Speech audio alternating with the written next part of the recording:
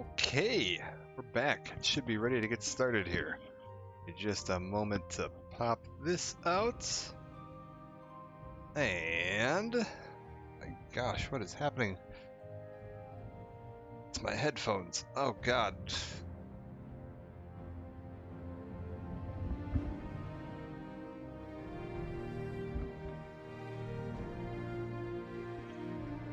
There we go. Fixed. Headphones were mildly eating my hair. We're good. And if I can get this onto here and get this onto here with any luck, we're not gonna see a thing because I have this set up for... God damn it. I have this set up for Wind Waker at the moment, which is not what I want. I want that. There we go. Now we're in business. And we should be able to just pop right back into the save we were at the end of the last part. Which should put me in Sadrith Mora, and we've got, what, 2? Yes, excellent, fantastic. We've got 2 of the Ashlander clans left to do, and then we're on, like, the end of the game. I don't think they're going to take terribly long. Like, Zainab can take a little bit, just because it's a couple of trips back and forth. But it shouldn't be too bad. There we go. I want to be able to see. And then Urban Imsum, I don't think takes terribly long. I'm trying to remember what you actually have to do for them. I know you end up having to kill a couple of people, but I don't remember, like, the specifics of it. What's gonna be the best way to get to... Oh, I just realized it's doing something silly. Why is it doing this? It did this earlier, too. It has launched with my character in... Is there an always run option that's somehow been turned on? Preferences. No. Strange. Yeah, my character is, like, always running. Which they shouldn't be. I don't actually want that. I'd prefer to have control by running. One sec, we're going to try something. I'm going to caps lock on, tab out, caps lock off, and tab back in. And see if that fixes it. It's like it's reading my caps lock inverted. Yeah, there we go. That's what I want. Hold shift to run. Very silly. Alright. Ooh, acrobatics. I'll take it. Now, we want to get to the Zainab camp. Oh, I also reinstalled the Morrowind code patch, because it should fix a couple of issues I was having with, like, there were a couple of, like, engine bugs that were still in the version I was using, because I was using an older version of the Morrowind code patch, so I reinstalled that, and I ticked an option that disables map smoothing, so it provides a slightly more, like, authentic, original-looking map, because the game automatically smooths out some of the pixels on the map, but I actually think I prefer the slightly grittier version of it from back in the day. So if you notice my map looks a little grittier, grainier, that is why. I'm potentially looking into doing something really foolish after I finish Morrowind, and trying to install Tamriel Reborn, whatever the hell the big overhaul project that adds in, like, most of the mainland. Actually, wait a minute, I don't even need to swim there. I was like, I'm trying to get to Teleroon, but I can probably just take a boat now that I'm thinking about it. I'm just jumping off this boat instead of actually, you know, using it. No, I don't feel like fighting whatever you were. Because, yeah, we want to get to, I believe it's, is it Teleroon? Zainab. There's a city. It must be Teleroon. Although that's not even that far. It's that right there. Whatever, we'll take the boat. Because we need to get to Zainab. Actually, is Voss closer? If we can get to Voss, or Tel Mora, maybe we'll just do that and then run over from Tel Mora. That might be faster. Where will you take me? You will take me to Tel Mora. That is perfect. And you don't even take me to Teleroon. I mean, Teleroon's like right across the bay. So, be a little silly. Although I guess you'll take me to Voss for a whole one goal, which is, like, in line of sight of the other boat. Like, that's the boat we just took right there. This is the boat we ended up on. Now these guys can be a bit of a process, because if I'm not mistaken, they're going to send me on basically like 2 different full quests. Like, they really make you work for this one. And it's a lot of running back and forth and tracking down specific items, and yeah, we might have to do some shopping and make some trips and stuff. We'll see.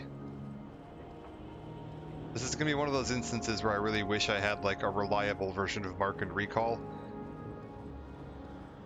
I should maybe think about just like paying to have a ring enchanted. Like a Mark ring and a Recall ring. That wouldn't be a terrible idea.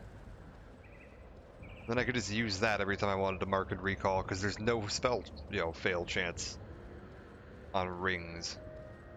And they're super light, so you can just carry around like a single cast Mark and a single cast Recall ring. It's not like you're going to be using them that often, so the like uses per charge or whatever. Oh, well, I've leveled up. Let's just take a short 1-hour nap here on this hill and get one of the most useless levels I think I've seen yet. That's fine. We'll just go along with that and keep on moving. We should be able to see the Zainab camp from the top of this hill. To be honest with you, I think you can see the Zainab camp from the top of this hill even in like unmodded Morrowind with its awful view distance. Alright, kill you. So if we just climb up to here... Well, maybe not. I think that's it over there, maybe? I think that's it. Maybe I should check my map. Oh, it's apparently... Oh, it's right here. It's these little huts right here that are blending into the terrain. We're good. I need to remember who I need to talk to here in order to not piss them off. Although I don't remember if you can piss this one off. I feel like these guys aren't that, like, tricky to get in line, but they're just a bit tedious. Oh, they've got a dead Strider in the middle of their village. I don't think I ever noticed that before. Do I have any repair hammers? I just noticed Kryzamir's getting a bit busted up here. Fix that real quick. Boom. Oh, I need to drop off some of this gear back at home. Oh my god, what am I doing?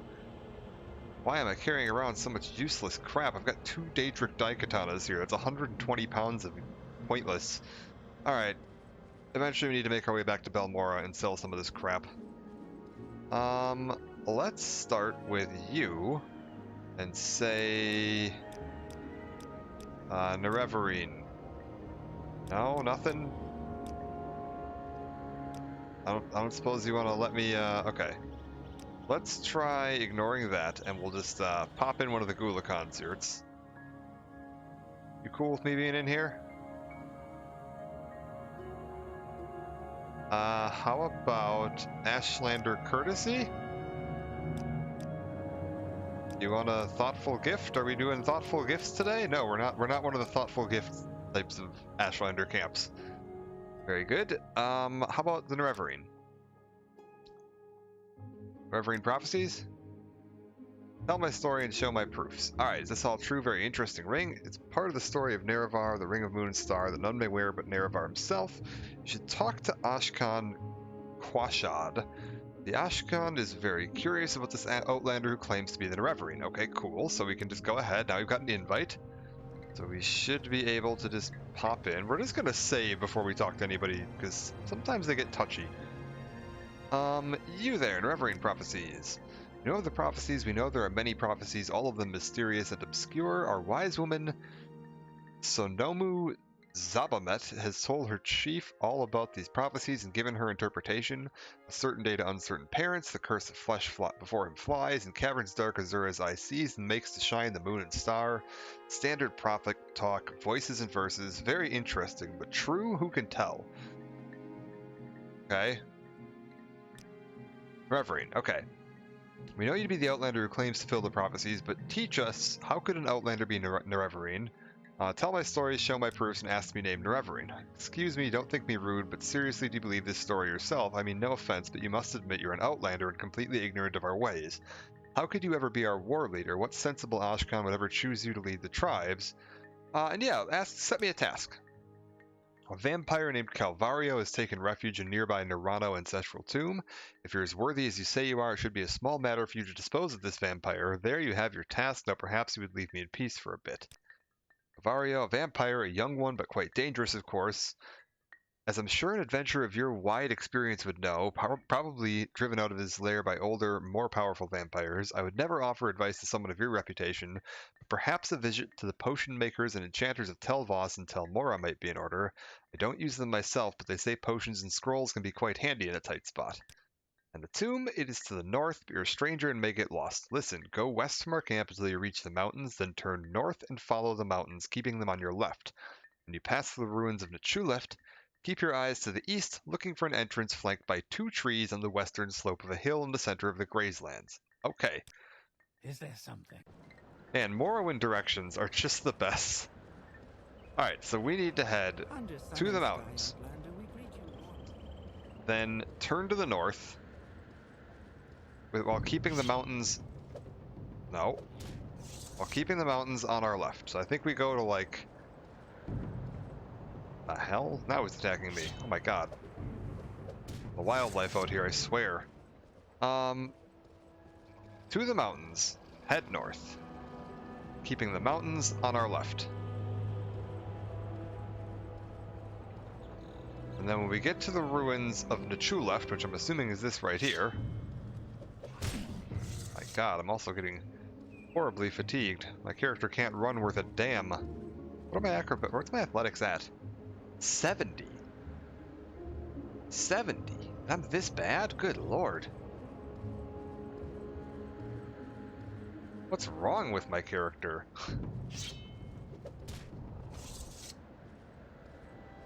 Like I'm playing the Reverend with mono. This is ridiculous.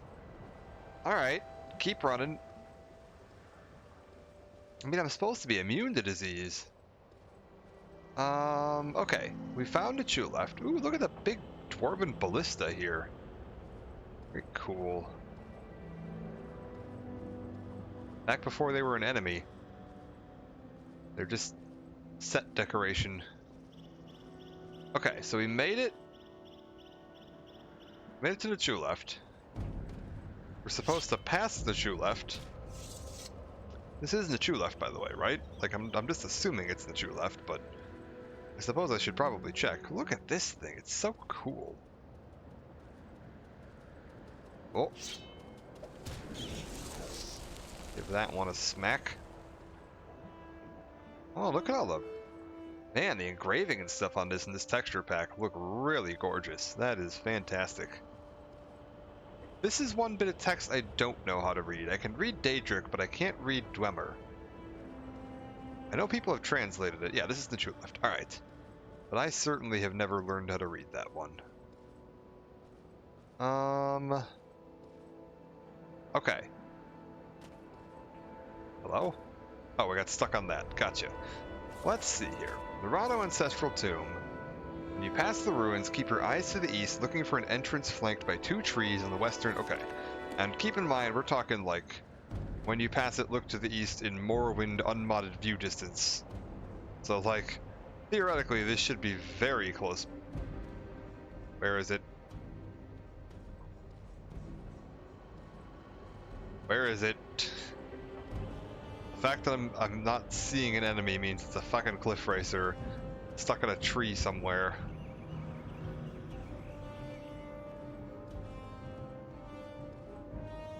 Okay, so just a little farther north, right? Huh. It's not that guy, is it? I think he's just minding his own business. Okay, let's keep going. I'm looking for an entrance to a cave flanked by 2 trees.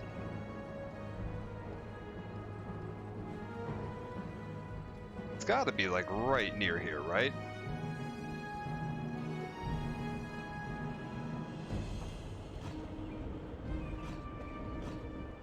Ah, what the hell? Okay, is it this?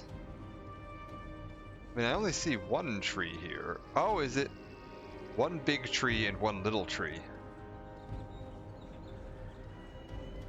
Seriously, what does the game think is attacking me?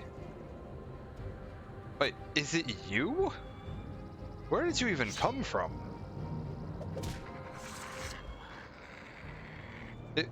It was you. I don't even know where that guy came from. What a weird... Alright, rest for a second here because we want to get our save in. Because if I'm not mistaken, there's a greater bone walker in here. And that could spell trouble.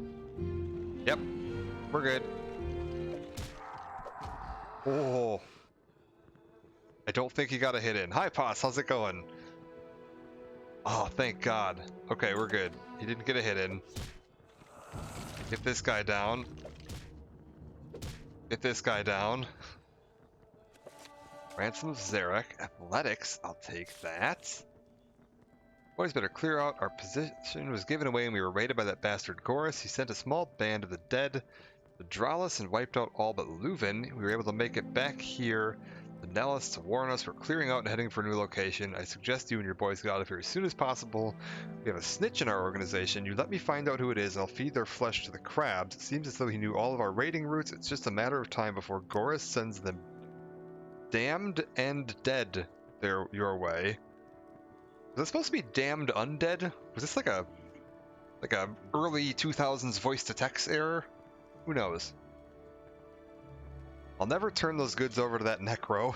What's fair is fair, and he had to pay up. You know where I'm coming from. I'm sending... You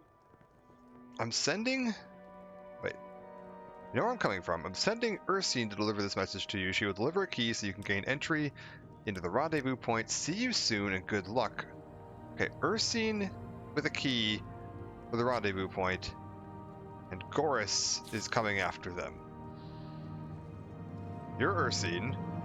You have Indarin Tomb. Okay, so a band of thieves had a spy in their midst. That key to Nerano chest. Interesting. Okay. Key to Nerano chest used, which gets me Amulet of Far Silence. I wonder if that works on the Bone Walkers. Like, can I use that ring on a greater Bone Walker to prevent it from being able to drain my strength? Or damage my strength, I should say more accurately. Because if so, that could be really useful. Those Bone Walkers are like genuinely the thing I am the single most terrified of in the entire game. Okay, you... down. Get out of here, you. Oh, he just absorbed health himself to death. Wow. Wow, what a vampire. Alright, in that case... Stone flower... I don't suppose there's a Coda flower. Oh! What the hell? You're right. Sorry, I just noticed that. Give me 1 second here. If I put you... Boom. Don't know how that happened.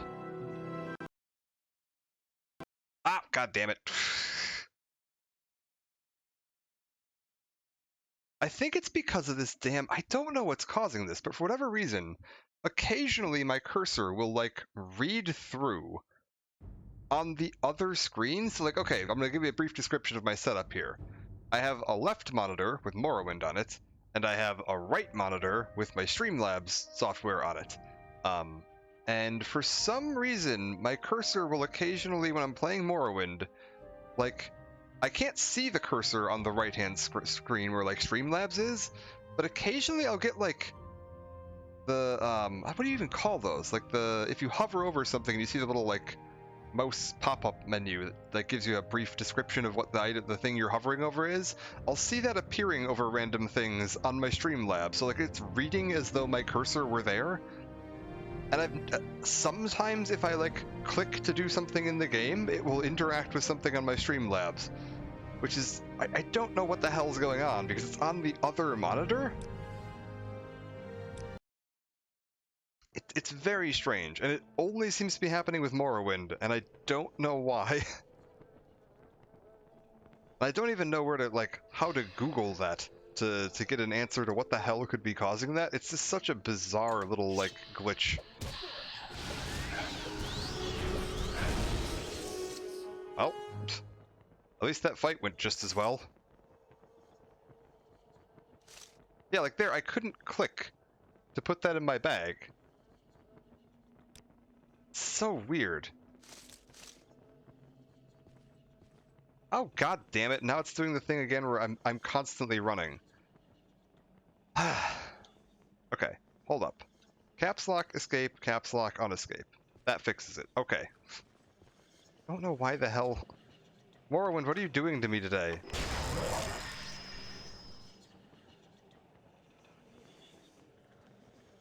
Okay, well hopefully this should be fixed. I hope it wasn't like that for too long. I looked up earlier and it was fine. I don't know why when it broke itself. Very strange.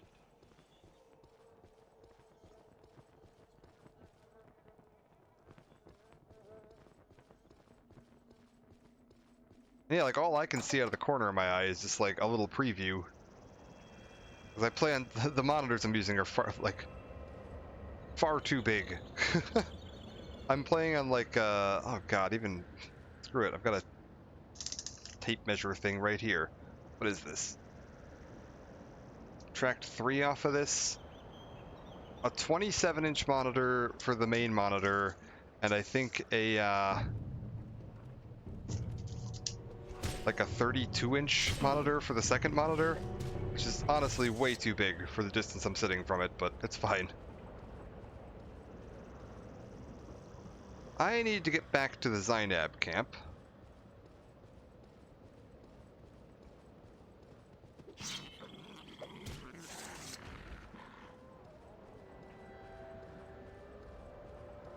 Like the 27-inch one is probably fine. The other one's getting a little ridiculous. Oh, hello?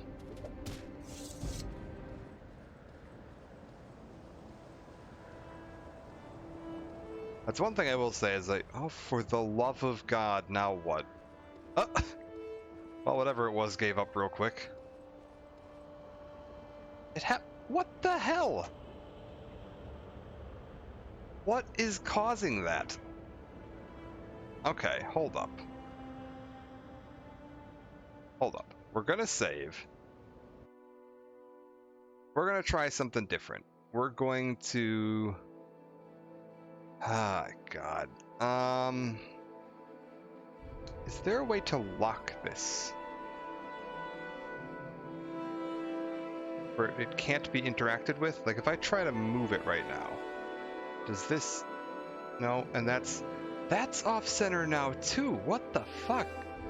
Sorry, all of my UI elements are now off center. You're good, you're good. Sorry, I have to go through now and actually check what's like not positioned properly. Okay. I've locked that. So if I go into this, can I like drag this? Can I okay. Maybe that will fix it. If I lock all of these elements in place, right? Like we lock the emote wall and we lock the screen capture. I've now set the lock icon on them, so in theory they can't move. If they move again, it's a ghost and I don't know what's causing it. I mean, thankfully this time Morrowind didn't feel like, you know, jumping off the stream completely, which is a blessing. Alright, you there. Good lord. Dagoth has infected my computer.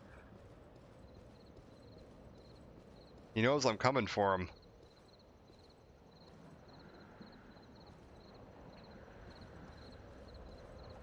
It is. I updated the code patch and now it's just like striking back in real life. Also, the music just stopped. What's going on? Seriously, Morrowind, are you okay today? Oh my lord. I hear it again. Who is it?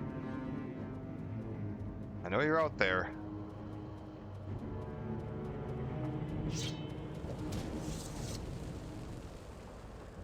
Okay, I see the Zainab camp.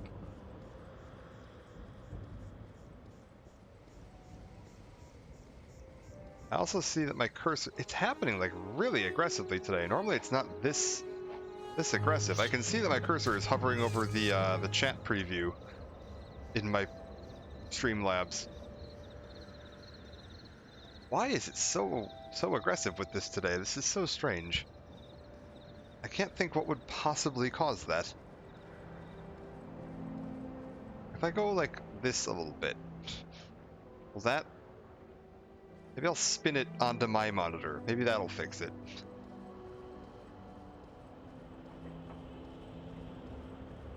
I wonder if that's it. I wonder if I switch it... I don't know if it's running in full screen or borderless full screen right now. And I wonder if I switch it to the other one, if that would fix it.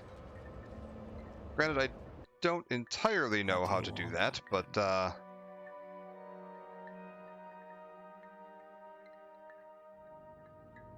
assume it's fine for now. I think Morrowind just doesn't entirely like having a two-monitor setup. That might be part of the problem. Alright, Calvario. Yep, perhaps I was mistaken. Perhaps he should be Nerevarine. Killed the vampire Calvario. I'll be happy to acknowledge you as Zainab Nerevarine, but it's customary for one seeking an honor from the Ashcan to offer the Ashcan a generous gift as a mark of respect. Because you're an outlander and do not know our customs, I will do you the great favor of naming the gift I wish to receive. A high-born Telvanni bride, a pretty one, plump with big hips to bring me many sons. Where you will find a high-born Telvanni bride, that's simple. You should visit high-born Telvanni lords and inform them the Ashcan Cowshot of the lordly Zainab would do them the honor of making their daughter his bride. Surely many Telvanni lords would be honored to receive such an offer. Consider carefully the many daughters offered and choose for me the finest. Take counsel with my wise woman, Sonuma Zabamet. She knows my mind well in such matters. Oh my lord, I'm running a feckin' dating service here. What are we doing? Wise woman. This one here. Alright. You. It seems to be staying on screen now. That's a good sign. You come for my services or my counsel?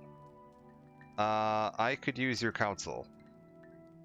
Kashad wants a Telvanni bride. No highborn Telvanni would wed an Ashlander, but I have a plan. Go to my friend Seville Amayan, slave mistress of the Festival Slave Market in Telarune, and tell her you need a pretty Dunmer slave to pose as a Telvanni lady. Then Seville Amayan will tell you what clothes to buy and will dress her like a highborn Telvanni, then escort the pretty slave to Zainab camp and present her to Ashkan Kashwad as a highborn Telvanni bride. He won't know the difference. Oh. Okay. Off we go. I could kill. What do you want, Outlander? Real quick, we're just gonna... Yeah. This seems questionably moral, but yeah.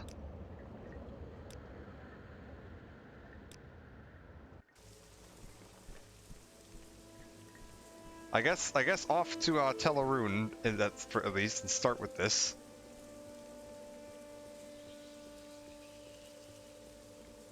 I'm also curious to see if we're going to bump into another mod that I had installed at some point. Into the deep waters of Europa. No. Is that a 2001 reference, possibly? Oh, probably one of the later ones. Probably like 2010 or 2030. Can't remember what the other ones were called. First game of Barrow Trauma. Interesting. I've seen a little bit of that. Not much, though. Interesting.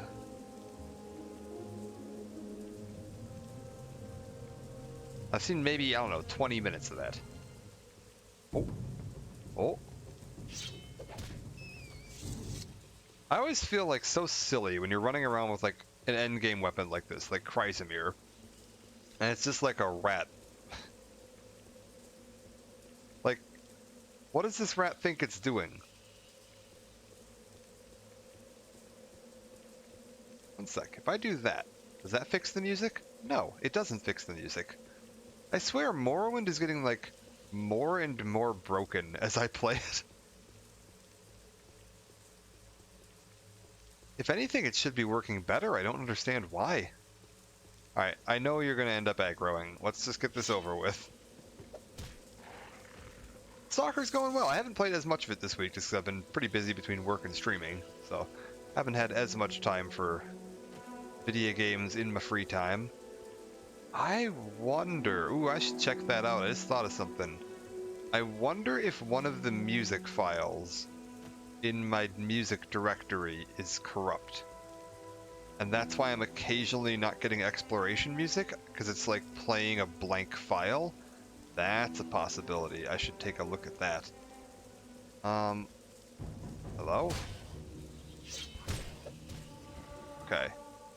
Ooh, 98! Is that unadjusted? That is unadjusted. Oh my lord, we are getting places.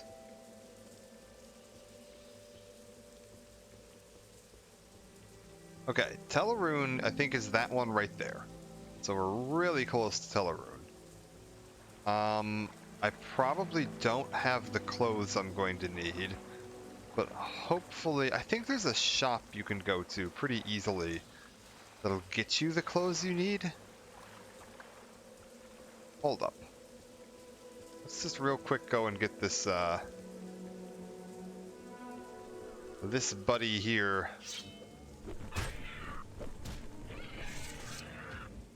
Also, I'm like completely out of stamina. Probably shouldn't do that. Although now with my, like, long blade so high, it's not as important because my long blade skill will offset the penalties from the lack of stamina. So we're probably fine. Hello? Yeah, see, we're fine. Alright. Let's kill all of the fish.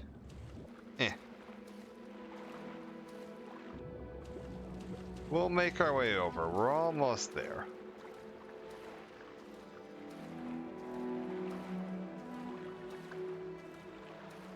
I'm trying to remember. I think this is... I just have to pay for the Telvanni, or the Dunmer slave that I'm looking for. And then I need a specific set of clothes, and I think she sends you to Tel Mora to get those. And then Telvanni Bug Musk, but I think I actually have that on me already. Yeah, alright. Sevilla Mayan, yes, something special. You a slave deposes a high-born Telvanni lady, sweet Alma, that's Sonomu Zabalmat and her cunning plans. I do have the slave you want. Falura Lervu, a pretty Dunmer girl, but first you must get an exquisite shirt, an exquisite skirt, and exquisite shoes. Dress the part, go get these exquisite clothes and bring them to me, then we will discuss a price. Valmora, Elignon, the clothier, she has some very nice things. Okay. Let's go take care of that. I think we can just shortcut through here to get back over to the docks and then head over to Tel Mora. Pick up the clothes, come back. Where are we going? Alright.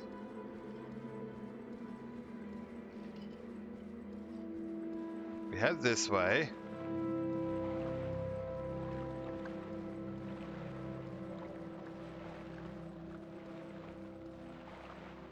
Okay, Tel Mora, boom. What is this about? Where the hell is Elignon? I think she's like back this way.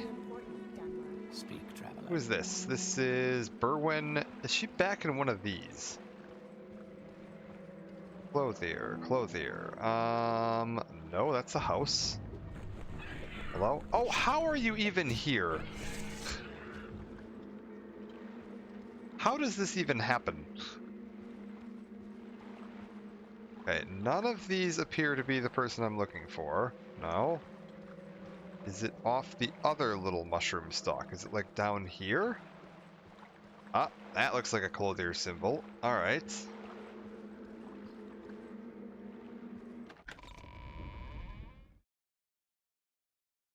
Elignon. Alright, exquisite. So exquisite shirt, er, skirt, shirt, and shoes. And we can probably get away with 300. Easy enough. Yeah, there we go. Alright. 300 bucks. Pop on back to Teleroon. Nice and easy. Oh god. Outlander, what do you want? If we... Okay. You here... Teleroon. And then head on back over this way. Probably going to wait again until daytime before we head back. Because I think I've got everything I need at this point, and I'm just going to be able to like turn this in and head back to Camp Zainab.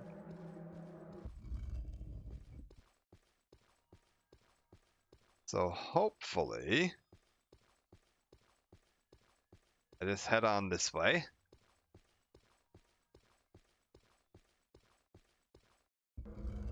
And yes.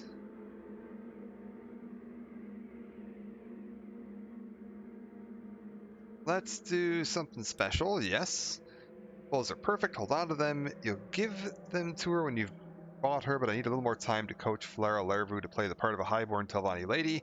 And they're just the thing we need. Go get a bottle of Telvanni bug musk perfume. Yeah, I literally already have it. There you go. Don't give it to me, I'll give it to her when you've bought her. Now let me tell you my price for this superb specimen, skillfully coached to play your part in this little scheme. I'm pleased to accept from you the modest sum of 1,200 drakes. I only offer you the special price out of my friendship for Sonomu Zabamat. How about 1,100? Boom. Since I like you, I'll take 1,100.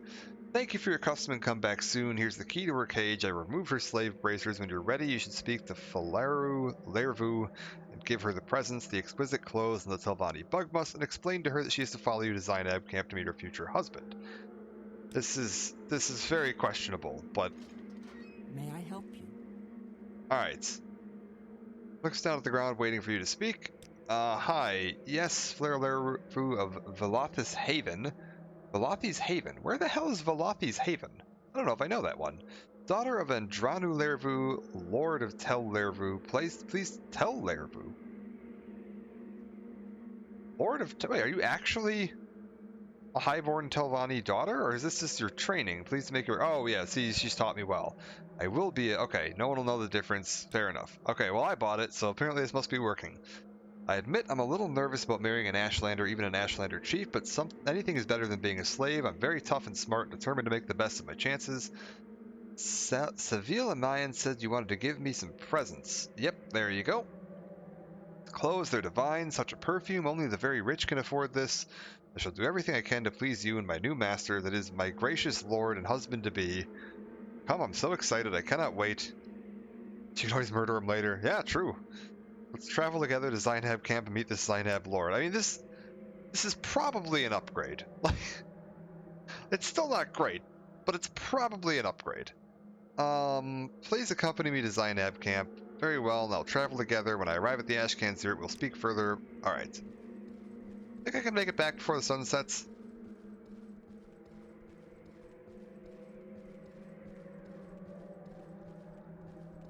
She run? Okay, man. Okay, she might be faster than I am. We might be in luck here. Yeah, she's keeping up pretty darn well. Alright, we want to go, like, this sort of a direction, right? Hey, wait for me. Come on.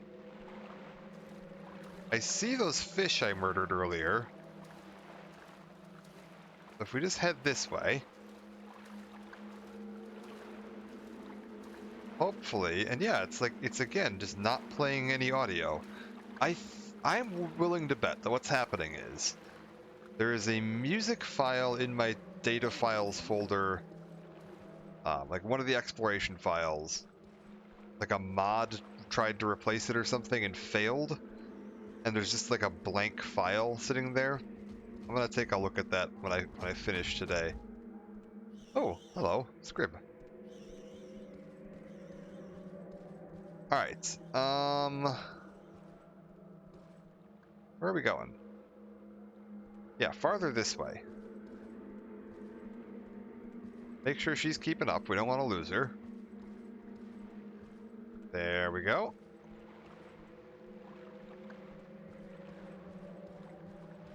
Come on. What the hell? It's just, yeah. Randomly shrunk the game for no reason. What is going on with Morrowind today?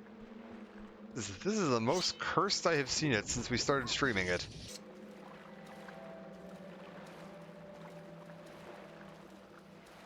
And now the music's fine. What a strange day for this game.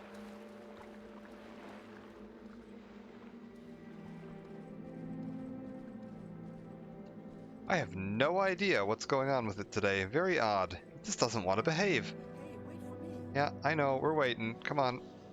Off you go. Alright. We'll just walk the rest of the way, I guess, so she can keep up. We're not that far. Really? You're gonna rain on me, game? Alright, sure. Why not? What time is it? It's 7 p.m. The sun's going down. It's about to get very dark.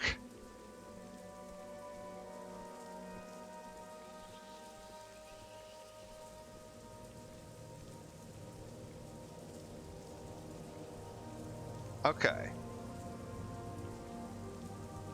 It can't be like that much farther, right? It's a little farther. Alright, if I run backwards, can you keep up with me?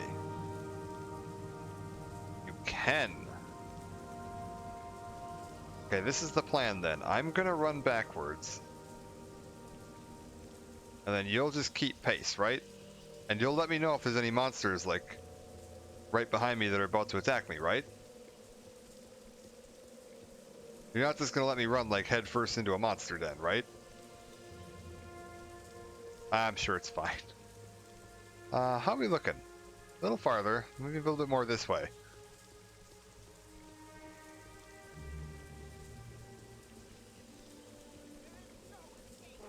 Hello? Oh, shit.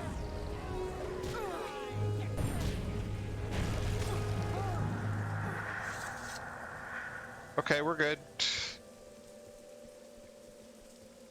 See, it's fine.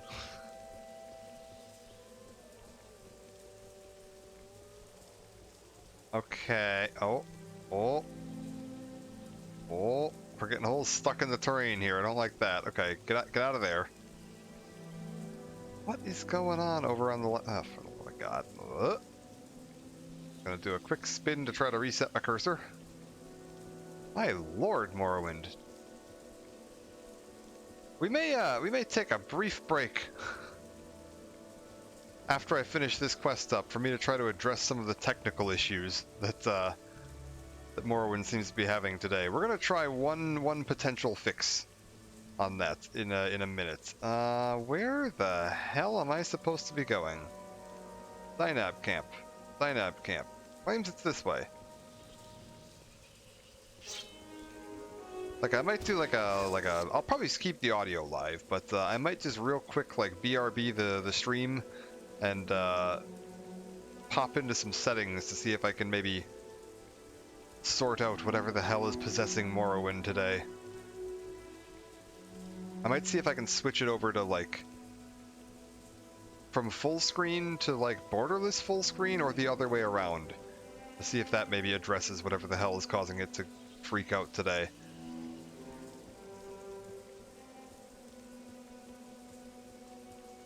Because it's causing all sorts of odd behavior that I've never seen it do before. I've played a lot of Morrowind, so don't entirely know what's wrong with it today. Come on. Let's go. Going over here. I'm assuming we just like... In we go, right? Come on. Okay, yes, sir, we're here safely, and this fine man, he is to be my bridegroom. He's very distinguished looking, isn't he? A bit severe, perhaps, but the lines on his face there show that he likes to smile. Oh, Sarah, I think I'll be very happy. Oh, okay. Well then, here you go. I've returned with your Telvanni bride. Very pleased with your gift, although she is not so generous in the hips as I would like. I promise I will make her a happy bride to do her honor as a highborn Telvanni lady. As I've said, I will now name you Zainab Nerevarine, war leader of the Zainab and protector of the people. I must also give you the Zainab thong, an enchanted heirloom of the tribe, which shall be a sign to all Dunmer that the Zainab have named you Nerevarine. Now, I remember when I was younger and I played this, I was very confused after his quest to have me go find him a generously hipped bride, and then he gave me a thong. I was a little confused about what the hell was going on in this village. I've realized since that it's supposed to be like a sandal. But I was very concerned when I was first playing through this game like 20 years ago that like what's going on here, sir? What kind of freaky Ashlander cult have I wandered into? All right, well,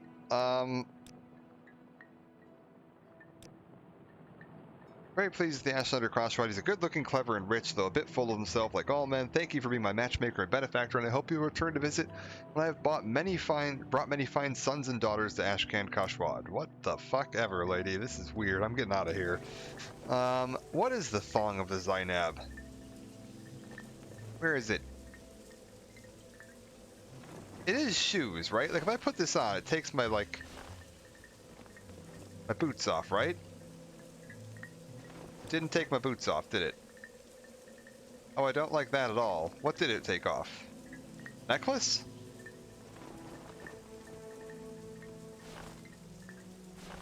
It's the necklace. So the thong of the Zainab is a necklace. I don't know if I like that. That potentially raises some unusual questions. I've never heard of a necklace referred to as a thong before. Well, I don't know about this place, man. Okay, I think real quick.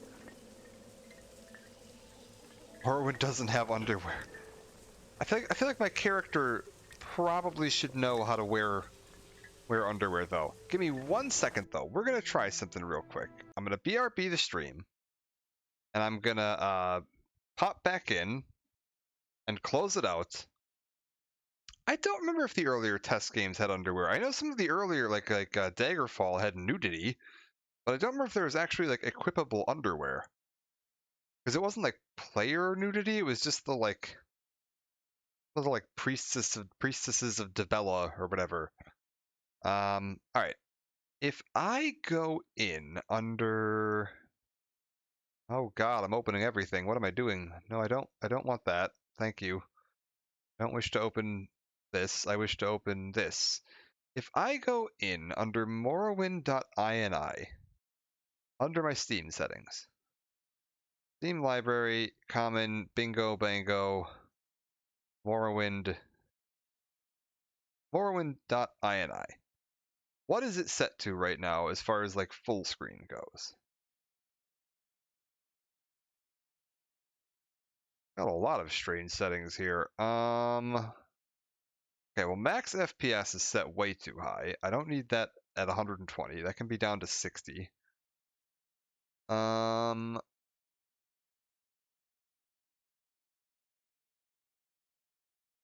the hell?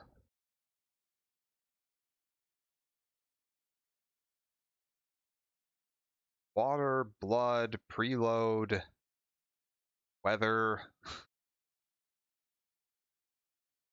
This is not where,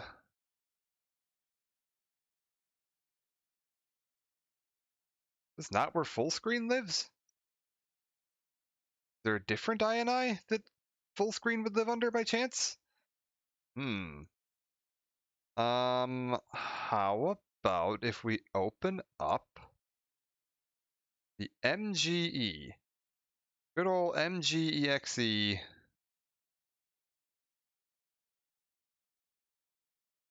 Yeah.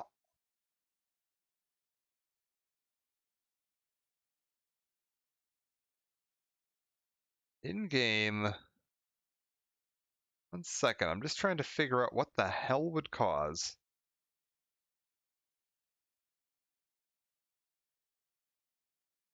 Why are you acting so strange today, Morrowind? What if we force it to this?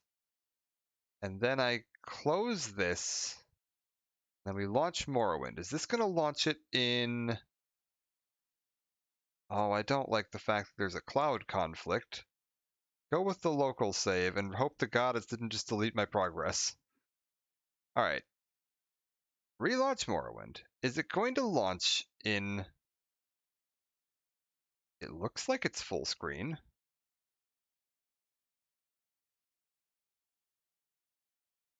But it's possibly a little darker. Oh, is this... Did I have it set to this originally? And then I changed it because I found that for whatever reason running it in full screen was causing it to be brighter on my side? Well, okay. Hold up. Tab out. See if it crashes.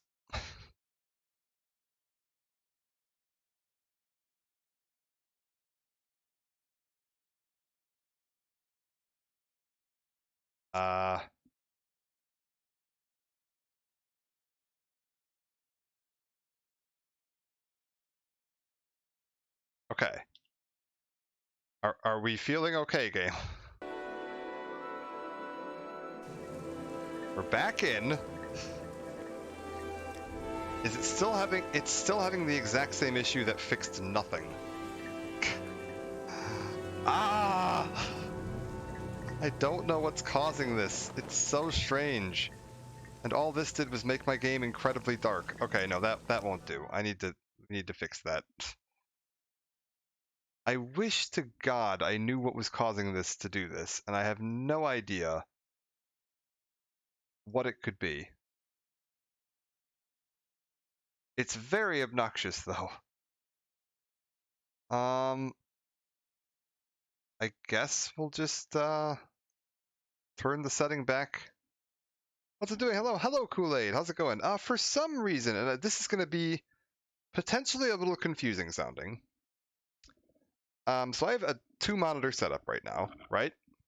And I've got Morrowind on the left-turn monitor, and my Streamlabs on the right monitor. And for some reason, it is like ghosting my cursor onto the right-hand screen, and allowing it to interact with Streamlabs elements while I'm playing the game.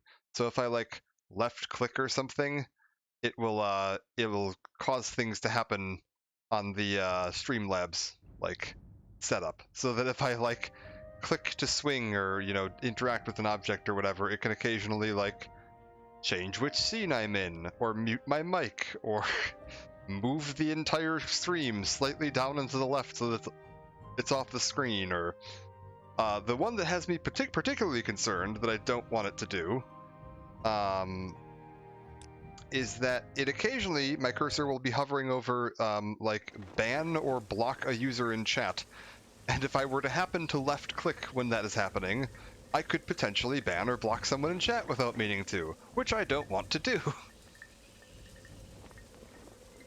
And I've never, it doesn't do this with any other game that I own, but it's just like, and like, I've had it been happening like intermittently when I was streaming Morrowind previously, where it would be like occasionally it would kind of happen, but today it's just like constant. Like it is, I can constantly see it, and it's like, it's weird because I don't actually see my cursor over on the left screen. I just see the like whatever I'm hovering over is highlighted. It's very strange, and I don't have a way to like show this because like it's on the Streamlabs screen, not the Morrowind screen. It's very strange. I don't know what the hell could possibly be causing that. It's like it's failing to like... like most full screen applications will like lock the cursor to the application. It's like it's failing to do that. So it's just like hovering around on my second screen doing things. Very odd. So apologies if I like accidentally ban you in chat. You just get to roll the dice on that. Do a Morrowind stream by only streaming the Streamlabs screen while I play on the background? I mean, you can kind of see. I think I can actually do that. One second. The dumbest thing. My god, what is this stream? I'm supposed to be beating the game right now. I think if I go to here, right? Yeah, like I can do that. Wait, this isn't what I want. Like, in just this, oh wait, but this won't work, because, yeah, no, this won't work at all, because you can't see, normally you'd be able to see the game in that preview section there, but now you're just seeing Streamlabs in the preview section, so no, that won't work at all. What if, instead of using screen capture, no, that wouldn't make a difference. I don't know, whatever. It's fine. The game is beating me today. I don't know what the hell is going on with it. Oh, hello. FOV, how are you doing today? Alright. Well. It is what it is. That's true. And if I happen to accidentally delete someone in chat, it's hard mode. We're playing on hard mode. I decided that Morrowind was too easy, and I thought, you know what would make it more interesting? If I have the potential to accidentally ban one of my users in chat. What are my options there? Timeout, ban, or delete. So if I do one of those... Whoops. Yeah, give me this. Russian Roulette Morrowind. Yeah, for real. Also, it's very dark. Thank you for the follow, Kool-Aid. Much appreciated. Oh my god, hello? Okay.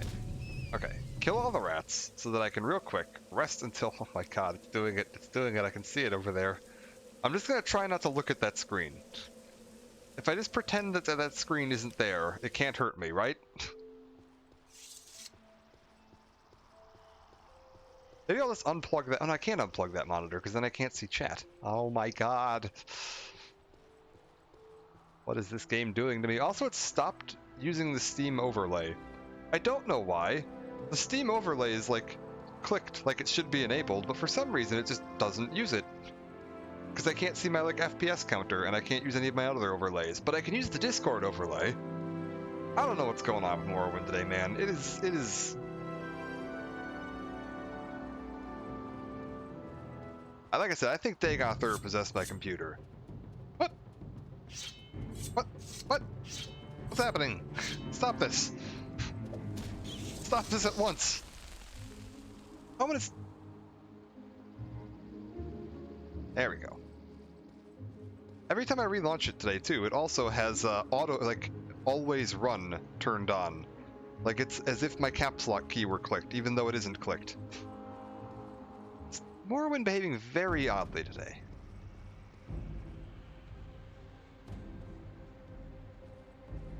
I blame Todd Howard.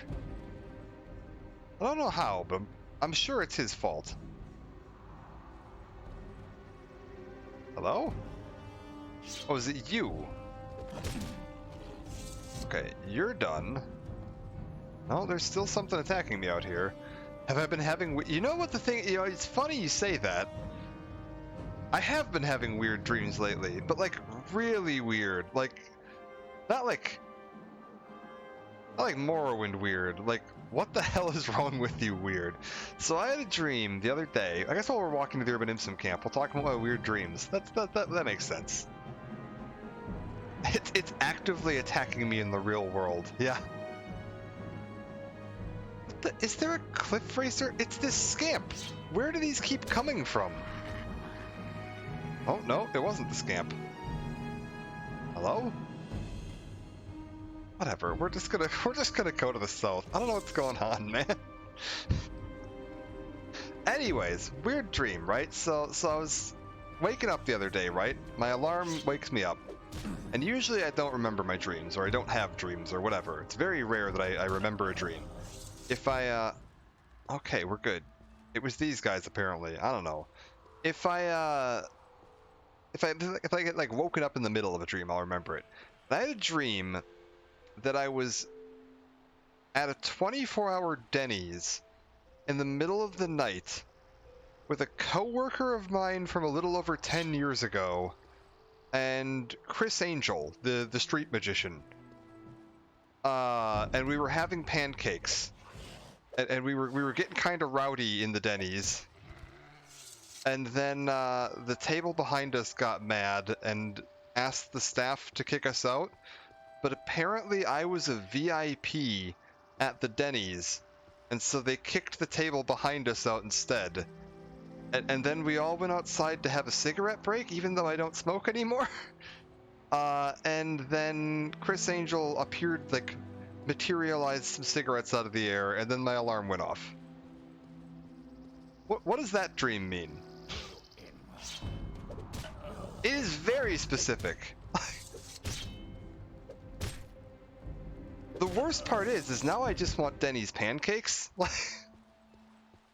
I like texted my coworker from back in the day, and I was like, "You are not gonna believe what I just had as a dream." Who's Chris Angel? Oh God, a disaster of a human being, an absolute awful mess. God, he was a street magician, like a street performing magician from like the early 2000s. Who had the kind of character persona of being this like super gothed out like Chad. And he did just the dumbest street magic. And he was very full of himself and very arrogant. He was kind of like the like bad David Blaine. If you know David Blaine. I think he's still around, but he's just not as relevant anymore. He had a TV show for a little while. Chris Angel's Mind Freak. He would do like performance street magic and whatever. And it was all very, very strange. Very strange stuff.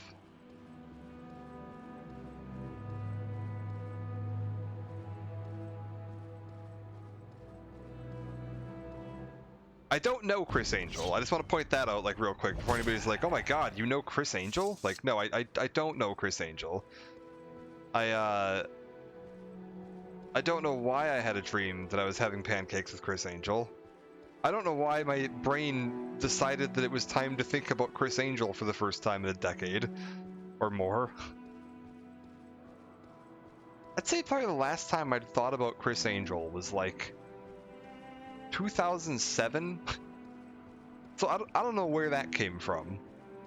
By the way, where the hell is the Urban Imsum camp? I feel like I should probably check on that. Virith's grave. Oh, we got a ways to go. All right, we're good. See a Frost Atronak up there.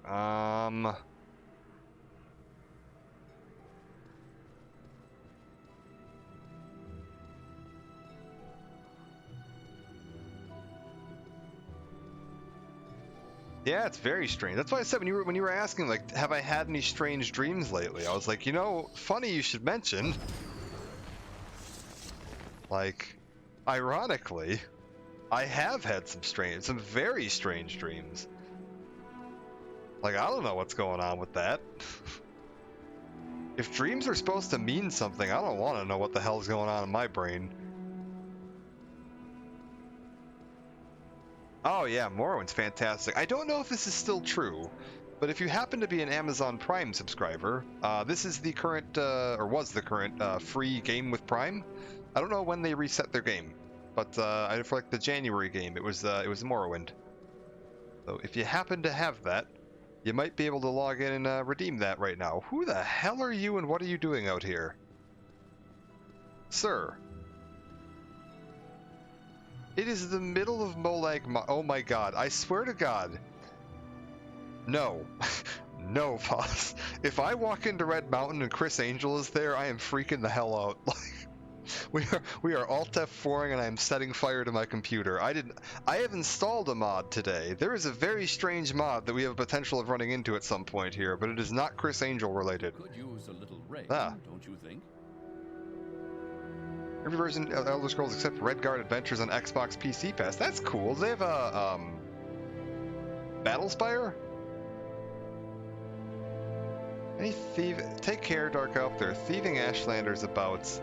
A couple of them just robbed me of my Guarhide equipment, bound for Teleroon. A couple of them jumped me and took my hides. I didn't even see them coming. Sneaky those Ashlanders are. If you get them back for me, I'd really appreciate it. Figure you might know this area a little better than I do. If you can get them back, my father in Teleroon will pay you well for your trouble. Sure. Took me forever to hunt you down those hides in the first place. Luckily, I found a good-sized herd not too far from here. I'd really appreciate you getting them back so I can make my guar hide shipment. Thieving Ashlanders. How am I supposed to find them, sir? Do you have any, like, which direction they went, or... No, you're just gonna wander off. Okay, bye.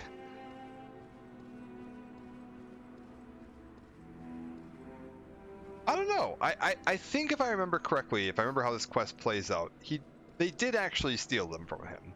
Because the Ashlanders do tend to have this kind of view that, like, anything that walks through Molag Amar is theirs. Because these filthy Outlanders shouldn't be in their land in the first place. It's a complicated moral situation with the Ashlanders. Like they do just tend to have this idea that, like, they can just kind of murder anyone that walks through here and take anything they want off of them, which probably isn't the greatest.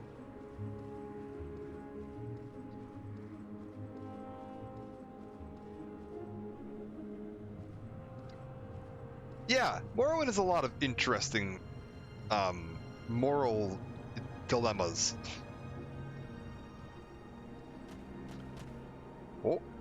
Oh, am I stuck in a tree? I'm stuck in a tree, aren't I? Alright, hold up, one sec. Just gonna hit. And been a while since I've had to do that. Okay. I see you're in that tree. Good. You just stick yourself in there for a minute, buddy. There's a feckin' cliff racer stuck in a tree around here somewhere too, which means I'm gonna be hearing the combat music for a minute. Alright. There is a lot of there is a lot of slavery. That is true. I am kind of working to eliminate slavery in Morrowind. That's one of my goals on this character. I want to free as many slaves as possible. It's going to be a lot easier once we're actually like in the Reverie, because then I can stop like worrying about breaking the main quest. Because I do want to complete the main quest, but once we finish the main quest, you have a lot more freedom to just kind of go around and piss off whoever the hell you want. Oh, I think I see the camp up ahead here. Yeah. Oh god, Crassus is an absolute state of a person. Oh, Morrowind's fantastic. I very much enjoy this. I mean, technically you can become a god in Oblivion, like very literally, if you have Shivering Isles.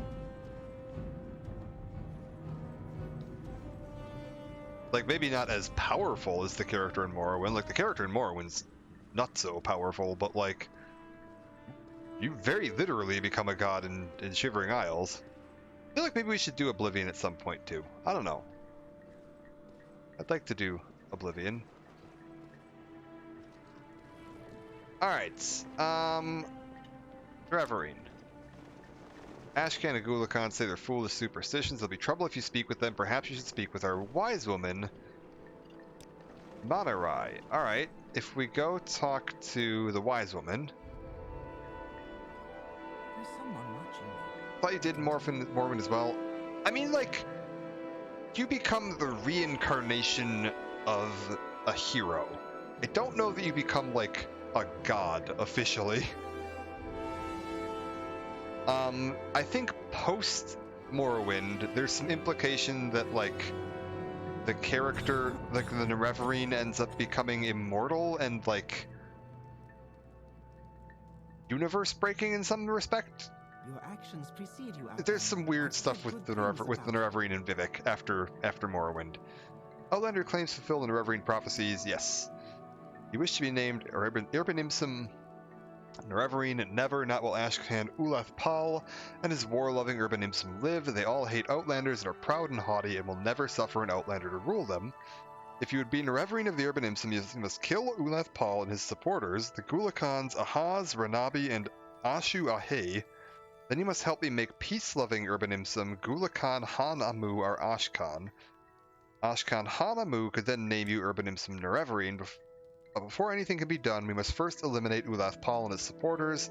Then you should come speak with me and we'll discuss further how you might be named Urban Imsum Nerevarine. Okay, so I need to kill Ahaz, Ranabi, and Ahe.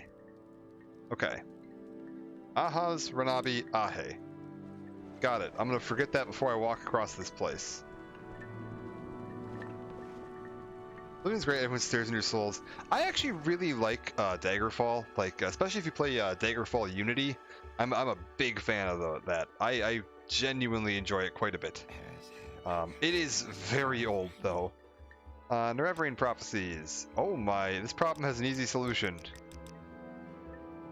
I don't suppose you'd like to fight me about it, sir, would you?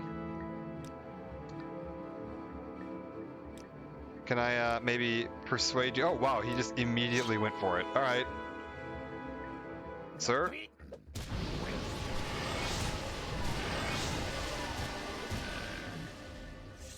Oh, I like this added NPC here who just watched me murder the Ashcan and one of his Gulakans in his yurt. I think I want all the enchanted gear. I don't remember why, but I think you need, like, most of this. Ashu Ahe. Wow, you're fancy looking. You've slain one of my people, pay with your life. You in. Alright, and we're gonna want this mountain spirit right here. I think we can use this to, like, talk this guy around. Give him the courage he needs. If I'm not mistaken. Ranabi, yeah, come on. You're beaten. Alright. Oh, God. I don't remember which bits of this I need, so we're just gonna take all of it.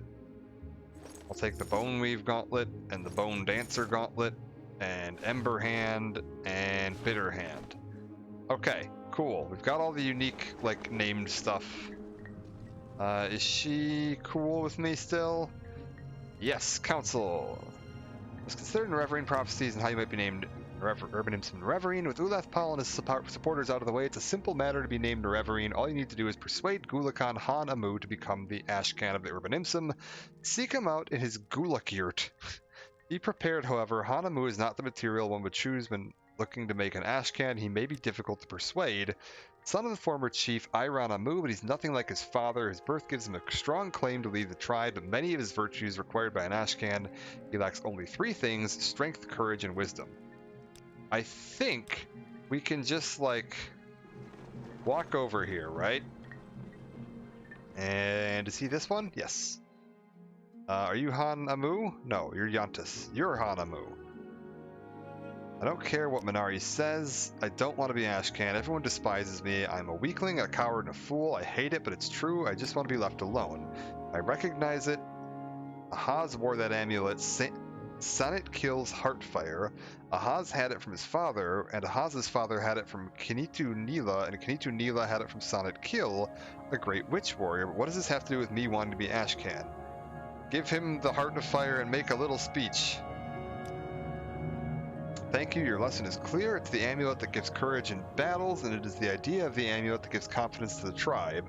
It is the Ashcan who wears the amulet, and the Ashcan who accepts responsibility for the safety of the tribe, who holds the fate of the tribe in his hands. It's a sobering lesson. I must give it thought. Okay. I recognize it's the war axe of my father, the war axe of Iran Amu. Ulath Paul had it from my father and carried it as Ashcan, but what does it have to do with my wanting to be Ashcan? We'll make a little speech. Lesson is clear. It's the axe that gives strength in war. It is the idea of the axe that gives confidence to the tribe. It is the Ashcan who bears that axe. Ashcan who accepts responsibility. Blah, blah, blah, blah, blah. It sounds great. How about one more, buddy? I don't want to be Ashcan. I won't be any good at it. I'm going to be a complete failure, and everyone will hate me even more than they do now. Please, I just want to be left alone. Wait, how do I... What? Buddy. Oh. How about now? Do you want to be Ashcan now? How about now? Welcome, friend. Oh, for the love of God, what do you need now? Council. Anamu. Tokens. Objects of power, tokens, I have all the things, don't I? Oh, what the hell was that? See what I mean about Morrowind just being a little odd today? I have all the tokens, right? Oh, is it this robe that's not enchanted? Robe of Eridon the Wise. See if he likes that. You there. I recognize it. Renabi wore that robe, the robe of Eridon the Wise. It was handed down to Renabi through the family. What does it have to do with me wanting to be Ashcan? Lesson is clear. Yep. I shall be Ashcan of the Urban Imsum. I do not need the robe. You should keep it for yourself, and if you wish, I shall also name you Nerevarine. Thank you. I promise as Ashcan I shall do my best to amend the dark reputation of the Urban Imsum. My first action as chief, I now name you Urban Imsum Nerevarine, champion of the Urban Imsum and protector of the people. You must go to wise woman Minari and get from her the seizing of the Urban Imsum, an enchanted heirloom of the tribe, which shall be assigned to all Dunmer. The Urban Imsum have named you Nerevarine. Alright, thank God we're done with this. Also, you know what? I am so grateful to you. Wait, what? What do you want? Oh, it's Hanamu. I was like, what are you... What was that? Wow, he moved over here quick. This is cursed indeed. Alright, I don't need this bitter hand. I don't need the bone weave gauntlet. I mean, like, light armor 23, is that any better than what I'm wearing? I don't think it is, but like, oh no, I'm wearing these fucking ridiculous gauntlets. Never mind, I'm never going to use this. You can have that back, and you can have this back, and you can have the Wind of Ahaz back, and you can have the Mountain Spirit back. How do you even weave bone carefully? And you can have Racer Beak back, and you can have...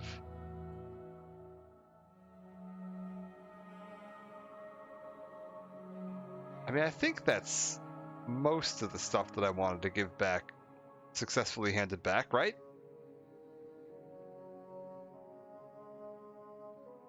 What's this gauntlet here? Oh, Ember Hand, right. You can have that back. And I'll throw in some shoes.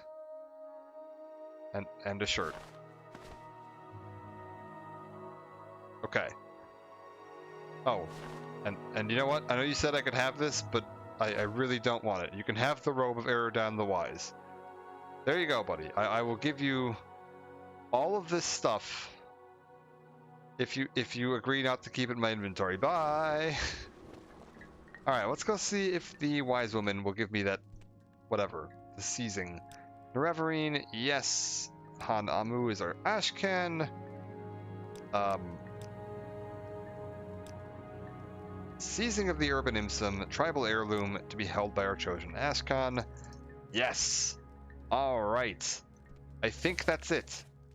I've been named Nerevarine by all 4 tribes. I've now fulfilled the 5th trial. I think at this point, the only thing we have left to do is go talk to the one healer at the temple in Vivek. How do you do? Right? Also, let's take a look at the seizing of the Urban Imsum. Where is it? Seizing. Seizing of the Urban Imsum. This is a ring? A belt? It's telekinesis 50 feet. That's okay. Let's just see where this takes me.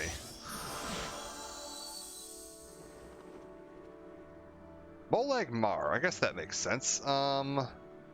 Molag Mar, I believe the boat's on this side? Oh, question. How bad are the, like, ordinators mad at me right now? Yeah, they're fine. Alright, cool. We can take the... Oh, boy. We can take the Silt Strider back to Vivek, head to the Temple District. We've now been named Hortator by all 3 houses. We've been named Nerevarine by all 4 tribes. We should be good to go start the kind of, like, end of the game here. And if we head on down... Why walk when you can ride? Yes, fantastic. As long as we're going through Vivek, we'll show off the other mod that I installed today. Which I was hoping that I would be able to do a little bit more with, but unfortunately I don't seem to be able to do what I wanted to do. Depending on how Twitter works, you may have an idea of what I was working on, or what I've installed. Because I was talking about it with someone else in their tweets on Twitter. And if you're following me on Twitter, you may have seen those, because Twitter sometimes likes to show conversations that someone you follow has had.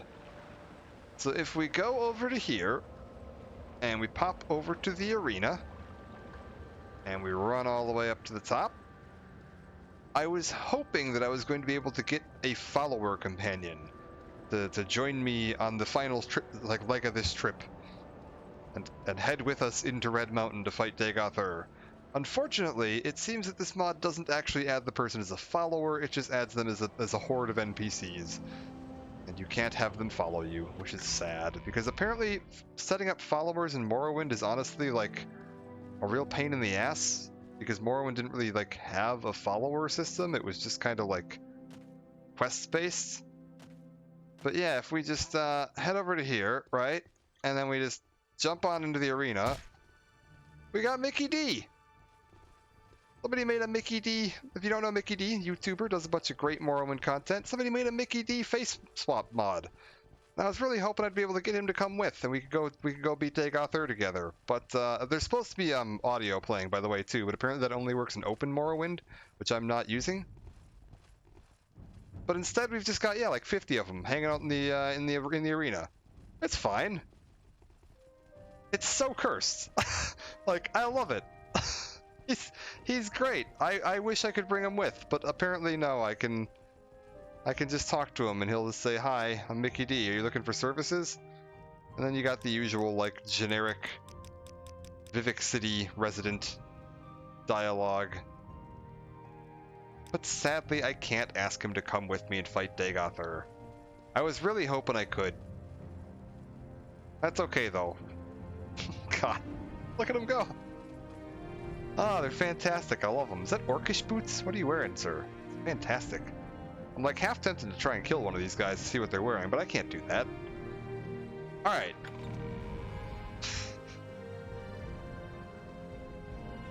Yeah, their AI really seems to like congregating, I've noticed. They seem to really enjoy like herding up in the center there. He's a fantastic YouTuber, by the way, also. If you enjoy like Morrowind content, he used to do a lot of meme videos. Like he was a lot of the like live action television shows and YouTube clips like superimposed onto Morrowind footage that you've seen are probably his. Oh god.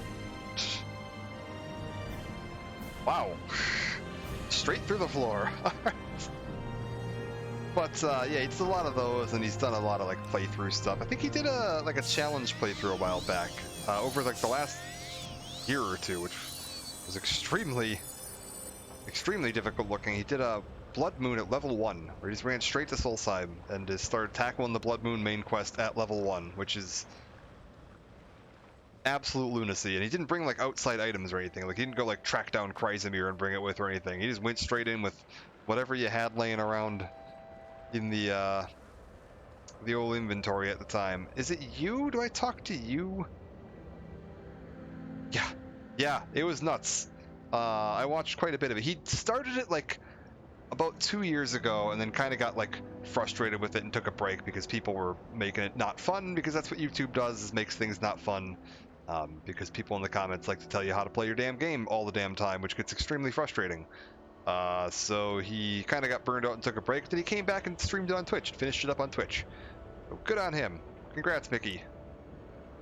Archcanon is in his private quarters and he very much wishes to speak with you, but I would am to warn you, avoid confrontations with the Ordinators at all costs. The Archcanon has spoken with High Fane Ordinators, but if you're a wanted criminal, they may try to arrest you. If the blood of the faithful servants of the temple is spilled, it will make reconciliation all that much more difficult. Okay, private quarters. Archcanon is waiting to speak to you in his private quarters. The southern half of the East Chapel of the High Fane. There are Ordinators at the entrances to both the East and West Chapels. Avoid confrontations. There's a private back entrance to his private quarters. Okay. A door on the eastern canal sides leads through a smaller room and into Saryani's private quarters. The door is always locked and the Ordinators control the keys. Okay. Can I just, like... Eastern Yes, Outlander. canal side. So if I, like, head down here, right? Door on the eastern canal side leads through a small room. This is the eastern canal side, right? Not out of my mind here, am I?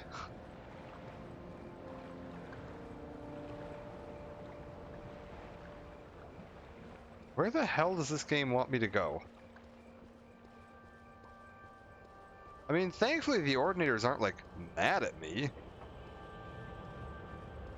I guess we could just, like, try to walk in? Like, hi, Fane, right? Okay, talk to you again. Meet the Archcanon. Private quarters. Southern half of the East Chapel. Okay. East. East Chapel of the High Fane. Southern half. That is this way. Can I just, like... No, you're not cool with that?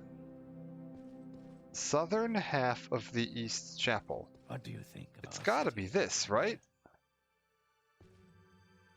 Local. Local map.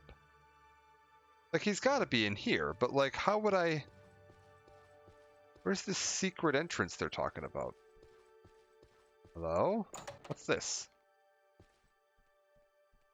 What do you think of our city, Outlander? I don't understand.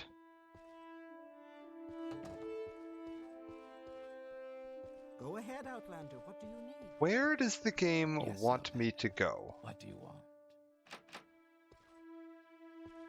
Are they not just gonna, like, give me a key? We know your plan. Do not break the law. Will take swift action.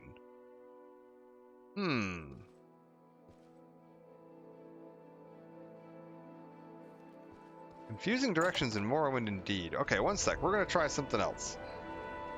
Do they mean, like, canal side, canal side? Are we talking, like, into the drink?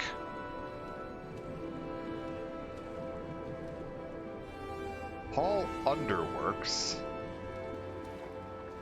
Oh no, I can't see a damn thing. Oh no. I've made a mistake. Okay, one sec. We're gonna wait till morning so I can actually see.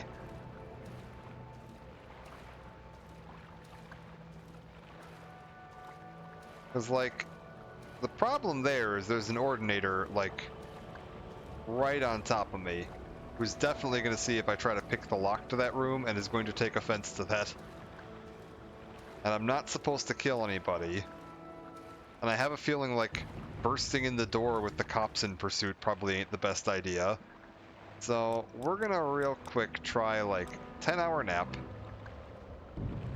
Hello?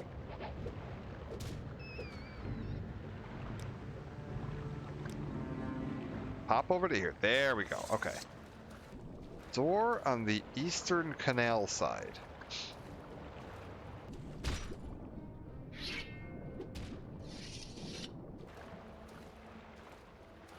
I mean, I don't see a door down here.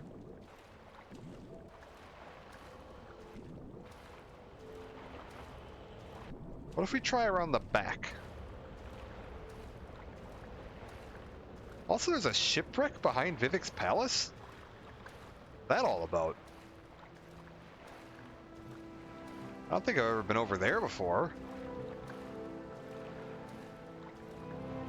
Man, this like increased view distance sometimes just teaches you about things you never knew existed.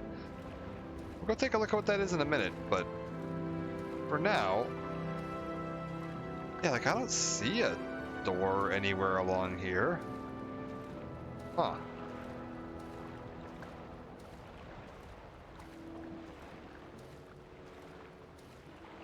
Okay, if I go through like here. Wait, what's this?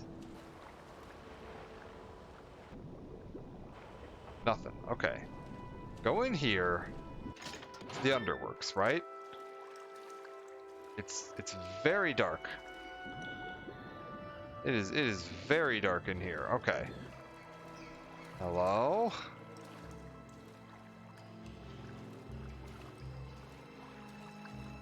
Okay. Get out of that. Is it this? Is this the secret door they want me to go through? Like, if I just head into here... No, this just takes me to the Hall of Wisdom. Okay. How are we feeling about this door? Canon offices. Hello? Is there something you need? That's back to the Hall of Wisdom. What's this? Canon quarters. Is this where I want to be? No. No, this doesn't look right.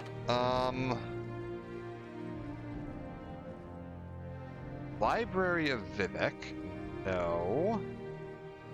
Maramilo's quarters. Okay. Check upstairs. He's definitely like up. High Fane. Ooh, this looks promising. Okay, hold up. Let's pick this lock and see where this gets me, right?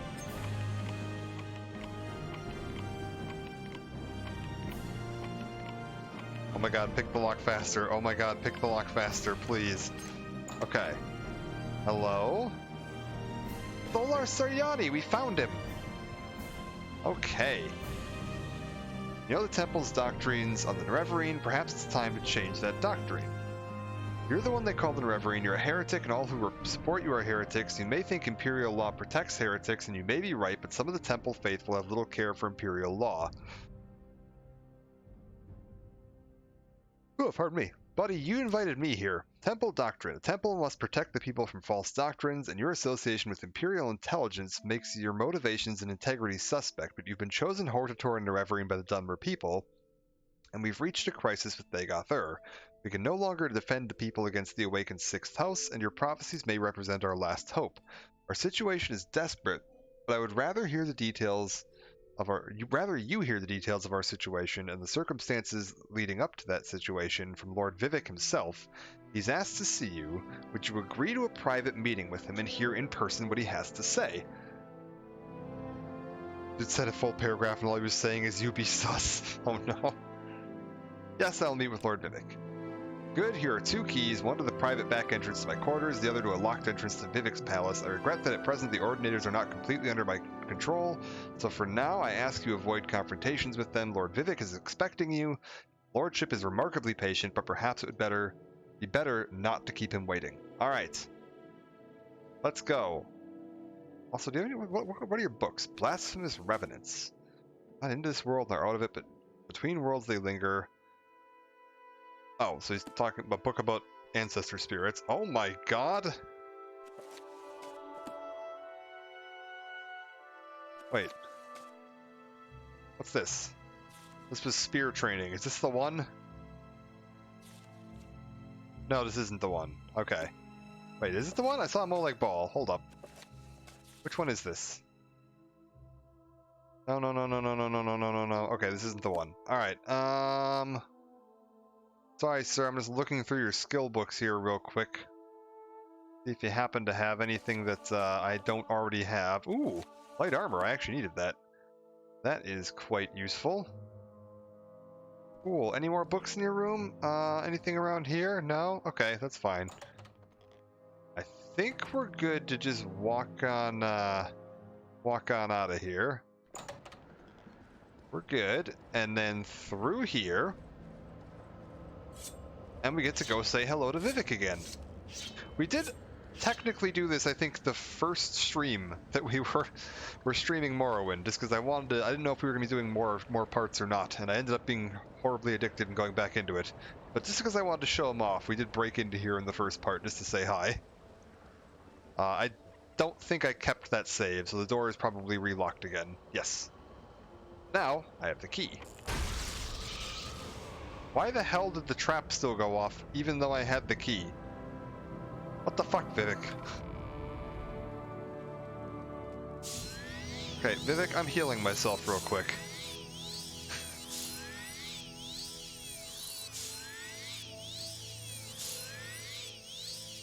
Alright, we're good. Now then, Vivek. I expected you. We have business, you and I. Okay, he is voice acted, but it's very faint. So I'm gonna read over it.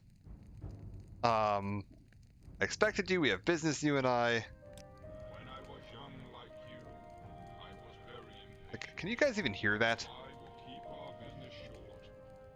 Then, later, there may be time. 'Cause it's super faint. Even on my end, I'm having a hard time hearing it. I'm just gonna read over him. Sorry, Vivek, I'm just gonna talk over you for a minute here. I was young like you, I was very impatient, so I'll keep our business short. Then later there may be time for other things. First I propose to remove my curse upon the Nerevarine and the persecution of the dissident priests, and proclaim to all Morrowind that Blackwater Park is the incarnate Nerevarine, the prophesied savior of Morrowind, and the last hope to withstand the menace of Dagoth and the Sixth House. These things I will do whether you wish or not. Next, I propose to surrender to you the power and responsibility of defeating Dagoth. You may choose to refuse. I will not compel you. You will receive the power as a gift in the form of an artifact called Wraithguard. You may accept the gift, then do with it as you will. You will receive the responsibility as an oath. You may give your oath and keep it or break it as you like. First, will you accept Wraithguard as a gift? Vivek's being remarkably fair here, by the way. Let's hear what he has to say first. I'm going to say maybe it depends.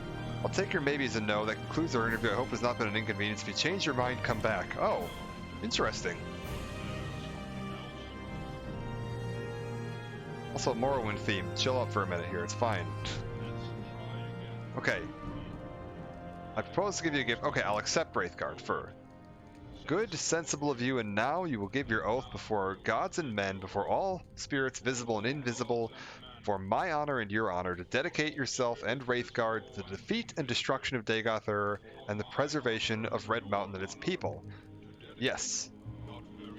Not very sensible, but very good. I was hoping for someone who would have no hesitations about making such an oath. You will now have a brief, momentary sensation of time passing. Don't be alarmed. You're being taken out of time in order to avoid the unpleasant experience of learning how to use Wraithguard. It will be over before. Brief sensation of motion in total darkness, floating but without a sense of weight or direction. You know it. Now I will notify the temple that you are our champion. There will be no more persecution of the dissident priests, and I hope both sides shall swiftly be reconciled. We have time for questions if you like, or you may leave as you wish, but I think there are at least two things you ought to know before you leave: how to use Wraithguard and how to defeat Dagoth. Okay. We're getting into the plans here. Dagoth. To defeat Dagoth, go to Red Mountain and recover the artifact hammer Sunder from Gate Citadel Vemenyal, and recover the artifact blade Keening from Great Citadel Ordrasal. Then proceed with Wraithguard, Sunder, and Keening to the Citadel of Dagoth. Within the Citadel, find the Heart of Lorkhan.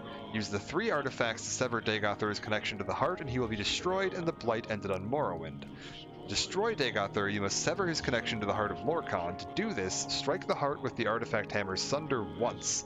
Then strike the Heart more than once with the artifact blade Keening. You must wear Wraithguard because you cannot handle either Sunder or Keening unless you are wearing Wraithguard.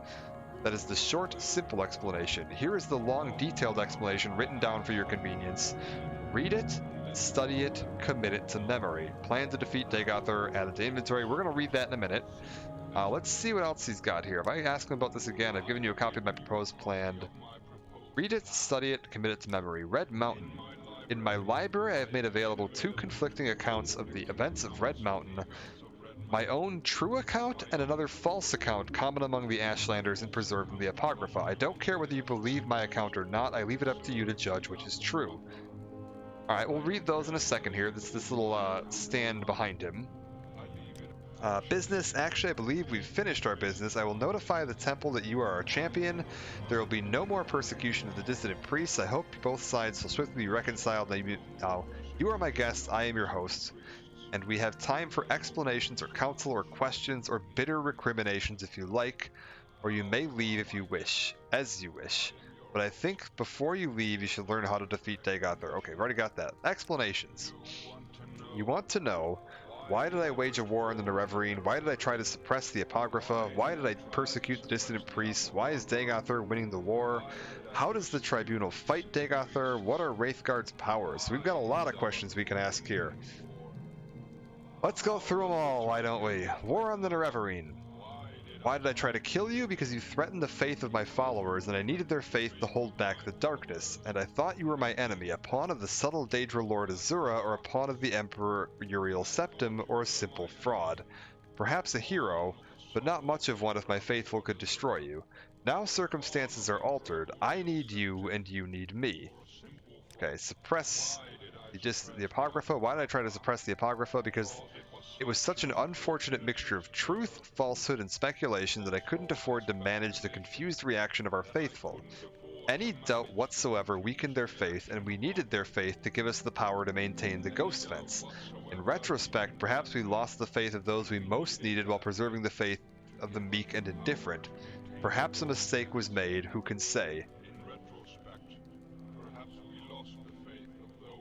This Vishian guy's got a lot of issues just dropping on you. Like King got a vent. Yeah. I like Vivek though. He seems to genuinely like understand the mistakes and like take some responsibility for the mistakes that they've made. Persecute the dissident priests. Suppression and persecution of dissent is just one of the standard tools of statecraft. I believe we erred in trusting the judgment of Beryl Sala. He and his ordinators served valiantly in our war against Dagothr. We mistook his misplaced zeal for energy and dedication. Mistakes were made, but no more. There shall be no more persecution of the dissident priests, and I hope both sides shall be swiftly reconciled. Why is Dagothr winning? Dagothr is winning because he is close to the source of power of Lorkhan's heart, and because he retains the passion of madness while we have settled into the lonely and unrewarding posture of dogged dutifulness and perseverance. And finally, perhaps because he is stronger and smarter than we are, and his followers are more fervent and fanatical. I believe we were careless and complacent and outwitted, and in the matter of denying the Nerevarine, we were foolish. How does the Tribunal fight Dagothr? In the past, the Tribunal made seasonal campaigns to Red Mountain. We slew Dagothr and his kin, though the heart always revived them in time. Later, when we realized we couldn't destroy them, we created the Ghost Fence to contain the threat. These solutions were effective until Dagothr ambushed us and captured Sunder and Keening. Since that time, our fortunes have waned as his increased. And what about Wraithguard? Wraithguard's primary function is to protect the wearer from the fatal energies of the artifacts Sunder and Keening. It also has minor protective enchantments against physical and magical damage you may find useful. Alright, let's get his counsel here. You need to know, where is Dagothr, what are his plans, who are his servants, who is Dagothr, what are his powers, what is known about Dagothr's defenses, how can you prepare for battle, and who can help. Again, a ton of info, so let's start with where is he? Has never ventured out of the Heart Chamber, the place under Red Mountain where the heart of Lorkhan lies. It is there or nearby he is constructing a new god, a Kulakan, also known as the Second Numidium. What are Dagothr's plans? You know nothing for sure, but we've learned much from interrogating 6th House cultists and victims of dream compulsions, and from our study of Dagothr's actions. Temple scholars and inquisitors have prepared a document, Dagothr's plans, that summarizes what we know or suspect. Take this copy, it is also available in my library. If you ever need to practice reading, play Morrowind. Indeed, there is some text here, man.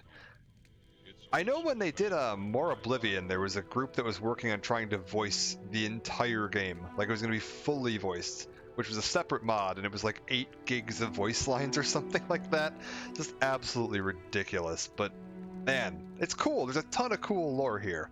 And I think a lot of people skip this because they're not going to take the time to click through all this stuff. But there's a ton of interesting information available here. And you can, like I said, you can really start to see that Vivek, like, understands the mistakes they've made and is, like, accepting responsibility for it. X played Morrowind a ton as a child, too young to have been taught English yet. Imagine how confusing that must have been. Oh god.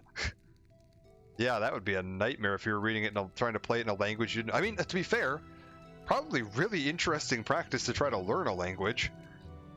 What are Dagothr's plans? Dagothr's plans summarize what we know or suspect. You have a copy. It's also available in my library. Okay, so we've got that already. Dagothar's servants. Chief among his servants are his 7 brothers, the Ash Vampires, powerful heart-rights and cunning sorcerers of old. These creatures appear to die, but always are revived at the heart. Somehow Dagother has conferred some portion of his immortality upon them, or perhaps they sustain themselves through more conventional sorcery. Alright. Yeah, who's Wait, what did I just click? Prepare for battle. Whoops. Prepare for war. Beyond the Ghost Fence, there are no safe places, no allies. Stockpile resources. Plan for retreat and replenishment. Quest for artifacts of power. So, be ready. Dagoth is the former Lord High Counselor of House Dagoth. He was Lord Nerevar's generation. Good lord. Older than we, and a mighty sorcerer and enchanted in life. In his sustained shadow immortality, he appears to be highly intelligent, severely deluded, immortal monster with unparalleled supernatural abilities. He appears by turns lucid and deranged, compassionate and bestial, profoundly wise and profoundly disordered. In short, he is a mad god. And why should be used more IRL? I love all the lingo and the colloquialisms and stuff they came up with for this. It's super cool. Dagoth powers. He's able to send his mind into the dreams of susceptible victims across vast distances. The victims are either swayed by his compulsions or driven mad. He also seems nearly invulnerable to physical and magical harm. His flesh and the flesh of his followers evolves toward a mutable magical form. Dagoth in the highest ranks can control the distorted manifestations of their flesh. Lower ranks lose control of their bodies and become mindless corpus monsters. So that's all the weird pustule growths and tentacles bursting out of their faces and all that crazy stuff you've been seeing with some of his servants, is that they're attempting to evolve to what they consider a higher state, but only the more powerful among them can even survive that. Okay, Dagother's defenses, and then who can help is what we've got left here. Confer with the Ordinators and Buoyant Armigers garrisoning Ghostgate for the latest information about the defenses of the citadels of Dagother and his heart-right kin. We'll stop in there on the way up, that's fine. Sounds like the Flood and looks like the Flood. It is truly terrifying. Who can help? Ordinators and Buoyant Armigers stationed at Ghostgate have the most practical knowledge of the nightmare world inside Ghost Fence. Seek them in my name for counsel and aid. Do we have anything else we need to do? No. We're just going to take a quick look here. My library. I want your trust and willing cooperation, so I've had priests make copy of a number of documents. They're here for you to read or take with you. Take a look at them, help yourself. Anything else here?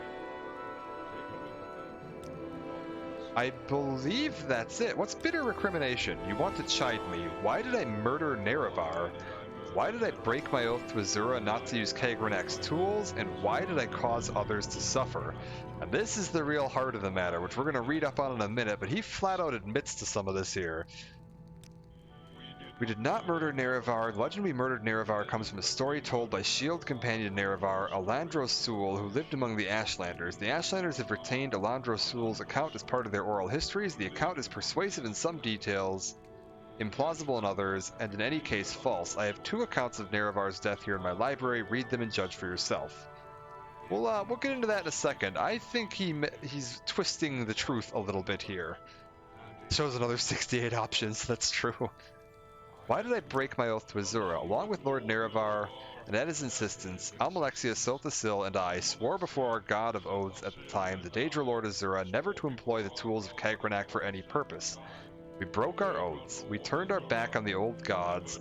I still see no compelling reason to worship any of the Aedra or Daedra, but for the respect I held for Nerevar and the respect I held for myself, I should never have betrayed my oath. Of all my life's actions, I most regret that failure. And why did you cause others to suffer? I respect that question and you for it. The most I can say is I did the best as I could as I saw things. Can you, mortal, presume to judge the actions and motives of a god? But because I need you and you need me, I will make an accounting for my sins to you, but not now. Destroy Dagoth and then we will discuss my sins. Then perhaps you will have earned the right to judge me. Alright. Let's go real quick take a look at his little... bye buddy. Go take a look real quick at his little library here. Nerevar at Red Mountain, Dagother's Dagoth's plans, the Battle of Red Mountain, and plan to defeat. So we have number 1 and number 3. We haven't picked up Battle at Red Mountain. The Rise and Fall of the Tribunal, transcript of the words of Lord Vivek addressed to the dissident priest Malar Almayan, who confronted Vivek with the Ashlander traditions surrounding the Battle of Red Mountain and with prophecies of the Nerevarine, and to unnamed magistrates of the Inquisition who joined Vivek in interrogating the dissident priest. This looks quite long, but this is going to be Vivek's account of what happened at the Battle of Red Mountain. Who can clearly recall events of the distant past, but you have asked me to tell you in my own words the events surrounding the Battle of Red Mountain, the birth of the Tribunal, and the prophecies of Nerevar Reborn. Here is what I can tell you.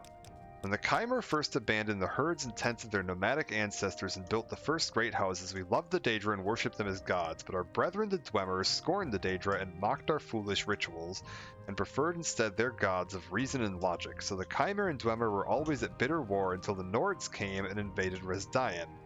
Resdayan being the ancestral term for Morrowind. Only then did Chimer and Dwemer put away their strife and join together to cast out the invaders.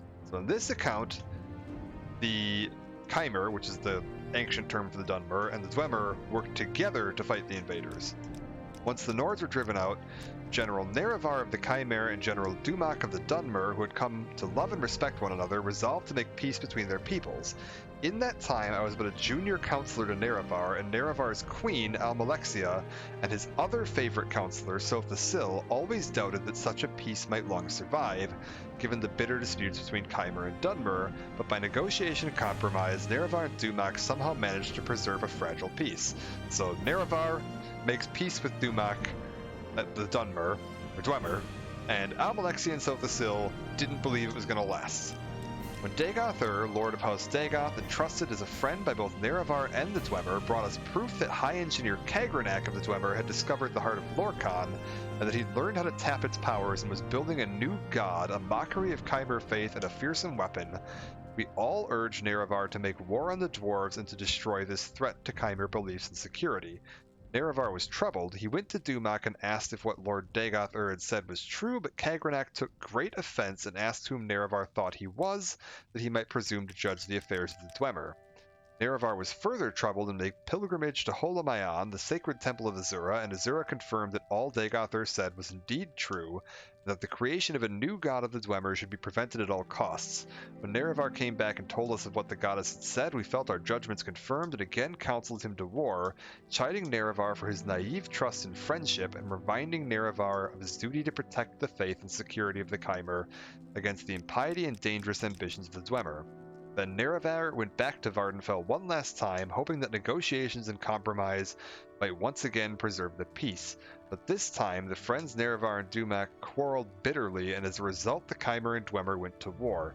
The Dwemer were well defended by their fortress at Red Mountain, but Nerevar's cunning drew most of Dumak's armies out into the field and pinned them there, while Nerevar, Dagoth and a small group of companions could make their way into the Heart Chamber by secret means.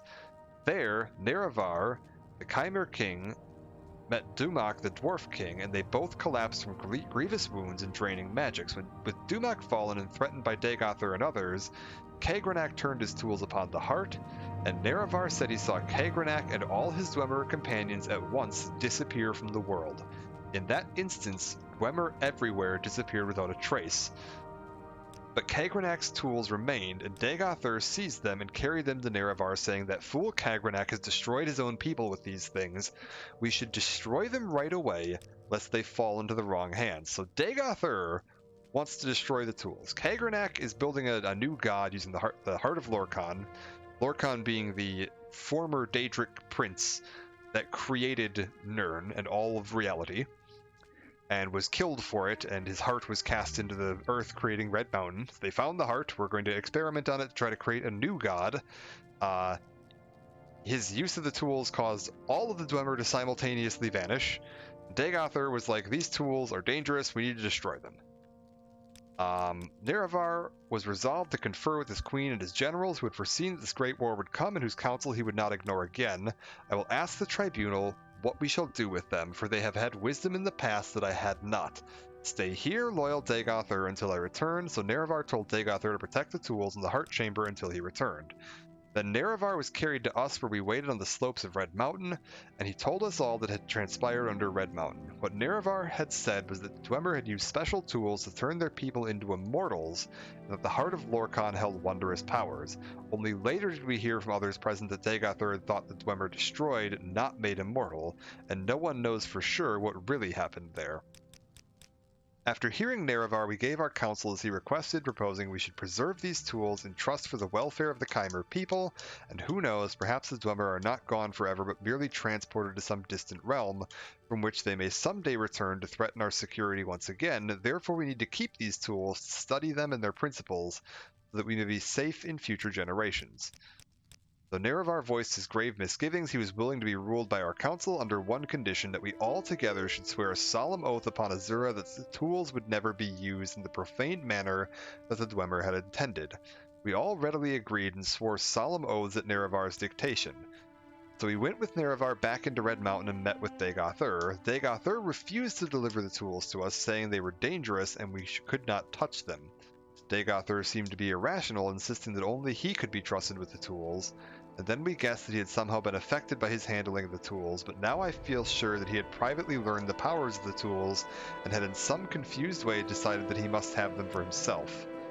Then Nerevar and our guard resorted to force to secure the tools. Somehow Dagothr and his retainers escaped, but we gained the tools and delivered them to Sotha-Sil for study and safekeeping.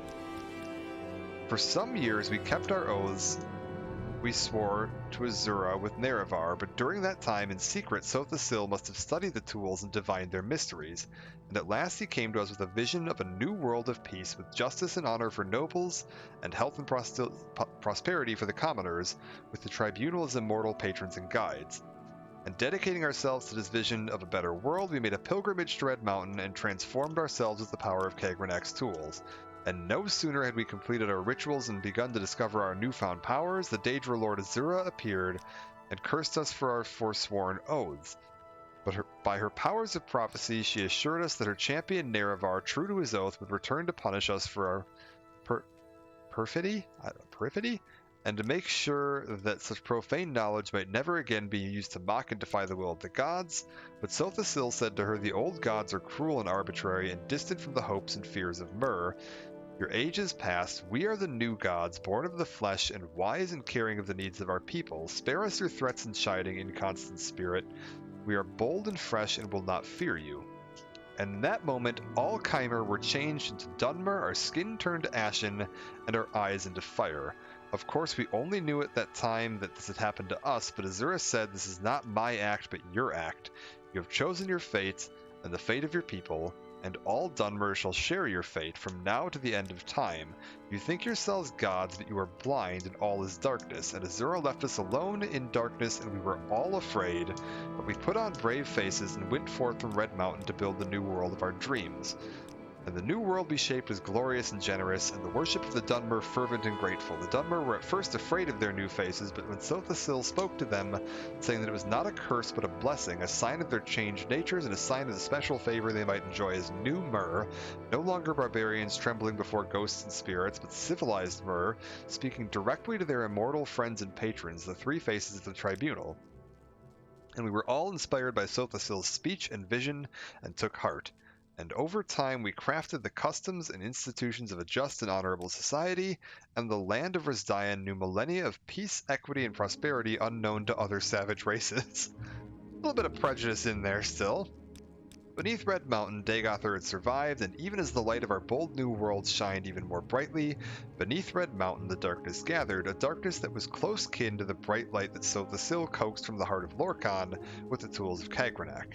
As the darkness grew, we fought it and crafted walls to confine it, but we could never destroy it, for the source of the darkness was the same source as the source of our divine inspiration.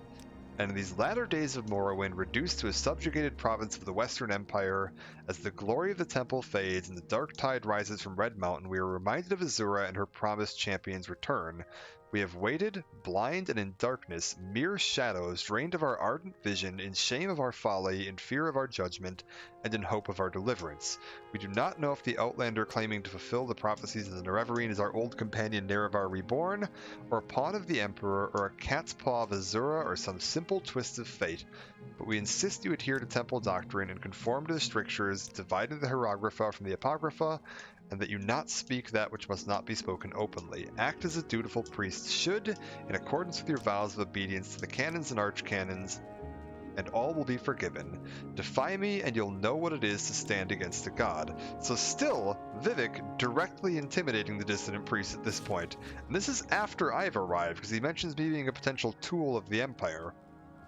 Let's take a look at the other one. Nerevar at Red Mountain. High trait indeed. Good call.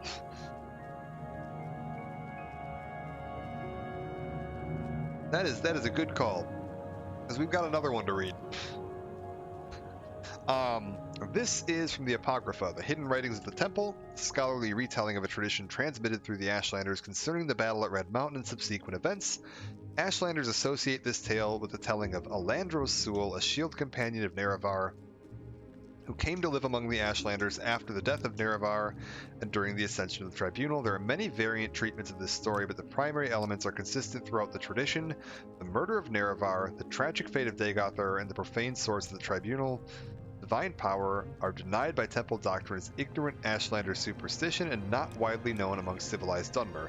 I'd also like to point out they don't actually mention how Nerevar died in there. Like, there was no direct mention of his death in Vivek's account. Resdayan, present-day Morrowind, was contested ground between two very different types of Mur, the Chimera who worship Daedra and the Dwemer who worship profane and secret power. These two people warred with each other constantly until their lands were invaded by a young, vibrant, and violent alien culture, the Nords. Two heroes, one from the Chimera and one from the Dwemer, Indoril Nerevar and Dumak Dwarf Orc. Dwarf Orc? How's that all about? Made peace between their people and together ousted the alien invaders. These two heroes worked long and hard to maintain that peace thereafter, though their counselors thought it could not last, or worse, that it shouldn't. Nerevar's queen and his generals, Almalexia, Silthasil, and Vivek, told him to claim all Resdayan for his own, but Nerevar would not listen, for he remembered his friendship with Dumak. There would be only peace. Until Dagothar arrived, House Dagoth had discovered the source of the profane and secret power of the Dwemer, the legendary heart of Lorkhan, which Dumak's people had used to make themselves immortal and beyond the measure of the gods. In fact, one of their high priests, Kagranak, was building a new god so the Dwemer could proclaim Resdayan for their own. The tribunal urged Nerevar again to make war on the dwarves. Nerevar was troubled, went to Dumak, his friend, and asked if what Dagothar said was true. Kagranak and the high priest of the Dwemer had kept their new god secret from the king, and Dumak said that Dwemer were innocent of any wrongdoing. Nerevar was troubled again, made pilgrimage to Holamayan and the sacred temple of Azura, who confirmed all that Dagothar said was indeed true, and the new god of Dwemer should be destroyed for the safety of not only Resdayan, but for the whole world. When Nerevar went back and told his tribunal what the goddess had said, his queen and generals felt themselves proved aright and again counseled him to war. There were reasons that Dwemer and Chimera had hated each other forever. So, interesting new note here is this implies that Dumak didn't know what Kagranak was doing. It wasn't so much that Kagranak was, like, manipulating the king, it was just that he hadn't told him. And the king was, unknowledgeable of what was happening in his own kingdom. Finally, Nerevar, angered that his friend Dumak would lie to him, went to Vardenfell. This time the Chimera king was arrayed in arms and armor, and his hosts surround him, and he spoke harshly to Dumak, Dwarf King. King of Red Mountain, you must give up your worship of the heart of Lorkhan, or I shall forget our friendship and the deeds that were accomplished in its name. And Dumak, who still knew nothing of Kagranak's new god, but proud and protective as ever of his people, said, we shall not relinquish that which has been our way for years beyond reckoning, just as the Chimera will not relinquish their ties to the lords and ladies of Oblivion. And to come at my door in this way, arrayed in arms and armor with your hosts around you, tells you that you've already forgotten our friendship. Stand down, my sweet Nerevar, or I shall swear by the 15-1 golden tones, I shall kill you and all your people. Also 15-1. So that's a reference to the Plains of Oblivion, which they've adjusted the number of a few times, but the most consistent number in more modern Elder Scrolls, that there are 16 Plains of Oblivion with 16 Daedric princes Nirn and Lorcan being one of them, and then 15 remaining. So that would be the golden tones, is all the aspects of the realms of Oblivion would be related to that. So Keimer and Dwemer went to war. The Dwemer were well defended by their fortress at Red Mountain, but the bravery and cleverness of Nerevar's queen and generals drew most of Dumac's armies out into the fields and kept them there so that Nerevar and Dagoth could make their way into the Heart Chamber by secret means. There, Nerevar met Dumac the Dwarf King, and they both fell from grievous wounds. Dagoth slew Kagranak and took the tools the Dwemer used to tap the power of the heart. He went to his dying Lord Nerevar and asked him what to do with these tools, and Nerevar summoned Azura again, and she showed them how to use the tools to separate the power of the heart from the Dwemer people. One continent wasn't good enough, so they added realms. Oh! This is a bit of a different one here. Dagoth slew Kagranak and took the tools. So in this version, Azura showed them how to use the tools to separate the power of the heart from the Dwemer people. And on the fields, the Tribunal and their armies watched as the Dwemer turned into dust all around them as their stolen immortality was taken away.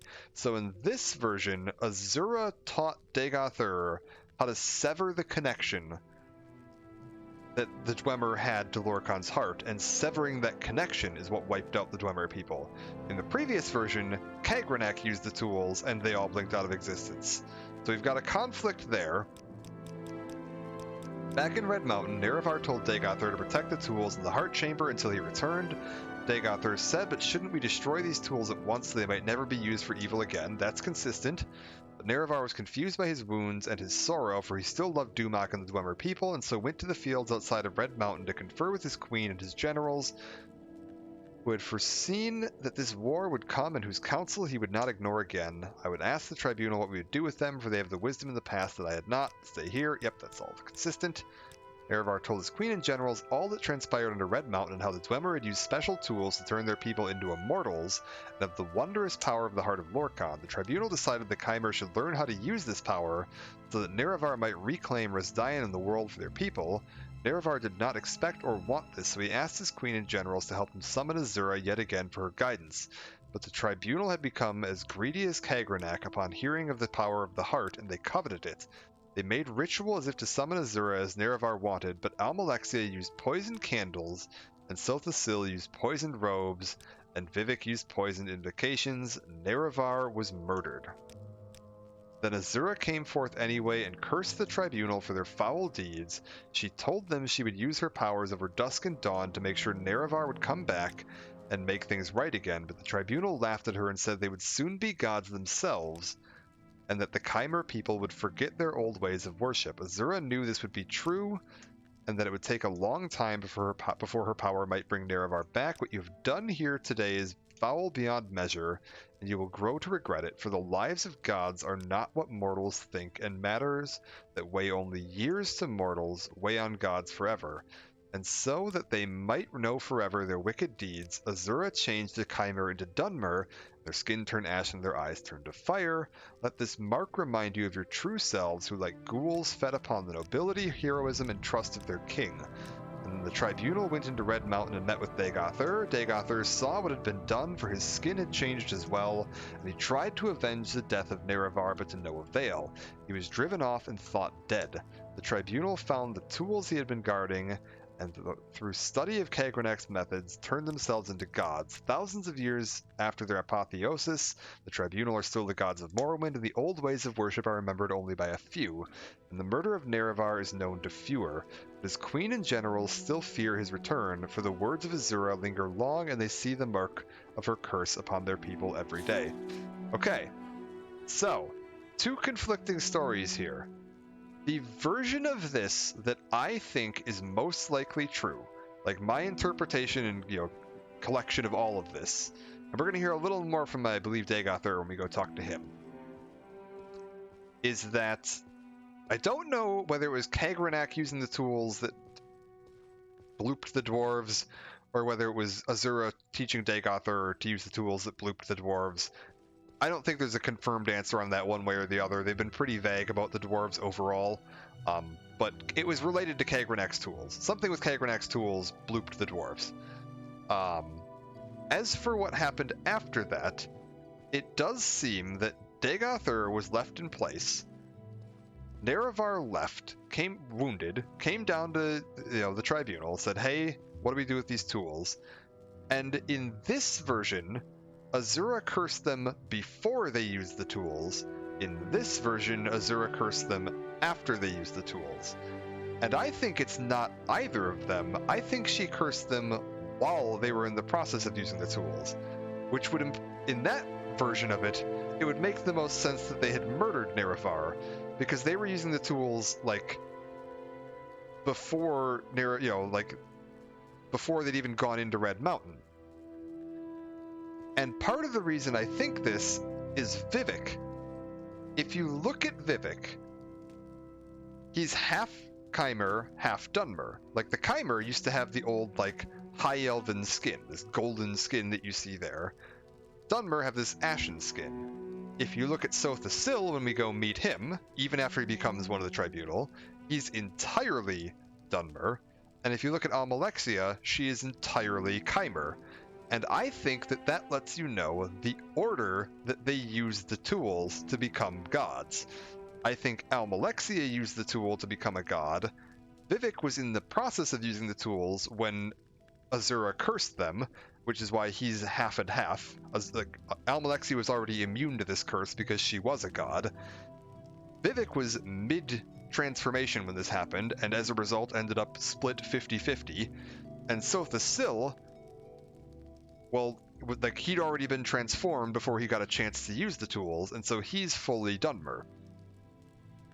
So in that telling of it, the only way it really makes sense is if they use the tools, like, after killing Dagoth, before entering and confronting Dagoth, because as soon as they entered and confronted Dagoth, that's when in the first telling, when Azura cursed them. So it seems to me that, yeah, they definitely did, like, actively murder Nerevar, and seeing as in that interpretation, Almalexia was the first one to use the tools, which, when we get to meet Almalexia, she does seem a little power mad. She very much wants the use of those tools and the power that comes with them. So it seems pretty likely that she heard about the power that was potential from these tools, decided it was worth any cost, killed Nerevar to get to it, and then immediately went in and made sure she was the first one to get a chance to use it. And that's, like, always been the most consistent explanation that I've found for it. Real quick, we're going to take a quick look at Dagoth plans here as well. This is another mess of a document. Following documents prepared by temple scholars and agents of the Inquisition for Lord Vivek, from interrogation of captured sleepers and other Sixth Health cultists, from study of manuscripts written by cultists and victims of dream-induced mania, from interviews with Lord Vivek concerning historical campaigns against Red Mountain, and from broad conjectures and inferences made upon these materials. This is our best estimate of Lord Dagoth's motivations and objectives in this most recent phase of his war upon Morrowind. Basic objectives: establish a theocracy in Morrowind based upon the worship of a newborn god Akulakan, second Numidium, to be created by Dagoth from the heart of Lorkhan, and a body constructed according to the principles and rituals pioneered by the Dwemer Kagranak. Establish the ancient heirs of House Dagoth as god priests of Akulakan, and the sixth house of Dagoth as the dominant political power in Morrowind. Through charismatic conversion, unite the Dunmer under the guidance of Dagoth to battle against the foreign animals who hold Morrowind in subjugation. Note, Dagoth has apparently adopted the views and motivations of the Dwemer High Craft Lord Kagranak. In effect, he recapitulates the ancient blasphemous folly of the Dwemer. For 2, expose the false worship of the tribunal and destroy the ecclesiastical authority and political power of the temple. How much the dissident priests of the cult of the Nerevarine may be controlled or influenced by the sixth house in this regard is open to speculation. So they're concerned that all of the cult of Nerevarine is just further aiding in his plan to overthrow the worship of the tribunal, although they seem to know that it's false as well. Extirpate all remaining individuals of inferior or mongrel races from Morrowind. Yeah. Racism. Drive the Emperor from Morrowind. Nationalism. Recover ancient territories stolen by Skyrim and Argonia. More nationalism. Extend the worship of Akulakan to all nations of Tamriel through subversion and conquest. Globalism. So this guy seems great. Plan to establish and expand the 6th house. Phase 1, secure Red Mountain against Tribunal intruders. Deny Tribunal access to the heart, weakening the temple while securing Red Mountain for the creation of a Kulakan. Keep construction of 2nd Numidium a secret. Alright. Create passive servants in ever-widening circles around Red Mountain by broadcasting compulsions couched in dream imagery to susceptible individuals in their sleep. Establish a major operational base at Kogaroon for further operations in the Ash Wastes. Establish smaller bases near small port villages and in lower-class waterfront districts in Vivek. Infiltrate and subvert smuggling syndicates. Recruit willing followers from disaffected populations, including the underworld, the poor, and rabid anti-imperial activists. Phase 3, expand from smaller bases to other towns and villages, and recruit and indoctrinate subjects made susceptible by dream sendings, occupy abandoned towers and ruins, and train corrupted cultists and raiders as irregular troops. Identify, discredit, and decimate possible sources of political resistance. Use assassination and terror to weaken, distract, and disrupt the legions in the imperial bureaucracy, along with their Hlalu sympathizers.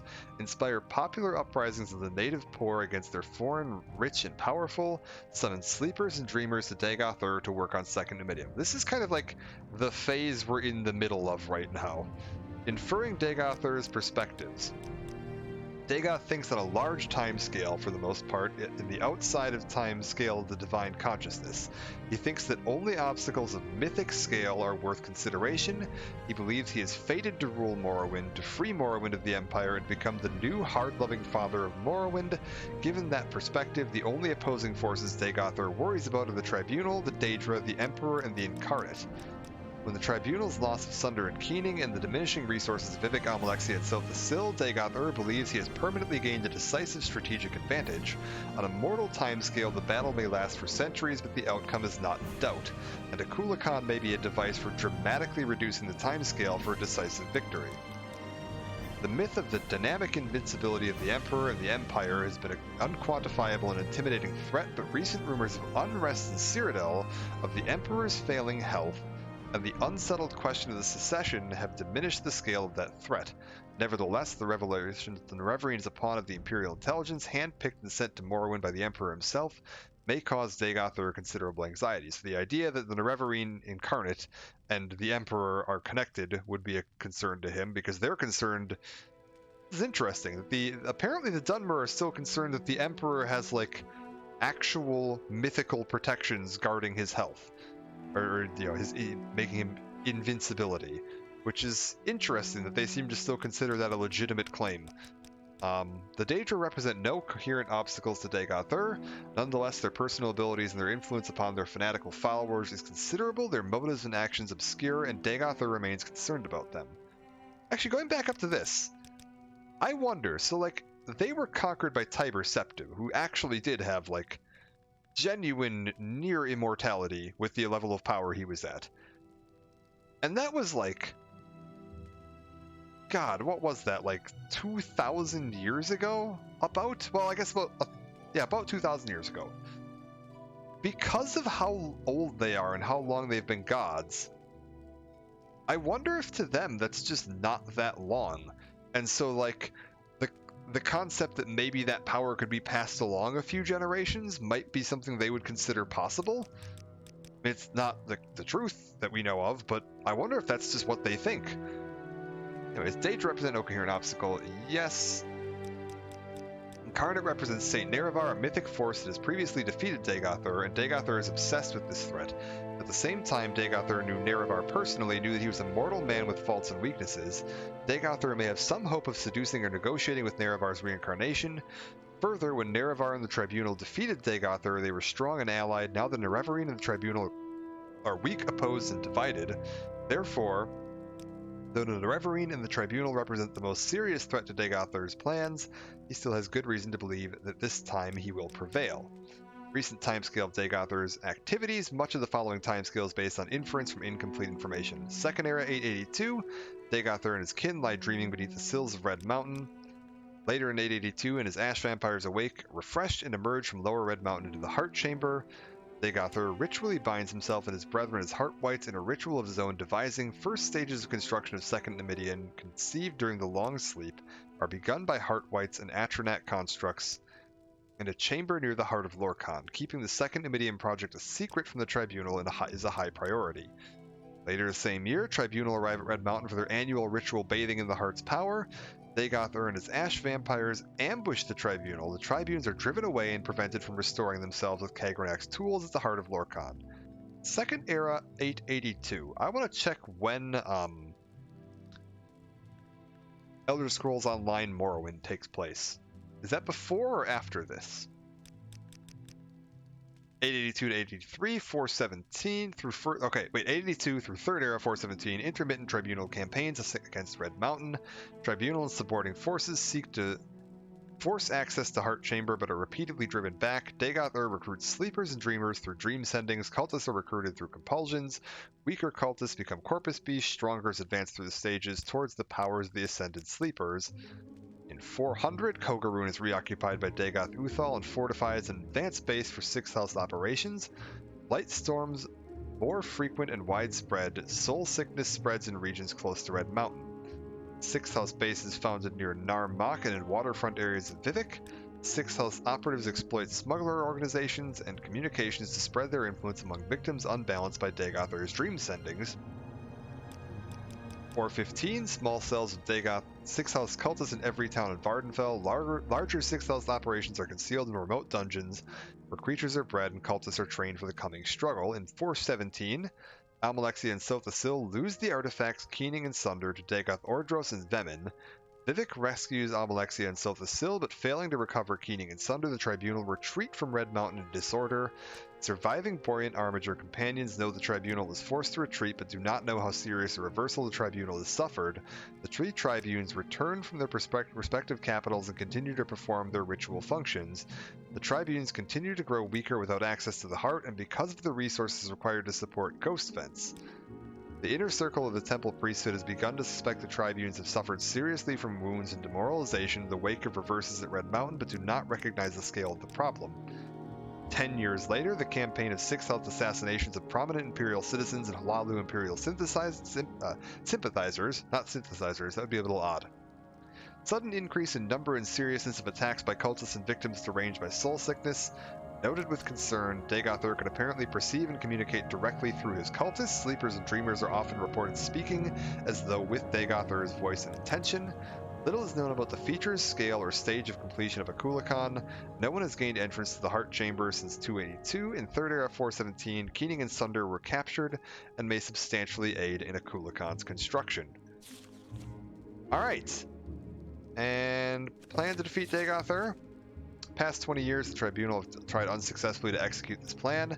However, we failed because we were required to stage an assault and simultaneously maintain the Ghost Fence to prevent the threatened large-scale breakout of Dagoth's blighted hosts. With the Nerevarine leading the assault, the Tribunal free to devote their full energy to maintaining the Ghost Fence. This plan has a greater chance of success. Unfortunately, however, the loss of the artifacts Sunder and Keening and the recent increase in Dagoth's strength poses new problems for the execution of the plan. Therefore, our proposed plan is the following 5 phases. A series of aggressive raids to scout inside the Ghost Fence, a series of aggressive raids to neutralize Dagoth's Ash Vampire kin and recover artifacts from the bodies, an assault of Gate Citadel Veminyal to neutralize Dagoth Vemin and recover the artifact Hammer Sunder, assault of Gate Citadel Odrasal to neutralize Dagoth Ordos and recover artifact Blade Keening, assault of Citadel Dagoth with artifacts Wraithguard, Sunder, and Keening to sever Dagoth's connection to the heart of Lorcan and thus destroy Dagoth. So phase 1, raid. Tribunal Ordinator and Buoyant Armigers are familiar with the terrain and will provide maps and current intelligence reports. The region inside Ghost Fence is dangerous, and Nerevarine will need to be familiar with particular challenges. After measuring skills and resources against Dagoth's defenses, the Nerevarine will know better how to pace a campaign, alternating raids with improving skills, getting better equipment, and stockpiling resources. Yeah, people of Tamriel don't get a break. Someone farts in Morrowind writes a whole novel about it. They give you a lot of info all at once here. This is like the biggest lore dump in the entire game by far. It's really interesting lore though. Like, I remember like the first time I played through this, I did stop and read all of this, and it like immediately hooked me. I was like, oh my god, I need to know everything. This is the most at the time, like the most intricate lore that I'd seen in a video game, like that I'd played ever. And like that's possibly still the case. Like, I can't think of many video games that have more detailed lore than this. This is so cool. Dagothur's kins have become markedly more powerful in recent decades after remaining stable for thousands of years. If they can be individually isolated and destroyed, they will not be able to support Dagothur in later stages of the war. It may also be that the dramatic increase in their power comes from items enchanted by Dagothur. Salvage of such items might contribute to our resources. Okay, Veminyal, essential to recover artifact Hammer Sunder for Phase 5. Ash Vampire Dagoth Vemin is possession of Sunder and probably seeks to discover the secrets of its enchantments. He may also have access to notebooks and journals of Kagrenak that have survived in the Dwemer workshops of Veminyal. Alright. Assault on Ordrasal, essential to recover artifact Blade Keening. Something like a narrator tells you literally how you'd find out this stuff in IRL. Yeah, this is very much how this would likely happen. And also the fact that if you look at the way this is structured, this is very much how this likely would happen in a real world setting, is that these people have put out like an actual plan, like a bullet point list of objectives and the order they need to happen in and how they're planning to achieve all of this, because this is something that they've been working on for 20 years now, and they've put some thought into it and have a plan laid out for like, this is what we're gonna do, boom boom boom boom, like let's go, like this is a team meeting. Ash Vampire of Dagoth Ordros is possession of Keening and probably seeks to discover secrets. May also have access to notebooks of Kagrenak. Interesting. All the previous stages are preparations for this stage. Recent expeditions show that Citadel Dagoth has undergone extensive expansion. The location will need to be explored carefully. The known route to the Heart Chamber will be well defended. Alternative routes may exist. Dagothur will have anticipated our plan to destroy him by attacking the Heart and will most certainly personally oppose approach to the Heart Chamber. Together the Tribunal could not defeat him, and he has grown stronger since then. Admittedly, the Tribunal had the distraction of maintaining the Ghost Fence simultaneously with fighting Dagothur, but even so, the challenge seems daunting. The adoption of this phased campaign seems to offer the best chance for success. In retrospect, the Tribunal's decision to directly assault Citadel Dagoth rather than proceed step by step through lesser objectives must be seen to have been a serious error. The Tribunal did not feel it had the option of a slow-paced and deliberate campaign, given that they had many other competing priorities, not the least of which was the maintenance of the Ghost Fence and outer defenses surrounding Red Mountain. The Nerevarine, on the other hand, should be best served by a careful step-by-step advance, with the additional advantage of building confidence along the way, while successes would undermine Dagothur's own assurance in his defenses. Employing Kagrenak's tools, the source of his supernatural power is the heart of Lorkhan, the source of the Tribunal's divine powers. During mythic times, the gods took and hid Lorkhan's heart beneath Red Mountain as a punishment for creating the mortal plane. The Dwemer discovered his heart while building underground colonies. High Craft Lord Kagrenak created enchanted tools intended to tap the power of the heart. The War of the First Council was fought to prevent this sacrilege. Kagrenak's use of these tools and the disappearance of the Dwemer race marked the end of the war. Kagrenak's tools were recovered by Lord Nerevar and Dagothur. Dagothur was left to guard the tools while Nerevar came to consult with us, his advisors. In Nerevar's absence, Dagothur experimented with the tools upon the heart and was corrupted. This is a third, we haven't heard that before. That's happened before they came back. We returned to discover a deranged Dagothur who refused to turn over the tools. When he attacked us, we drove him away. We left Red Mountain with the tools, and subsequently Silk the Sill discovered their secrets. Collectively, we used the tools to establish a connection with the heart, enabling ourselves to transform our mortal natures. Thus, we became the Tribunal. Dagothur had survived our attacks, and without the tools, in a manner not well understood, Dagothur also managed to establish a connection with the heart to transform himself into an immortal being. Our plan to destroy Dagothur also runs the risk of permanently destroying the Tribunal. The plan is to permanently disrupt Kagrenak's enchantments upon the heart, severing connections with Dagothur and ourselves, and rendering us all mortal once again. Close enough. A mortal Dagothur may then be destroyed by mundane means. The loss of godhood and the possible death of the Tribunal are judged a necessary risk and sacrifice. The normal procedure for establishing connection with the heart is a 3-step process. The wearer of Wraithguard strikes the heart with the hammer, causing the heart to produce a pure tone. Then the wearer of the Wraithguard strikes the heart with the blade keening, shattering the pure tone into a prism of tone shades. These tone shades are then imprinted upon the substance of the wearer of Wraithguard, giving him an immortal and divine nature. The Nerevarine will not be taught the secret rituals required to perform the 3rd step. Instead, the Nerevarine will strike the heart with keening for a 2nd time, causing its tones to diverge into unstable patterns of interference. Further repeated strikes will further disrupt the tones, with the ultimate result of shattering and dispelling Kagrenak's original enchantments binding the heart. thereby severing the heart's link with Dagoth-Ur and with any surviving heart wights. And the end with the tribunal, destroying Kagrenek's enchantments on the heart will also stop the corrupt diffusion of the heart's divine power and end the blight on Morrowind. The Nerevarine may be tempted to steal the power of the heart. Dagoth-Ur and Silthasil alone know this secret. Dagoth-Ur may, in extremity, propose to teach the Nerevarine to use Kagrenek's tools to become a god. We doubt the Nerevarine is fool enough to trust Dagoth-Ur and are content to take this risk. Be warned, the Nerevarine cannot safely equip either Keening or Sunder unless wearing Wraithguard. They're not kidding. The Nerevarine will be injured every moment while holding either of these artifacts unless protected by Wraithguard. Persistence will be rewarded with death. If the Nerevarine can equip an item while not wearing Wraithguard and receive no injury, the item is a counterfeit. Ah, the Keening or Sunder would be a counterfeit. Gotcha. One last note, Dagoth-Ur must not get hold of Wraithguard. The Nerevarine must prepare and use a recall or Almsivia intervention if there's any risk of death or capture. Element of surprise, Dagoth-Ur does not expect you to destroy Kagrenek's enchantments on the heart. He does not know it is possible. He would not do it himself, and he knows we have never tried it.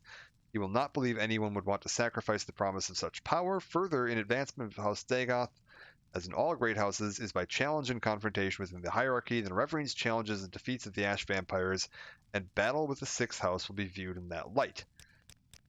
Dagoth-Ur and his kin may assume the Nevarine's ambition is to control the heart. Given that assumption, it is only reasonable the Nevarine would try to defeat each of Dagoth-Ur's subordinates in turn, working up to Dagoth-Ur.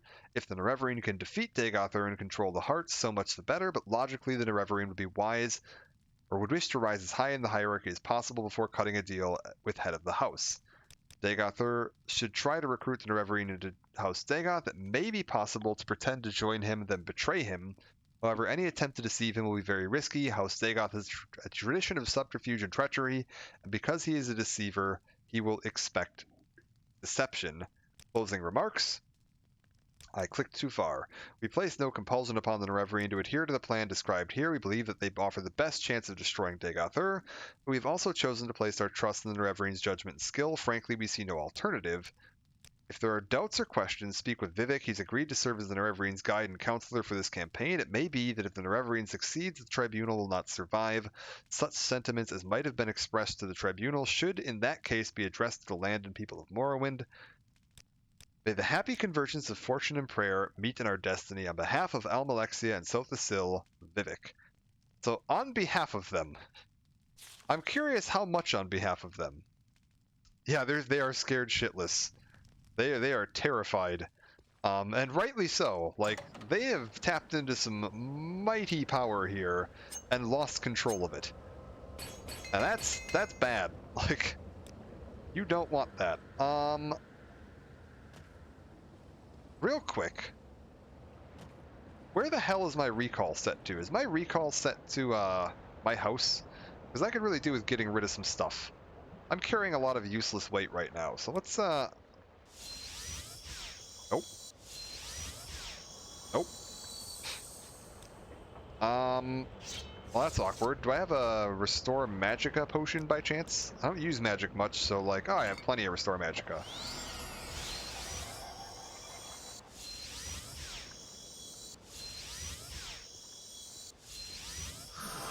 Hey, we did it. This isn't my house. God damn it.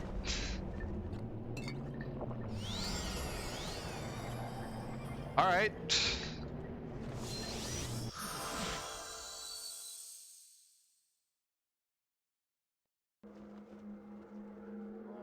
I just want to get back to my house real quick. We're going to take a quick stop by the old stronghold back by Balmora. Deposit some of the useless gear I'm carrying right now. And get ready for our first trip into Red Mountain, which is probably going to be our only trip into Red Mountain. I don't think we're going to need to do retreat and make multiple campaigns and all this other nonsense they're talking about. I think we're fine. You very much don't need to do all of this, like, go and fight all of the individual, like, lieutenants of Dagoth-Ur inside of Red Mountain. You can just go straight to Odrasal and Demonal, grab the artifacts, and, you know, Keening and Sunder, and head straight on in. Like, that works fine.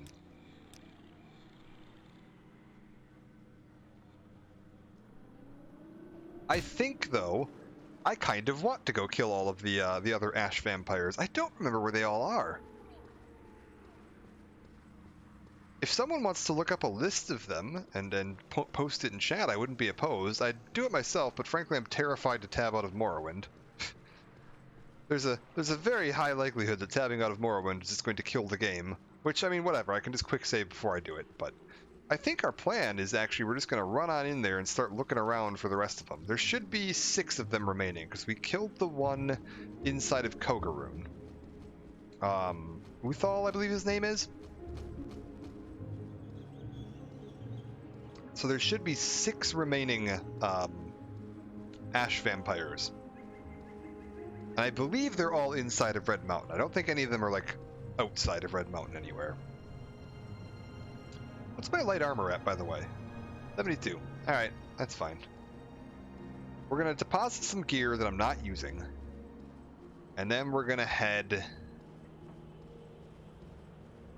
up towards Red Mountain. I think I'll grab some repair hammers from the Fighters Guild also, just so that I have some repair capability while we're up there. There are a few exceptions, but the majority is... Who are the exceptions? Because maybe we should go take care of them first. That might be a reasonable idea. Alright, step 1. Get the useless crap out of my inventory. I'm not actually planning to use either of these Daedric Daikatanas, or this Daedric Dagger. We'll keep the bow, because you never know. I don't think I need 3 of these. Matter of fact, 1 of them is probably enough. I also don't need this Viper Blade. I don't need these Chitin arrows. Wraith card we are going to need. I think I'll keep my other gauntlet too, though, just as a backup. Let's head over to my ingredients. We can put all of the gems in here. So this is my gem drawer. That's fine. We can put all of the other ingredients like this and this in here. I believe I was keeping paperwork in this, so Dagother's plans, Dren's note, all of this stuff can get shoved in here for now. Exceptions are for all ash creatures, that's my bad. Vampires are probably not anywhere else. Cool, alright, so hopefully I can just find all of them in their fortresses up there. Good deal. And then I think I had rings and trinkets and stuff down in this bin. Yeah, so this can go in here, and I can probably ditch some of this stuff. You know what? We can ditch anything that's not enchanted for sure. I don't need anything unenchanted in my inventory right now, as far as rings go. This will keep its teleport ring. Clothing, we'll stick the clothing up in here, so like you and you can go in there. I really don't need the robe of the Hortator, that's fine. You know what? There's a few of these I don't need. I don't need the Thong of the Zainab. Most of these, like, rewards from the, like... Wait, what are my rings right now? Take this off. Put this on. Yeah, Madstone's garbage. A lot of these are garbage. We can just get rid of this. Expensive pants, I don't need anymore. Travel stained pants are just better. Belt of the Hortator can go. Ring of Mighty Blows, we can ditch it for now. Silence Amulet I'll keep. That could come in handy in a pinch. The rest of this seems fine. I can keep all of that. Soul Gems. Oh yeah, we got this Morvain Ash statue. Let's set that on my desk. Next to this. There we go. And then soul gems, they'll go right here. You guys on the counter. All right. There we go. We're under half weight. Well, close to half weight. Right around half weight. That should be fine. Real quick, I'm just gonna rest until healed. Back soon, enjoying. Thank you. Appreciate it. I gotta go do some stocking up, and then we're gonna head to Red Mountain. So you got a minute if you're taking care of some stuff. I gotta go back down to town. We're gonna repair my gear. We're gonna stock up on a couple of hammers just so that I've got some hammers with me. And then we're off to Red Mountain. Is my Morrowind guidebook still in this room, or did I move it? Ah, it's in this room, but it's buried under a pile of other books. Can I dig that out real quick? Once we get to town and I'm working on the repairs, maybe I'll dig that out. That might have my list of ash vampires in there. I have the, like, original Morrowind Game of the Year, like, strategy book. The Morrowind Prophecies. Sitting on my, like, side table here.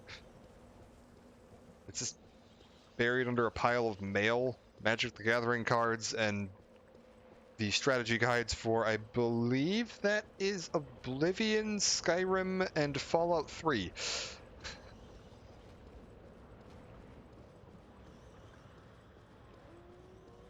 At least I hope it's in that stack. I actually don't see it. It should be in that stack. I can't see the spines though, so I'm mostly just looking at like the very corner of it. Real quick, what is up with the music in this game today? Hello? So quiet. We'll just head on into here. I don't suppose you guys have like restocked the you haven't. That's a damn shame. Alright. I don't suppose you happen to sell repair hammers? You do. I will take how about like all of them?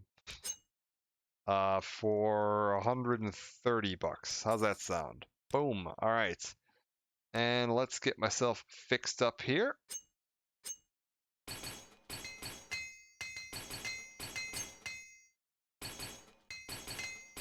Another interesting note is there's a back-end way to finish the main quest in this game. If you manage to kill off a main character or break the quest in some way where it's impossible to complete, you'll get the message, with this character's death, the thread of prophecy has been severed, reload a saved game, or persist in the doomed world you've created. Implying that you're incapable of completing the main quest. That is not true.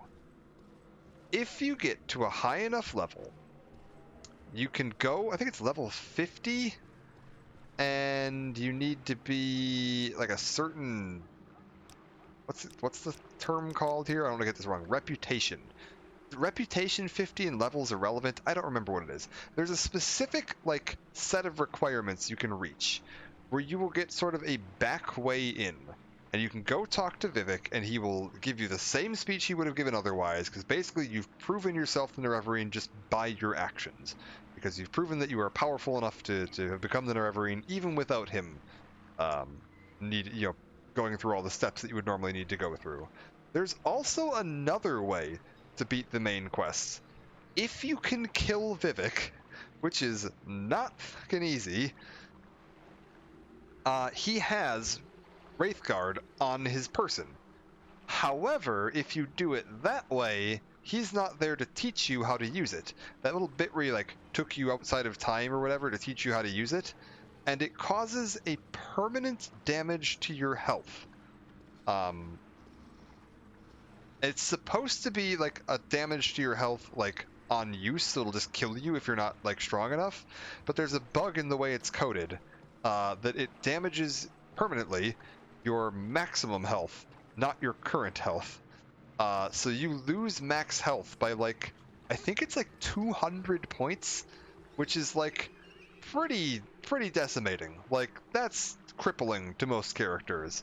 However, you can then take Wraithguard to, what's his name? The last living dwarf that you meet under, Deviath Fear's, Corpusarium. I'm blanking on his name right now. He's got the little spider legs as a body. You can take it to him, and he'll send you into Red Mountain to go get Kagranak's notes on how the tools work, and you can bring those notes back, and he'll figure out how to activate the Wraithguard for you, making it a functioning Wraithguard. It's interesting because if you do it that way, right now if I equip Wraithguard, it is really damn good. I mean, Resist Blight's a little pointless because by the time you get Wraithguard, you're already immune to Blight, most likely. Reflect 20% is damn good. Shield 10% is damn good. 34 on the armor rating is pretty good. Not like amazing, but pretty damn good. Resist basically every type of magicka by 10% and just flat magicka by 10%. So that's honestly mostly a 20% resistant to magicka of any elemental type. And it goes on your, what is that, your right hand? Yes, my right hand. Which means I am losing my Fortify Strength 20-point gauntlet, so I'm probably not going to wear it like all of the time. If you do it the other way around, where you do the kill Vivek, get the Wraith Guard, and then go get it repaired, it's the left hand. I'm assuming that that's just because they're different items in the game's code, but there is actually a left-handed version of Wraith Guard you can get in the game by going through that route. Is there anything else we need to do before we head out there? Oh, you know what I should do? We should get some restore strength potions, just in case. Because if we get hit with like a bone walker up there, we could be in trouble. So I think we'll grab a handful of restore strength potions. Hopefully she'll have some in stock up here. And then the fastest way for me to get to Ghost Gate is probably going to be from All the Rune. Oh, another rank of athletics. Nice. Restore strength. I'll take one of those. Do you have any other restore strength potions? Restore strength. Standard restore strength by chance? Quality restore strength? I will take it. Do you have any other restore strengths? Cheap restore strength? No? Alright. We're good. Thank you, Yana, for the follow. Much appreciated. Hope you're doing well. Well, I've got 2 restore strengths. Worst case scenario, we get hit by a bone walker. I restore my strength, and then I can just Alm Civvy back to Aldrune and make my way back from there. But this is it. We are on our way. We are going to go see if we can knock out the last of it. Real quick, let me see if I can lean over here and, oh god, break my back. Leaning over to try and reach guidebook on floor. Not on floor. On desk. This is it. I do have the Morrowind guidebook here. Oh, thank god.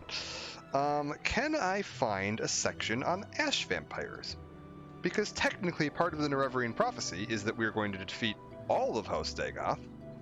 And so, if that's possible, why don't we make sure we do that? Oh, what's this? Is this it? Have I found it? No? What is this? Faction quests. Vivek's plan. Ash vampires. Dagoth Uthal. We've already done that.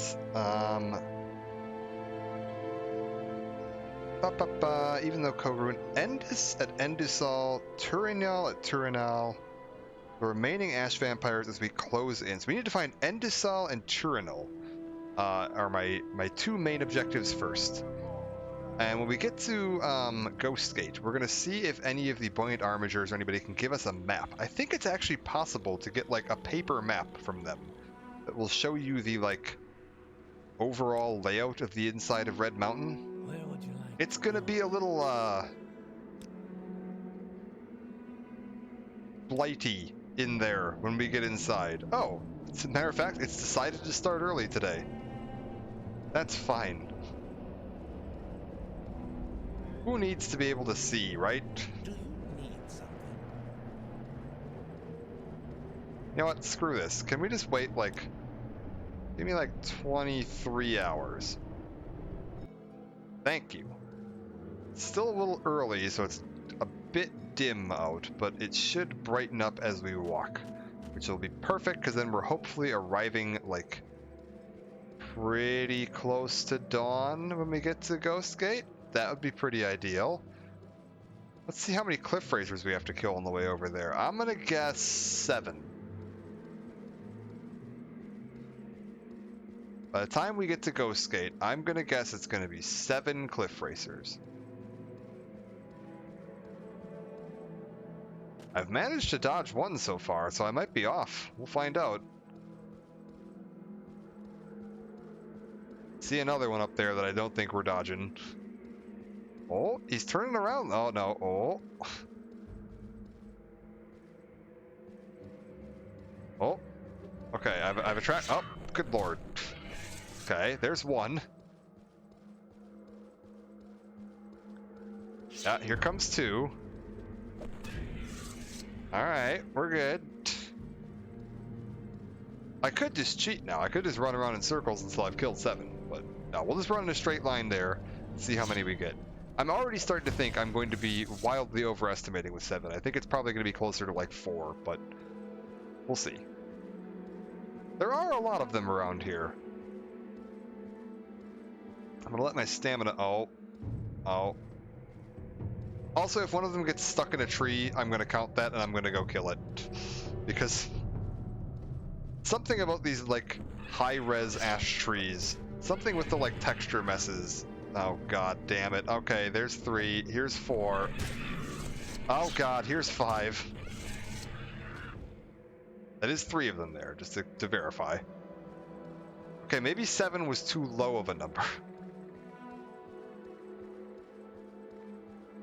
Maybe I should have guessed higher than 7.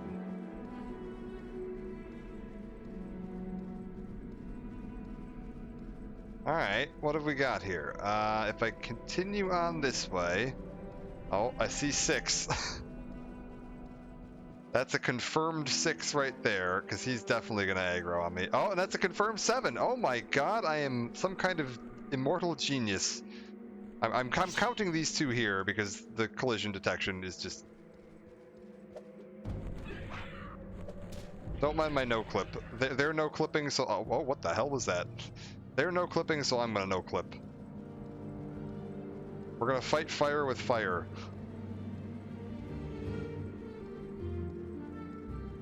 I mean, I don't know where he just went. There definitely was one, like... Oh, yeah, okay. Screw it. Pull stuff to the ground for me. Oh, it's gonna be 8! The answer was 8. I underestimated by 1.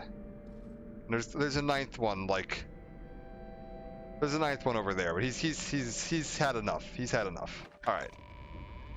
I can't believe that was close. I honestly thought I was being wildly, like, I was being ridiculous with that number, but no, apparently I wasn't. Buoyant armatures. Crater citadels. The ancient citadels are known by their Dwemer names, but now take the names of their Dagoth lords: Endisal, Ordrasal, Veminyal, Turinyal, and Dagoth-Ur. I don't suppose inside the ghost fence. Map of Red Mountain. Boom, intelligence is old. No one has ventured far inside the fence for years. This map shows the locations of the citadels and the various ash vampires. 6th house creatures have become more numerous and powerful, and the most powerful can conjure powerful Daedra. Until recently, we've been able to clear routes and keep them clean with raids, but no longer. There are no safe refuges or services inside the fence. You must return here to rest and heal. Alright. Oh! Wolf! Call me Wolf. What brings you to Ghostgate? It's a hell of a place. Why are you here? The Nerevarine and I go to confront Dagoth-Ur in his citadel. What a fine piece of luck. I'm an old Legion veteran, as old as the poor old Emperor.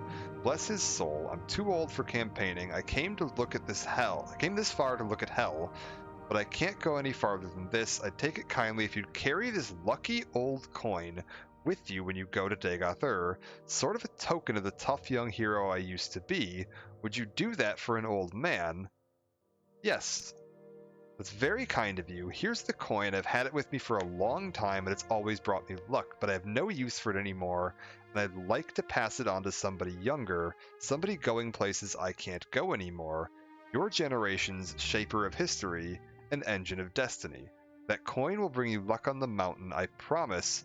For Emperor and Empire, as we say in the Legions, go with Kinnereth. So, poor old Emperor. The Emperor is getting old. Don't know how much longer he'll hang on. So is the whole Empire, for that matter. Getting old it is.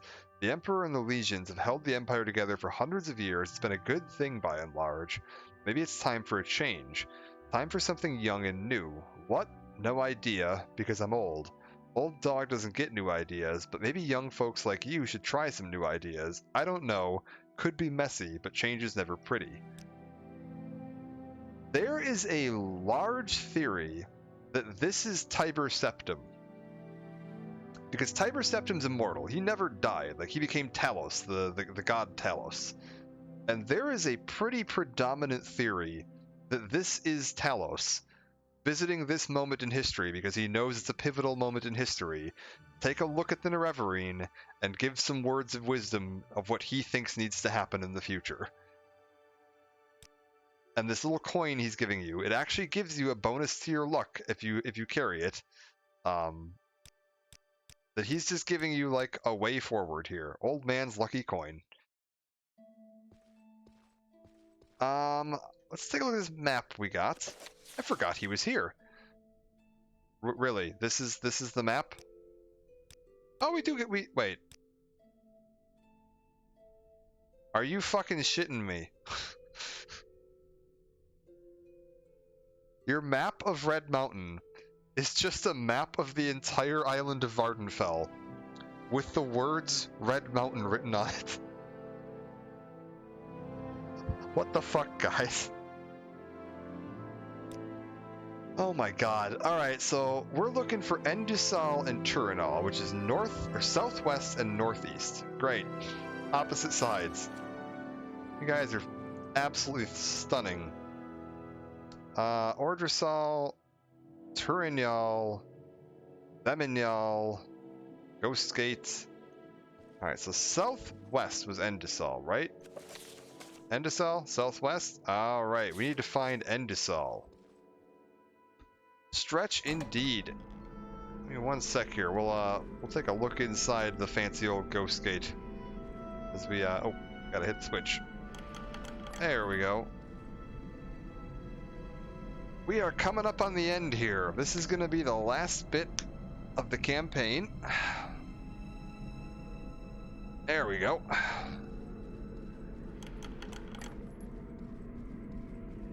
You know what? I might take a real stretch. Give me 1 second here. I think this calls for a beer.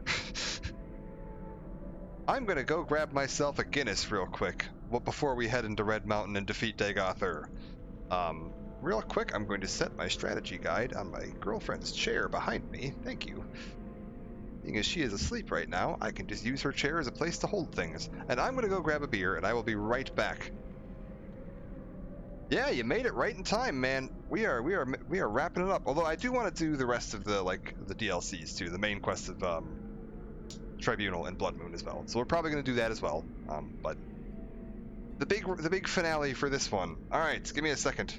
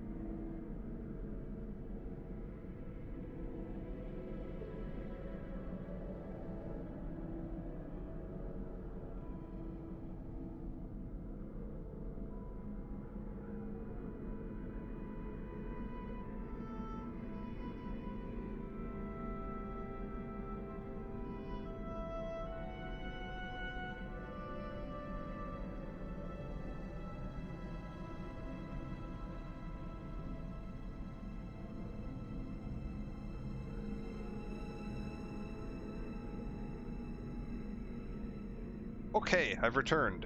We're back. Oh,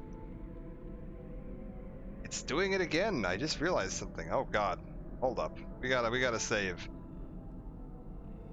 My stupid cursor floating off of the screen has shifted the position of my chat box off of the screen, which isn't what I want at all.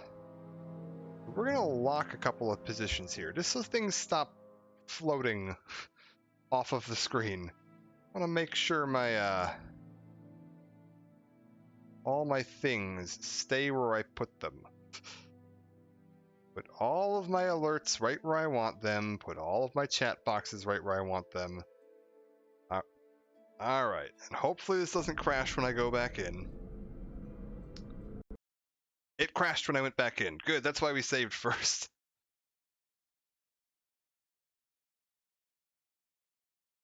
Oh, yeah. Yeah, we haven't been doing that as much lately.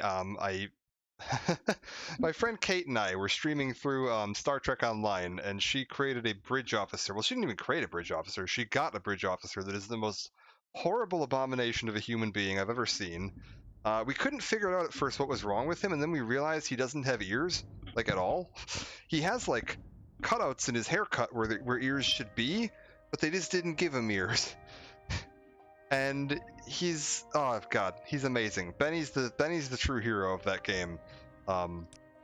Yeah, big fan of Star Trek as well. I very much enjoy it. I'm super excited for Picard season 3. I didn't care much for season 2. It was a little sloppy, but oh man, season 3. They're getting the band back together.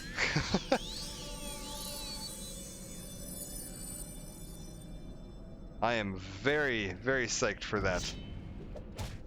Alright, now then, we've made it into Red Mountain. It's a little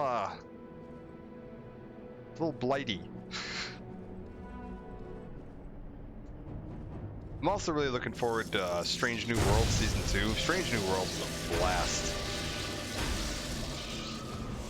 That was probably the most fun I've had with the Star Trek series in like 20 years. That might if Season 2 holds up to the standards of Season 1, I'm gonna say Strange New Worlds is probably my favorite Star Trek. Like, it's so good. Star Trek movies, the Admiral Kirk saga, and the whole original series on DVD. Yeah, that's awesome. Original series is very hit or miss for me. There's a lot of episodes of it that I really love, and there's a lot of it that I'm just kind of like, oh God, make it stop.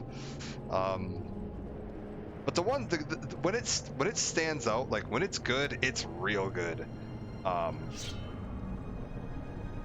And the movies were pretty darn good overall. Even the crappier like original series movies are pretty good. I'll also say if you go into like next gen, which a lot of people tend to be like, oh, next gen's the best one. Be warned, season 1 is rough. Like, I wouldn't recommend starting, like, just binging next gen. Like, find a watch guide or something, because, good lord. Ninja Spock, yeah. 4's the whales one, right?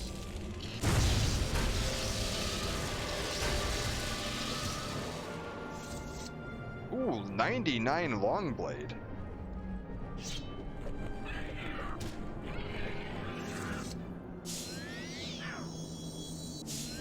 Oh, it's great. I love that one.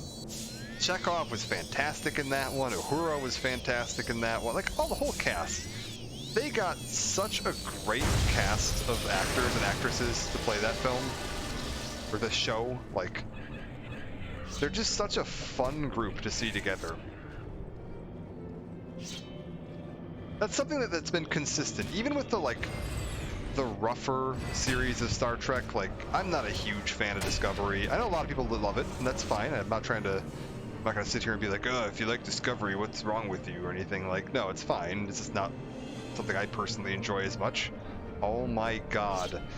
But like, Enterprise and Discovery, I think, are probably my picks for the 2 weakest series, and even them, like, the casting is just phenomenal. They did a great job picking casts that work well together for like all of the different series. I have a feeling that this is Endusal. right? 'Cause I'm looking for Endosol and Turinyal, and I have a feeling that... Oh, good lord.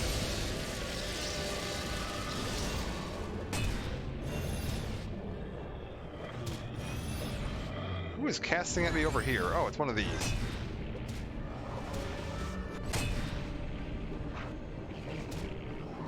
Okay, we're good. Everything's fine.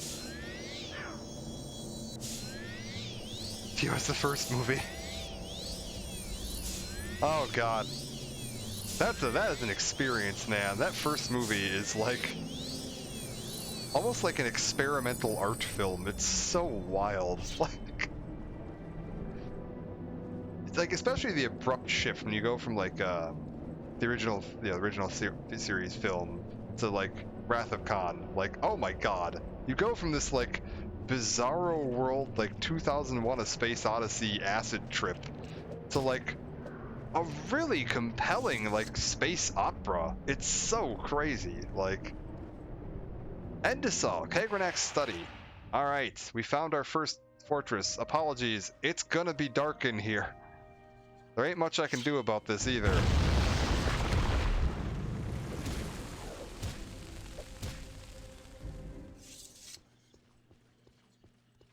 There is not a whole lot I can do about the absolute lack of light in this place, unfortunately. Even if I turn the gamma up in my game, like the brightness setting, it doesn't affect the stream, unfortunately. So you're gonna have to assume that I'm hitting something good here.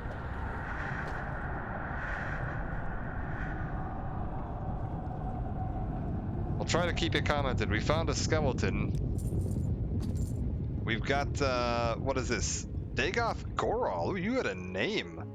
And a crappy 6th house amulet. Nothing fancy there. Oh yeah, V'ger was a really cool concept. Oh, what are you? A Daedroth. Okay, we're fighting crocodiles in here. I've defeated King K. Rool. Can I like rest back by the door? I'd really like to rest back by the door. No? That's fine.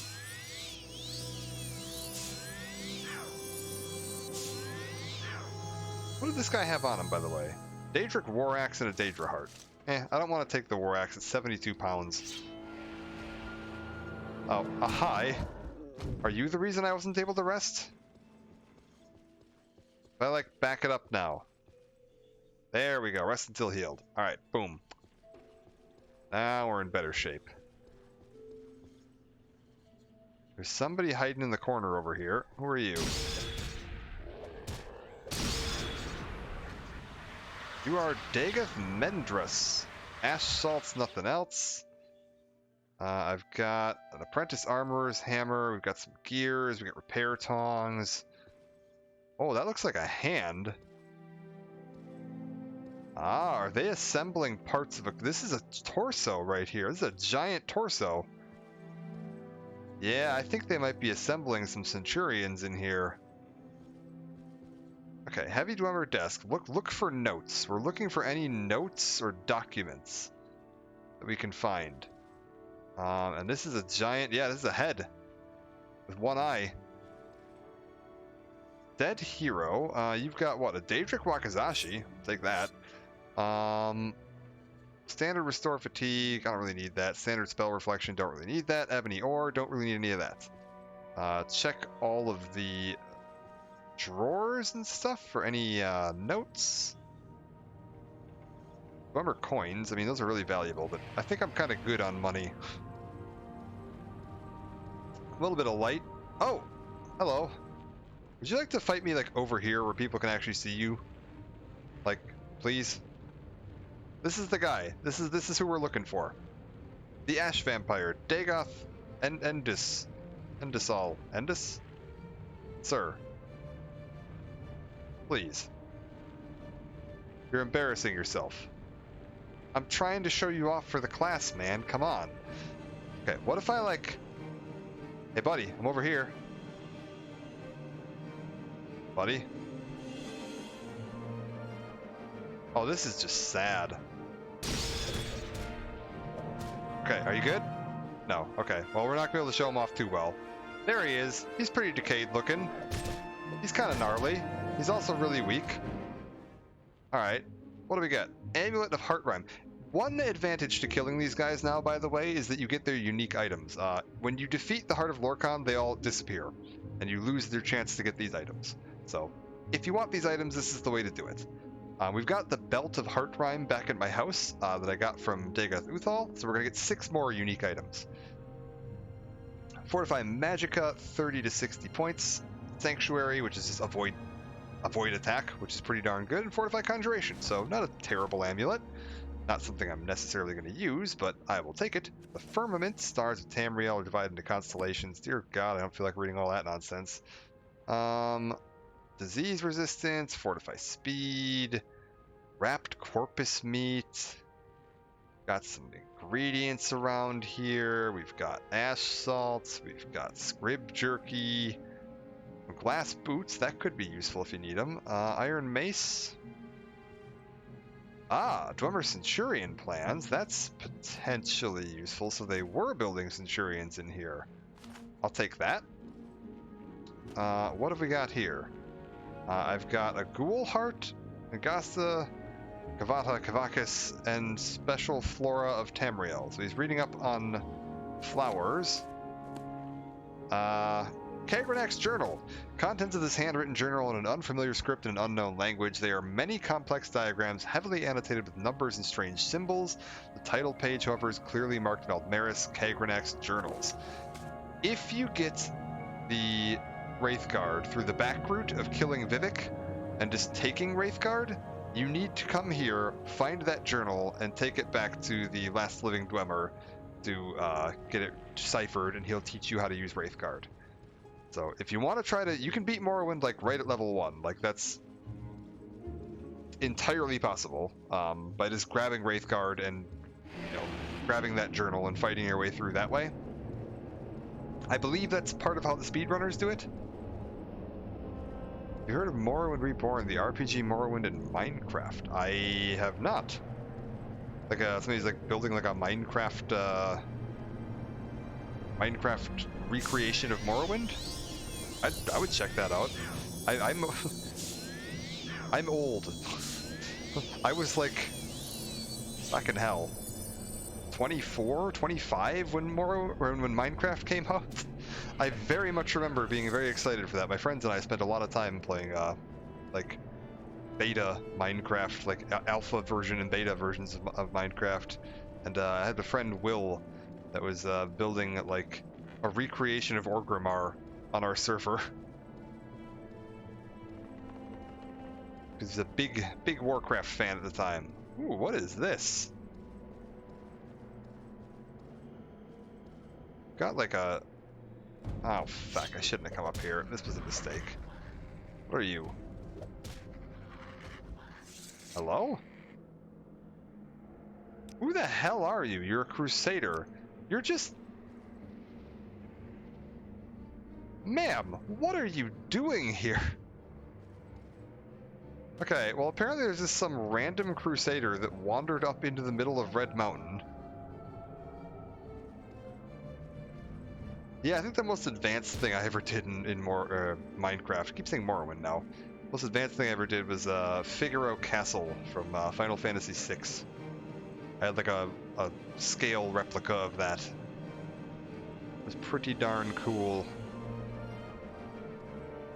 Because I'd worked out how to fit like all of the interior bits into the exterior and still keep it like scale to each other. Which was like a surprising amount of work, because some of the like exterior towers, like the way the entrances to the rooms lay out don't make sense, so I had to like rotate the rooms 180 degrees and then build some like passageways that linked them together. It all worked out in the end, though. I had a functioning castle. It didn't like dive under the sand, but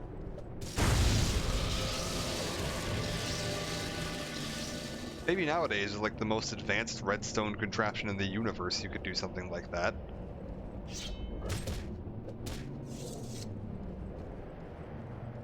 All right, I'm still looking for Turinyal.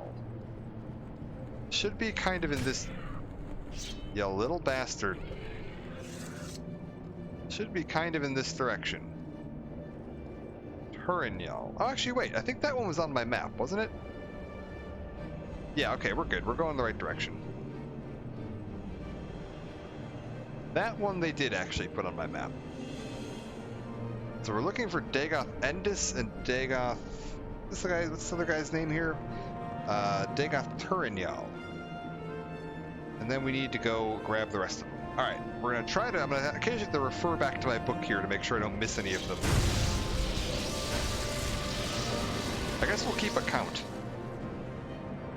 Maroon Mountain. Yeah, it's a little less red. I guess maybe, like, without the blight, it would be more, like, lava-y? Like, more red? I don't know.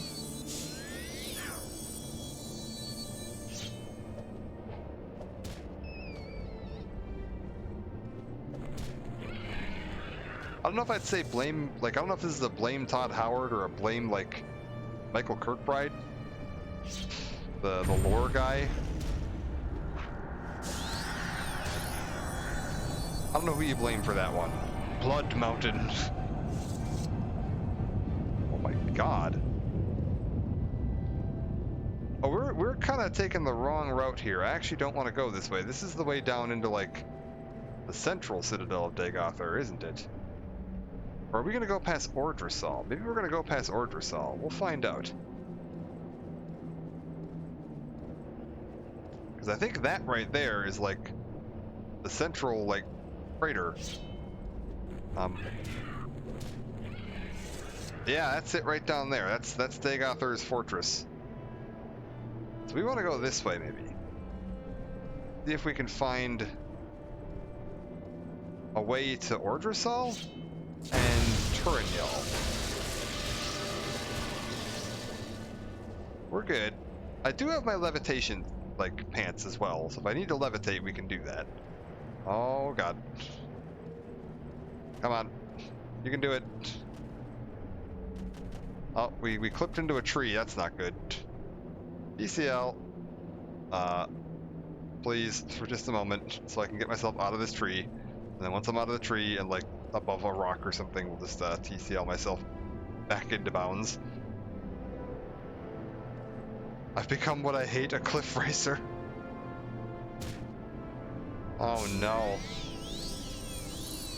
Where's that? Give me a cliff racer companion. Actually, to be fair, they have that in ESO. If you play as the, what's the class even called? Like the hunter equivalent in that game. It was added with the Morrowind chapter. I can't remember what the hell the name of it is. Technically you get cliff racer companions, that's true. They just try to kill you. But no, if you play the, one of the classes... Oh, there's an Ogrim up there. Look at that. Oh, is he coming down to say hello? I don't know where he went. He's up there somewhere. Okay, so I need to get up the mountain here. But yeah, the one of the classes in Elder Scrolls Online, you can, like, summon a cliff racer as like a companion that'll fight for you, which is pretty cool. Oh my god, I can't rest because there's enemies nearby. I can't see because it's dark out. I can't tell what time it is because I can't rest. 9 p.m. That's my problem. Let's see if we... Surely, if I just rest a little bit, the sky will clear right up and I'll be able to see just fine. Oh, it's much better out here, see? We might need to start resorting to some flying in a minute here. Ooh, long blade 100. Oh, now you fucked up. Now we're in trouble. All right.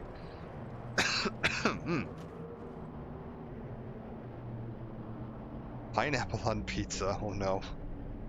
Oh no, I feel an accidental clicking of the band coming on here any minute now. It was my cursor, I swear.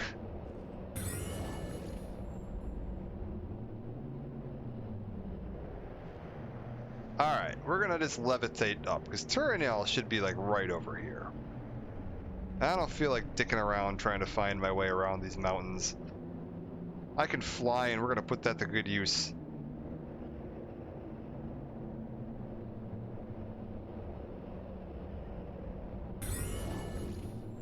Come on. Pineapple on. Oh my god, am I outnumbered here? Good lord. I don't know about all this.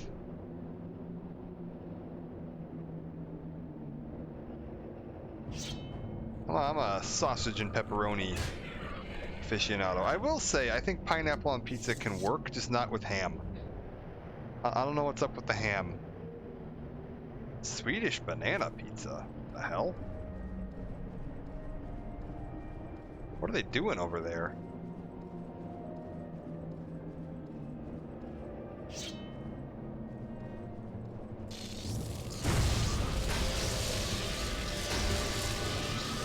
Is Sweden alright?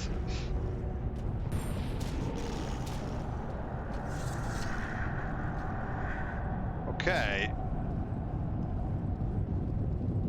This should be Turinal. I think there's a cliff racer stuck in the ceiling. That's fine. Yeah, see, Little Caesar sausage and pep for sure. Okay, Turinal, Kagranak's library. Oh god, no, I definitely can't rest here. There are definitely enemies nearby. We're good. Hold up. Okay, real quick, get my heal spell back. I need to get a better heal spell. This thing is terrible. I should get like Hearth Heal. I mean, maybe I should get to the point that I can successfully cast this first, though.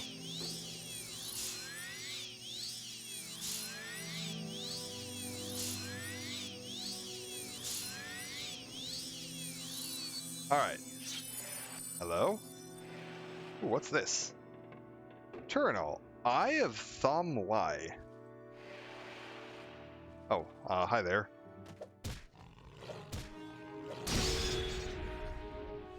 I love that they actually use the amulet to drain their own personality by 20 points as the first thing they do in combat. So good. Like, they really commit to the bit.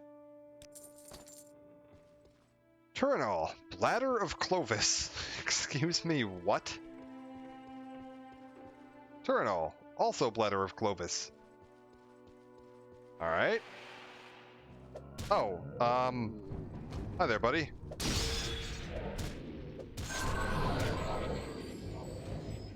Well, Turinal. Another one down. Amulet of Hearthrum. Fortify Magicka, Spell Absorption, and Lightning Shield. And a key.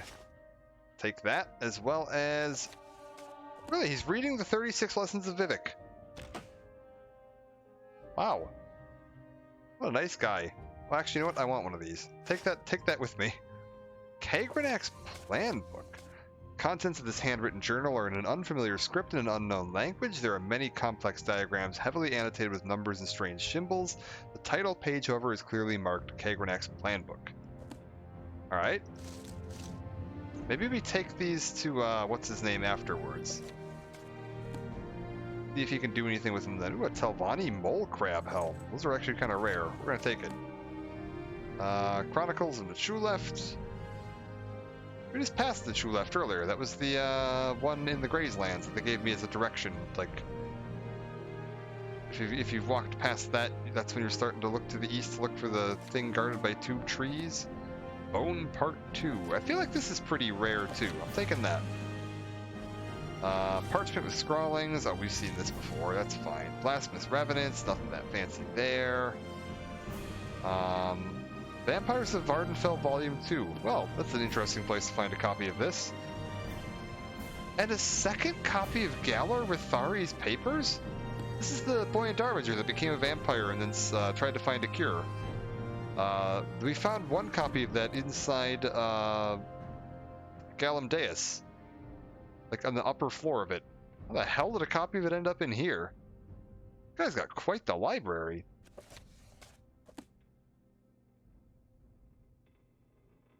Wow.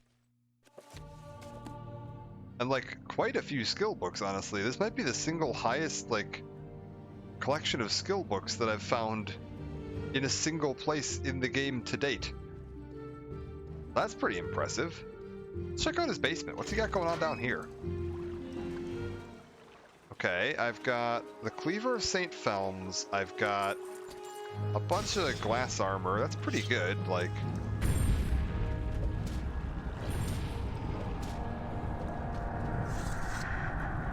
and that's it. That appears to be it. Alright, we just got a bunch of gems and scrap metal. Oh yeah, no, I love the whole like House Dagoth vibes. Very cool. Good aesthetic. Maybe you could do without the like existential body horror, but like the rest of it's pretty slick. I get down with this. The Eye of Dugan. Oh, hi Dugan. Are you Dugan? You're probably not Dugan. What's your name? Dagoth Falls. Rat meat. Wrapped corpus meat hunk. Black lichen. A gear. A chest. A bunch of junk. Another... Man, they've got like all of the 36 Sermons of Vivek damn near up in here. This is kind of cool. What's this? I'm not that worried about the minor loot they've got, because it's... Oh, wait. I wonder if the other guy had a key. Probably should have checked that, huh? Dwemer gear, which isn't that useful. Fortify health. And a bunch of nonsense. A diamond? A bunch of nonsense. Did the other guy have a key? Or quick save, just in case. He did. I bet you this opens that chest over there. It does. Look at that. More Dwemer junk. Alright, cool. I think that wraps this place up. Okay, where does this guidebook suggest that I go next? It wants me to go to Odrisal. The highest point of the terrain. Okay. Locked. Dagoth Ordos has the key. Kill him and claim the amulet. Get Keening. Okay, so don't equip Keening without wearing Wraithguard. Good advice. We're getting close to the point where we're going to maybe want to consider putting Wraithguard on. And we want to go to Odrisal, which should be this direction, more or less. Hello? Oh my god. I don't suppose you all would like to let me just up this mountain here. I should rest and meditate on what I've learned. Alright, sure. I'll rest and meditate on what I've learned. What have I learned? I've learned that I'm slightly stronger, have slightly better endurance, and my agility went up a little bit. Alright. What level does that make me? 20? Not bad. Let's just head up the mountain. Hey. Hey. The audacity of this guy. I'm the Nerevarine. Get back here.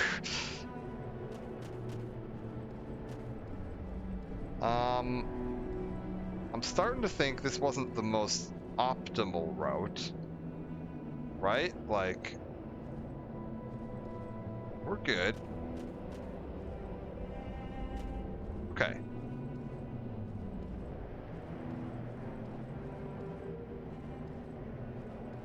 I think Odrisal is this one right here. Second.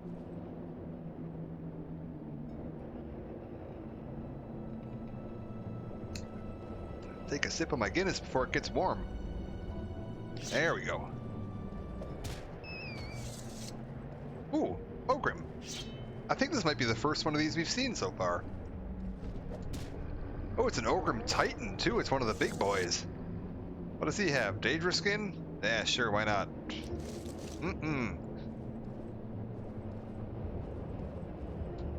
Okay, so this is Odrisal. Looking for an entrance. That's not an entrance, that's a crack in the wall. Oh, for the love of God, where are you coming from? Alright.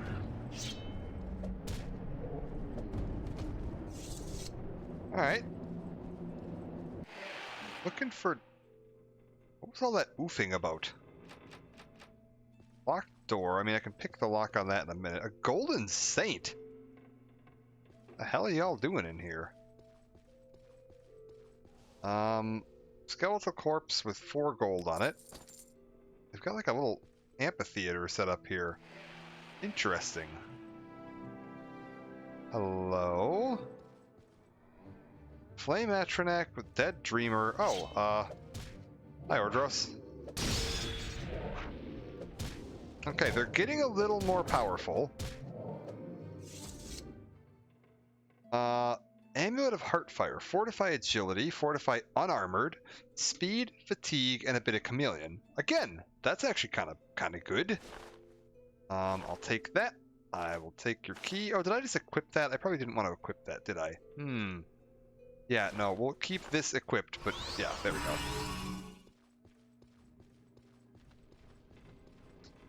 Does that open this door over here? Good lord, what the hell is going on down there? Okay. One sec, I think I have a guest coming to say hello here. Yeah. Okay, we're just gonna take care of you so that you stop playing the combat music for a second. Thank you. Golden Saint, Glass Viper Sword, already have one, don't need another. Dead Dreamer, garbage, don't need it. Alright, cool. Thankfully, these little citadels here are, like, pretty small and self-contained. They didn't make them, like, massive, sprawling, fortress complexes that you're going to spend 6 hours diving through. Like, they knew not to overstay their welcome. You come in here, you find what you're looking for, you kill a guy, you get out, which is exactly what this should be. Like, this is the victory tour here. Bummer Cuirass, no, don't need any of that. I'll take all this. That's pretty damn good. Take this. I don't really, I mean, I could take the Dwemer coins. They're a really good weight to value ratio. If you're ever playing this and you need money, raiding Dwemer ruins and stealing all the coins and then selling them back to the shops, not a bad way to make money. Because they weigh like next to nothing and they're worth quite a bit. Real quick, we're just gonna fix up my hammer. My sword? Hammer up my sword? Sure, that works. And then up we go to the tower, where we find a lovely altar. All these nice little ash statues set in these little alcoves here. Somebody took some time on this, because this is an independent, this is like a piece of scenery, and these individual items had to be like manually placed in here one at a time in the level editor. So hats off to whoever was the level designer here that took the time to go in and hand place all this stuff, because it came out looking great. And in the middle, Keening. Not great damage, however, you get a constant effect on equip, Fortify Magicka, Fortify Health, Fortify Attack, Fortify Agility, and Fortify Speed, which is pretty good. For a dagger, that's not terrible. You also, if you may remember, this shows up again in Skyrim. If you've played Skyrim and done like some of the side quests in the Mages Guild, there's a mage there that's trying to figure out what happened to the Dwemer, and he's paid for that. He found that blade somehow and was having it shipped to him, and he tries to recreate the experiments that Kagranak was doing on the Heart of Lorkhan by using a modified soul gem in place of the Heart of Lorkhan, and he accidentally blinks himself out of existence. And now with some of the lore we've read today, that might make a little more sense. What the hell's going on there?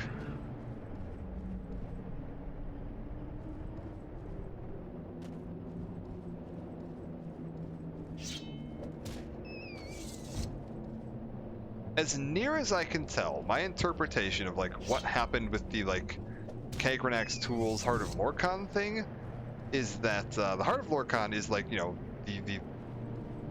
don't know if it's like a physical beating heart of the god, but it's like the condensed version of that god's power. His essence like condensed down into a physical manifestation. Hello? Oh, it's you.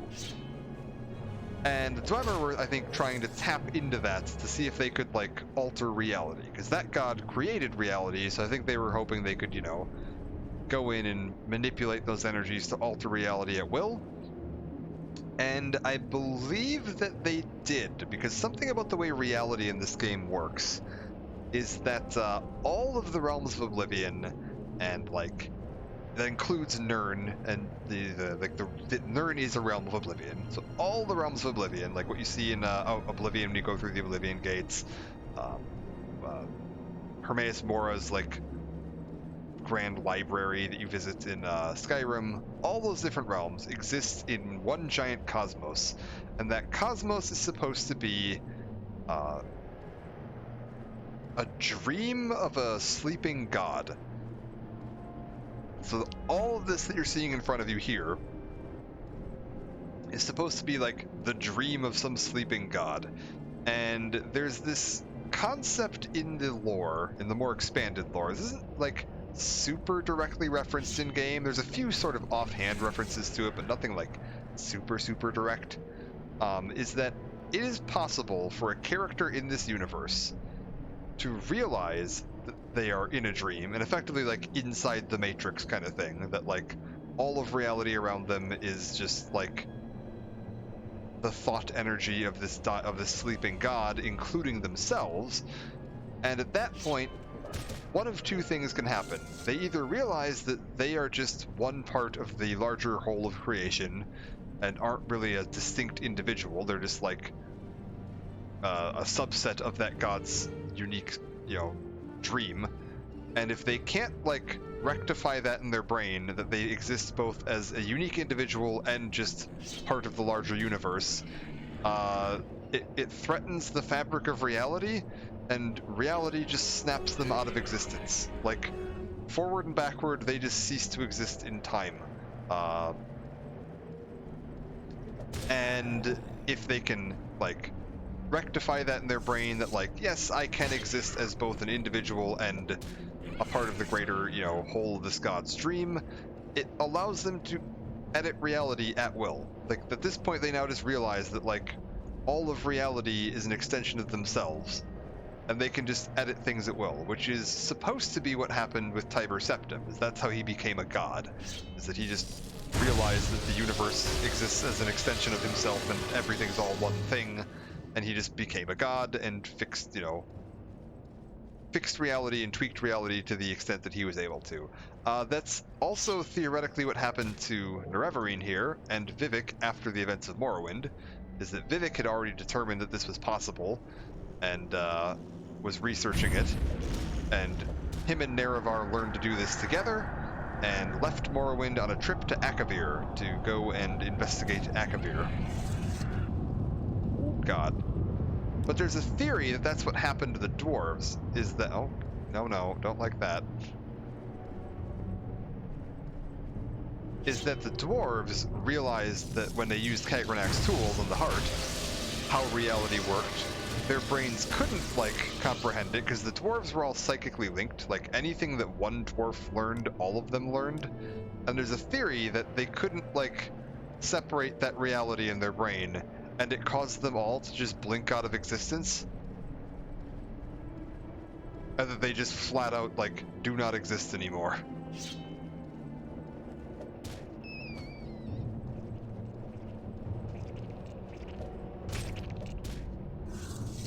And that the only reason that that one, like, last living dwarf was spared from that is because he was outside of, like, outside of the normal realms of reality at the time and wasn't linked to their little psychic, like, network that they had. And so he was spared because he didn't know what was going on at the time. Where are we headed? There's another tower that I need to get to, somewhere near here. I think it's, like, to the right, up this way? Oh my god, there's so many enemies up here, good lord. Mostly cliff racers, but like, there's just so many of them. Dagoth is summoning an army of cliff racers to threaten reality. Also, I just want to double check, this is where I'm supposed to be going next, right? Sunder? Yep. Oh, for the love of God, I hear you. Okay. Venom, high-level vampire. Bam, cool.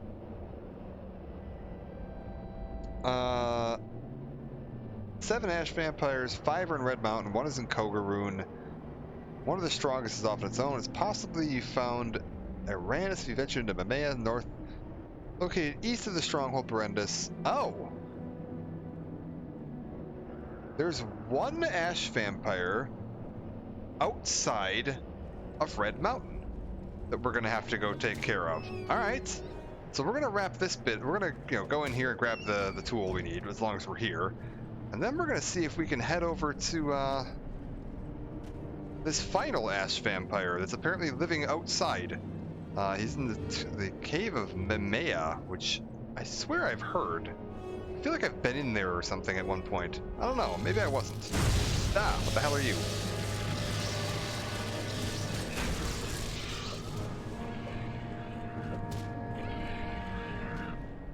Alright, we're good.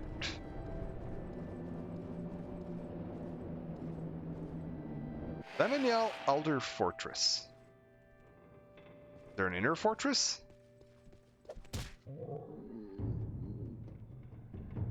Wow, that was quite the death animation on that guy. Alright, grab all this. Hello?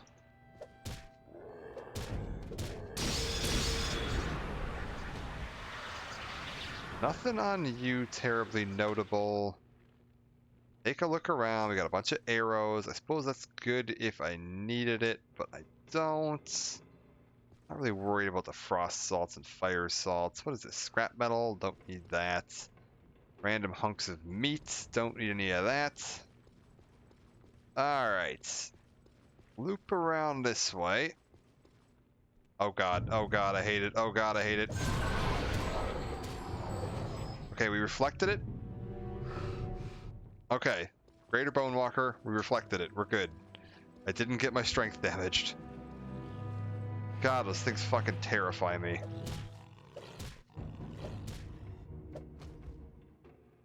Like, that damage strength is so nuts. Like, it's so powerful. What's that? It's just paper. Okay, calm down. It's just paper. Like, it can just cripple you so badly. More coins, a cog, nothing really fancy in here. I like that the Dwemer have, like, solid metal bed frames. Like, guys are advanced, man. That's how you know it, cause, like, that's the measure of an advanced civilization here. How nice are their beds?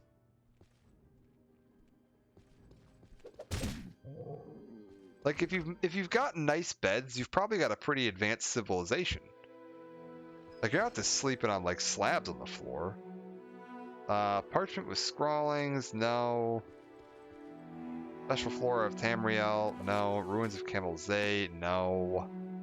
Don't need any of this. I suppose there's a restore strength, maybe? Restore strength? No? Okay. Like, I would take a restore strength. Could come in useful. Never know. Could be a bone walker in here. Oh, hello. Okay. We got it.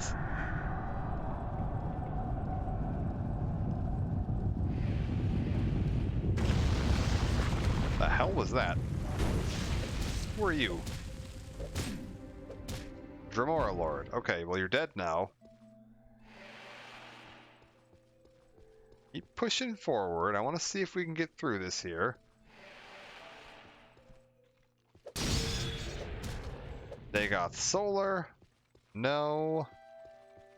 Okay, this looks like there's a central room with a door to it from each side and 2 floors, from what I can see here. We're on the lower floor. Hello? Oh, hi. You're who I was looking for. Alright. Another Ash Vampire dead. This guy has Sunder on him. Another pretty decent weapon. This is actually pretty damn powerful. Chop 10 to 70, that is pretty damn good. I mean, if we take a look at, like, Chrysamir here, like, Kryzmir's 5 to 70. This is technically more powerful than Kryzmir. I think it's something a lot of people tend to overlook, is that Sunder is like legitimately an option for one of the best weapons in the game. Like, it's crazy how good it is. Fortify attack 30 points is nuts. Fortify strength 20 points is also nuts. Fortify fatigue, or drain fatigue 1 point on self isn't great. I don't know if that's constant or if that's just single use. We're going to show something off here in a second. What happens if you equip this without wearing Wraith Guard? Amulet of Heart Heal, Fortify Strength. That's pretty damn good. Fortify Hand-to-Hand, Shield, Levitate. Keep that. Journal's been updated. Alright, we've got the bits we need. If I just, like, save real quick here, right? We're going to save a quick save. If I just take Sunder, right? You know they said, like, oh, it'll drain your health. And you won't last long if you're not wearing Wraith Guard. Here's what they mean by that.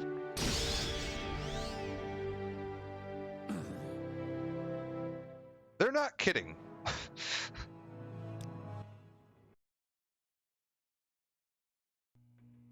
However, if we put Wraith Guard on, and then flip over to Sunder,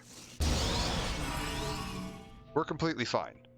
The Drain Fatigue thing appears to not be, like, super noticeable. Oh. Don't like that. Like, I'm sure it's there, but, like, not that big of a deal. The bonus stats you're getting here, Fortify Endurance, Fortify Strength, 20 points, that's super good. If we, like, pop back over to that, I'm at 360, this drop beat, that's an extra 40 points of stamina just on its own from having the hammer equipped, which kind of offsets any of the penalties you'd be dealing with. So there's definitely an option to be going with that. I believe it's classified just as a blunt weapon. Yeah.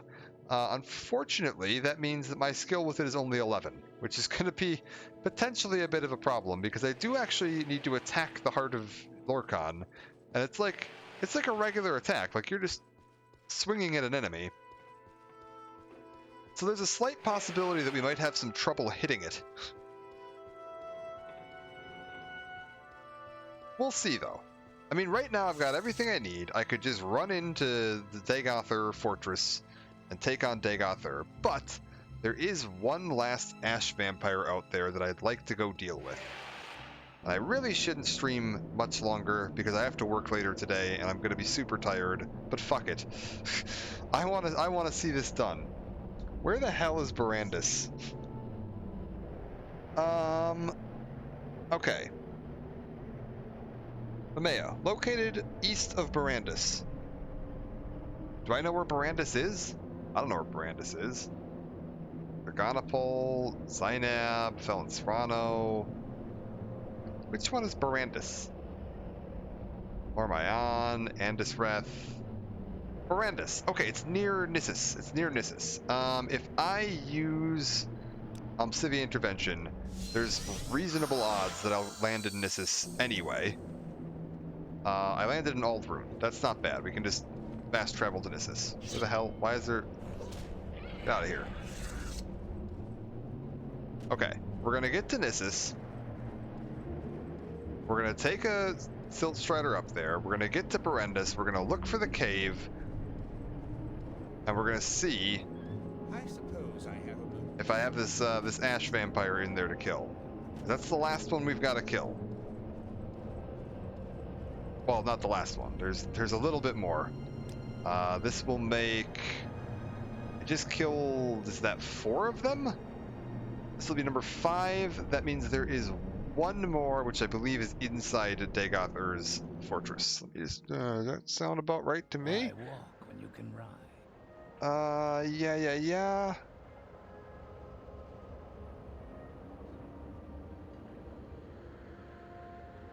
Yeah, good deal. We'll be fine.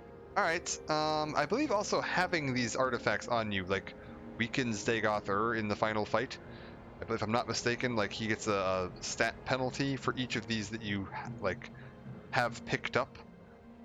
I don't think you have to have them, like, equipped or anything. Just having them picked up at some point will do it. If I wanted to go to, like, I don't know, say here. And then we're going to look for... That's Barandus right there. Okay, so we're going to look for Barandus. We're going to head over that way. We're going to head east of it and look for a cave called Mamiya? Mamia? Something like that? It says it's east of here. If I'm lucky, it'll be on my local map. If I'm not lucky, we'll be wandering around for the next 3 hours. I'll have to quit my day job. I don't suppose my local map is going to already show it by chance, would it? Nah, that'd be too easy. Keep on pressing forward. What have we got here?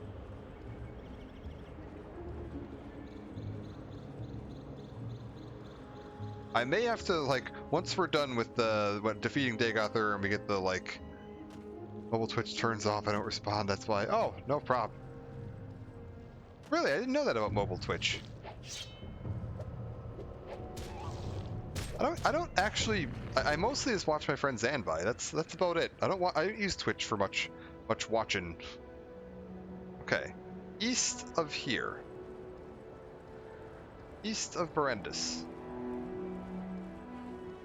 Looking for a cave. East of Barandus. So in this kind of a direction.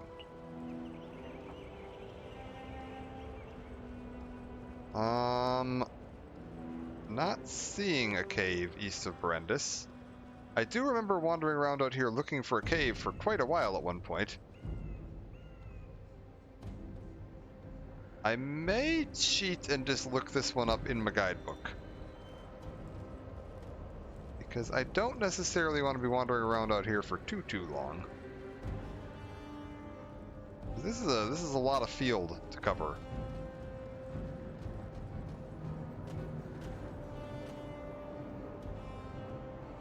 Yeah, I think we're just gonna take a quick glance at the old map section here and see if I can find this one briefly. Hopefully I can. These maps weren't the most useful thing in the universe, though, from what I remember. Where the hell are my maps? Here we go. Bams and Shend. Oh, that's not it. Oh, are the maps at the front? They are. Okay, all the Ruin region. What's 8? Andesreth? No. So we need to go farther back. 42? Barandus. Okay, I need to go one map forward. Looking for number 6 on my map. Which is located where? Looking for a Daedric shrine named Dusharan. And it's right near that. And I think I see a Daedric shrine, like, right ahead of me. And if that's Dusharan, then we are right near where we need to be. Matter of fact, this might be the cave I'm looking for right here. If I go over this and I turn around and there's a cave here, we are in the right spot. Oh, hello.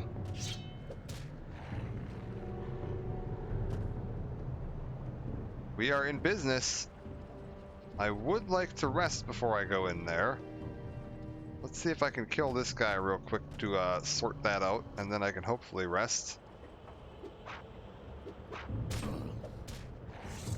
I see a guy there who probably has a quest for me. Don't really care. Just gonna real quick save. And let's see what we've got in here. Sanctum of Awakening. We will suffer greatly. Okay. Dreamers. 6th house base. Not surprising. I don't know how big this place is. Sanctum of Black Hope. And just push on in. I want to see if we can find our guy. I'm not really concerned with the rest of this place.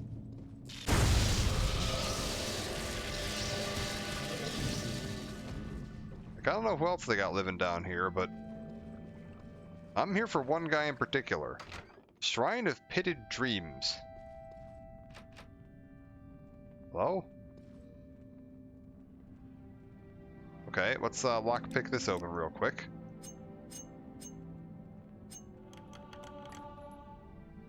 Alright, I gained security of skill from that. Sure. Why not? How's my... Ooh. I forgot that Sunder is heavy. Keening and Sunder are not doing great things for my carry weight right now. We're fine.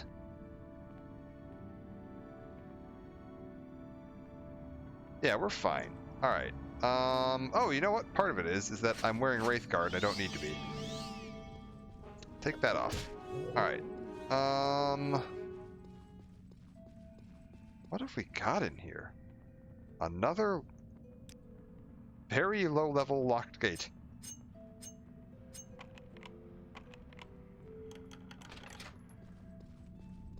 Can I just, like, real quick, okay, that one's not locked. I want to make sure I don't accidentally equip, like, Keening or Sunder, because it'll just kill me. No? Hello? Dead bodies? Hello? Where's your boss? I'd like to speak to the manager.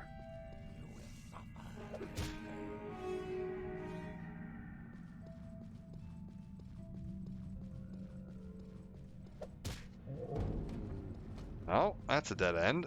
Alright. This place is a little bigger than I was expecting. Hello? I mean, I appreciate the, like, tenacity of the crazed cultist running at, like, whatever the hell my character looks like right now. With, like, a club. Like, A for effort. No chance it's gonna work, but, good on them for trying. Well, this is looking pretty encouraging. Who are you? You're unusually... Zula. Crude bronze key. Curious? What's this? Ooh! Oh, we're taking that. Daedric Face of Inspiration. That is one of only 3 Daedric Helms in the game. Those are super rare.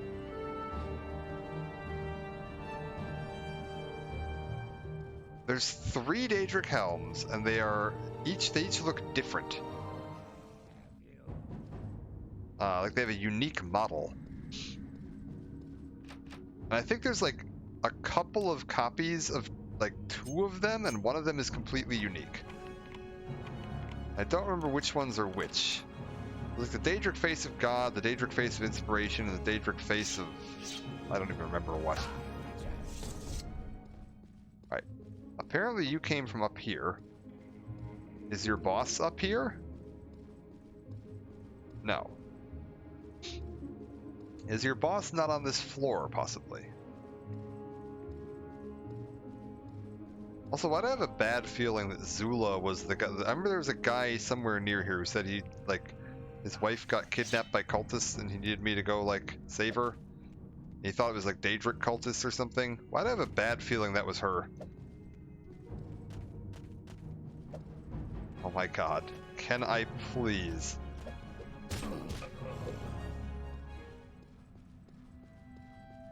It was while I was a vampire, I think. Or while I was, like, prepping to become a vampire. I have a pretty bad feeling that might have been who I just killed. We'll check back with that in a minute. I didn't get a journal update, so maybe not, but the fact that she was named is, like, not super encouraging. Oh my god, where is this guy? Come on.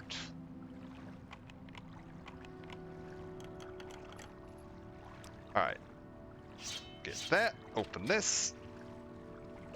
Run at the crazy man, the zombie with the sword like a crazy person. We're good. Nobody in the corner.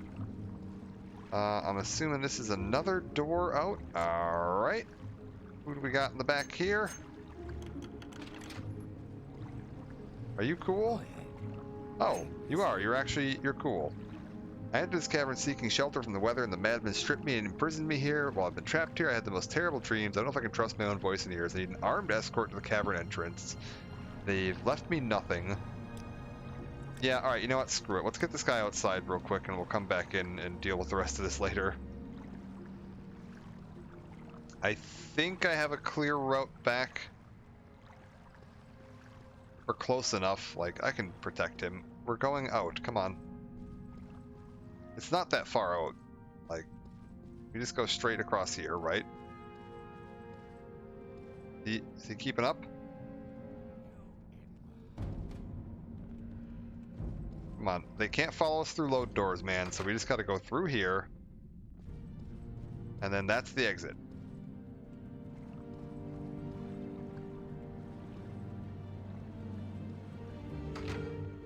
Thank you. Okay, my father house orders the Altscar Inn, blah blah blah blah blah. Tell him, okay, cool. Blossom anew beneath tomorrow's sun, he'll know that I sent you. Okay, cool, we rescued a guy. Alright, real quick, I want to finish this up so that we can get in there, kill Dagonther, wrap up this game. Wrap up the main quest anyway. Where the hell is he? No. You know what? I don't even care about the trapped gate. I will take the trap. Alright, that door is stuck. You're dead.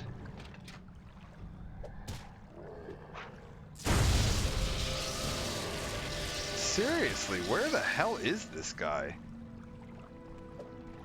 A little ridiculous. I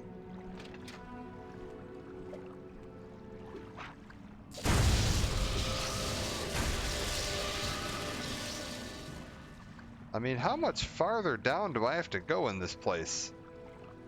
Killed a lot of dreams. This place is huge. I was just commenting that, like, the citadels were, like, quick in and out, there you go. This guy is set up like a metropolis down here. My god. We've got, like, secret underwater tunnel entrances. We've got, really renovated the place. Okay, is he in here? No. That was a minor blind.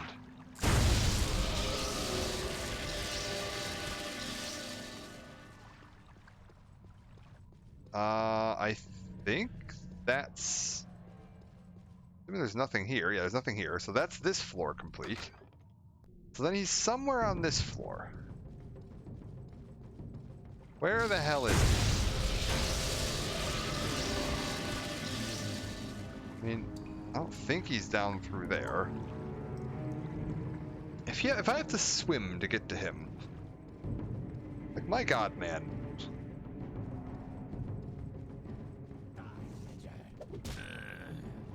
Okay, you're dead. What do we got through here? Level 5 lock. Sure, why not? Boom.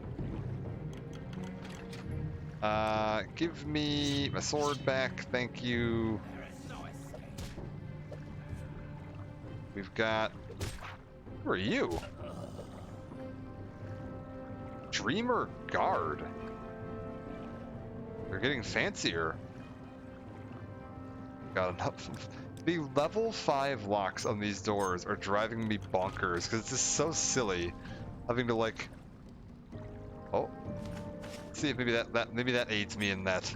It's so silly to constantly keep switching to a lockpick to open a level 5 lock. Like, just kick the door in, man. Right, nobody there.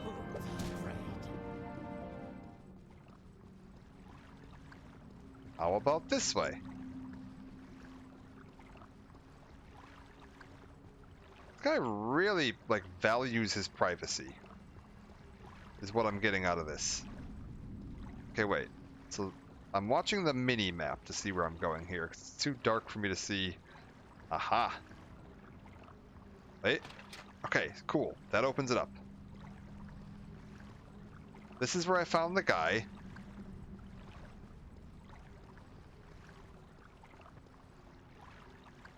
Okay, wait, where the hell is he? I've now been, like, everywhere down here. It says he's in here. I definitely didn't clear this place out already. Let's check. I go over to here. Is there, like, a passageway that I completely missed here? Okay, what's to the left and then through this way?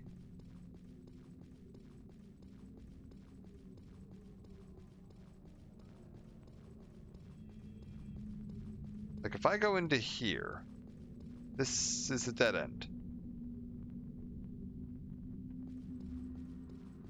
I don't understand. I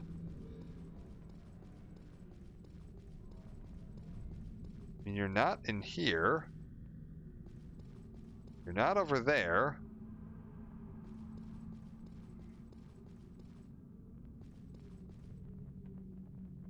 Where the hell does it say where he is? No. Weird. Okay, I guess we go back up a floor. There's that one bit where I was like, do I have to swim? I could take a look there and see if he's like under the water. He's an underwater vampire. I don't know. Is there anywhere else I haven't really been here? I could check this loop again real quick, but I think this is where I got the key, right? Like, there definitely wasn't anything else down there. Yeah, this is where I got the key. Like, oh, wait, is there a little back passage? Oh my god, he's back here. You little bastard, hiding in the corner.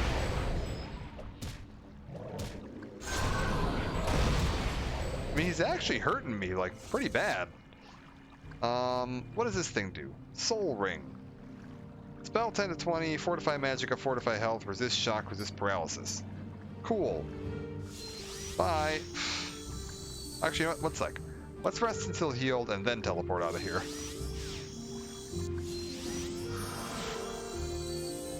Alright, this takes me to Nissus. We take the Stilt Strider back to Aldrune. I run back to Dagothar's fortress, and we go punch Dagothar in the face. I think we have made it to the end now. This should be the very final bit. You, take me to Aldrune.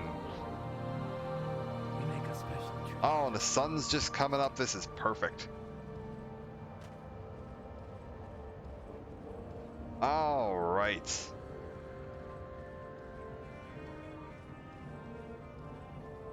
All we have left to do is to kick in the front door to Dagothar's personal citadel. The Dagothar Thirsters were here for this. Oh, they'd be very mad.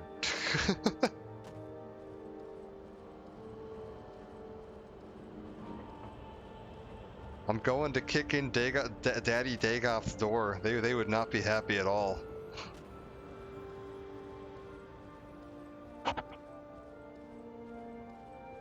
That's okay. Maybe they can catch the VOD. Wait and see if I get copyright struck for someone claiming I used their guitar solo cover of the Morrowind main theme. Oof.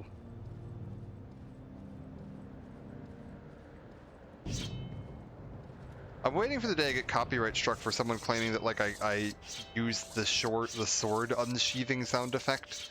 And they claim they have a copyright on that because they used it in a like remix. What'll it be?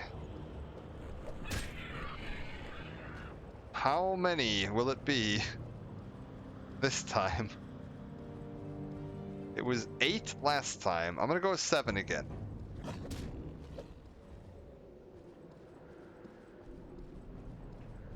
We're at 1.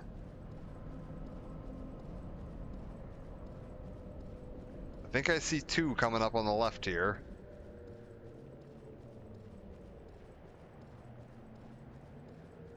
Oh yeah, that's 2. Alright, come here.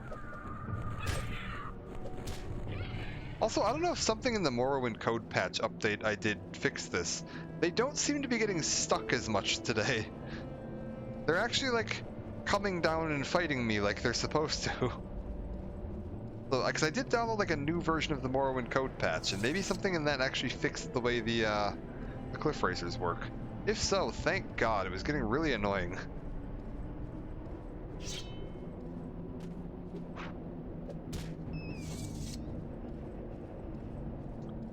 Alright, I think that's number 3 on the right here, and actually maybe that might be it. 3 or 4 total, because this is Ghost Gate. You know what? I don't even care. Cliff Racer, you enjoy your tree. I've got places to be.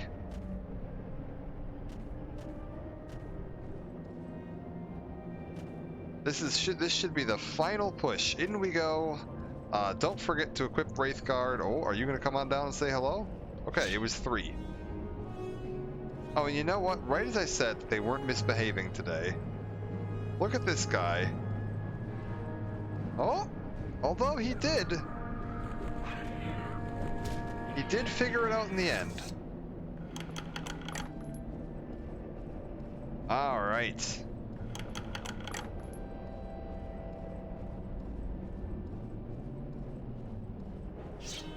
I think I can just cheat and we can just go straight forward. You're supposed to have to go on like a big spiraling loop around the whole mountain to get into Dagothar's like central citadel. But there is a path that's like straightforward. It's just a little too steep to make it up in a normal method. But I have levitation, so shouldn't be a problem. We'll just run straight forward until we get there and then hop up the cliff and in we go. Check my world map. Yeah, we're almost there.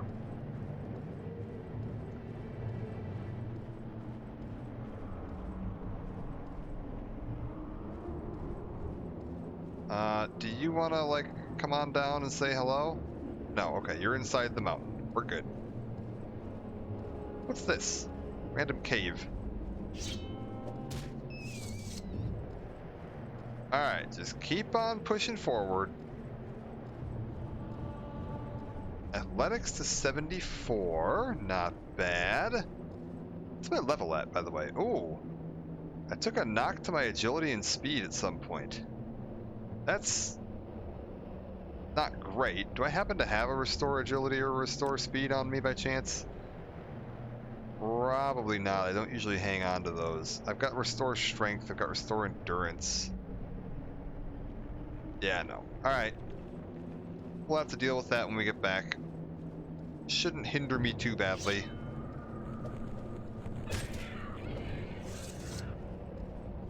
And if we just head up this way... can I maybe make it up by jumping? Probably not. It's pretty much... You're not supposed to be able to get up this bit. But that's fine. We got the travel-stained pants off of our friend back in the cave there. So let's make some use of those. We will just levitate our way up this little cliff here. I might need to levitate up one more up ahead, and then we are into the central crater, coming from the south side this time. We saw it earlier coming from the north side, but this time we should be coming in just over the rise on the south. We're probably going to need to float our way down into the crater from this side. There's not as clear of a path. The north side definitely has the more defined path to where we're heading. Where'd he go? Okay, he's dead.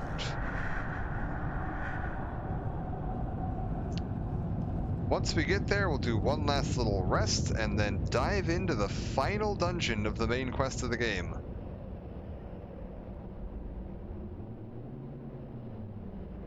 Come on. Am I going to be able to make it up to this rise here before it wears off? Oh, definitely not. Ow. You know, when I was installing the code patch, one of the options they had was that you could replace magic to more like Oblivion-style magic, where it's just one button to cast. You don't have to, like, remove your weapon. I was like, nah, that's too cheaty. Maybe reconsidering that now.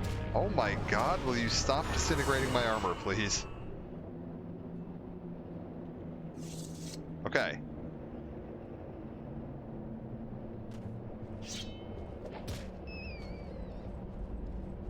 This here is our central citadel, and we need to make our way down, ideally without falling into the central pit of lava. We're good. Because, yeah, there's a nice little lava pit down there at the center of Ash Mountain, Red Mountain. And where we're heading is this guy right here, which is locked up. And when you first get here, you're probably going to be like, what the hell? There's nothing around here. If you head a little over to the left of the door, there is a switch on this pipe. 1 second here.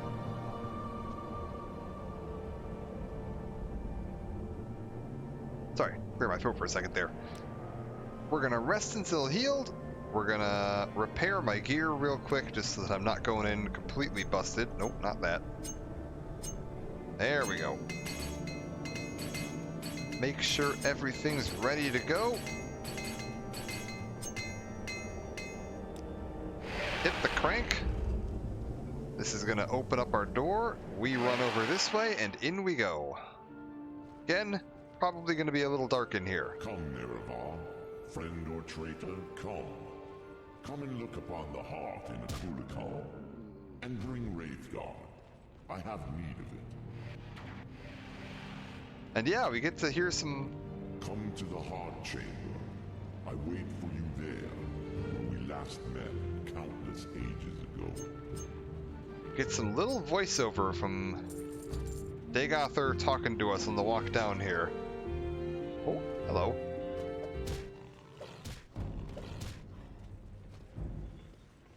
Alright.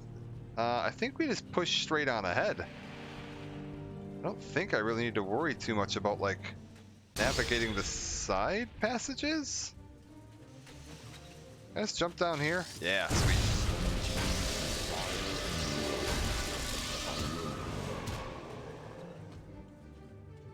Who's this? Oh, there's a lot of them down here. Alright, we're good.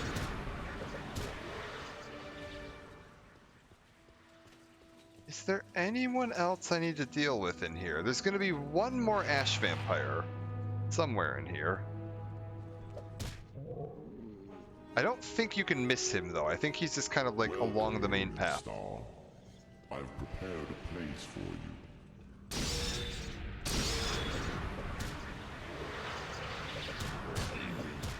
Just to be safe though, we're gonna try to clear out as many of the side rooms as I run past on the way down.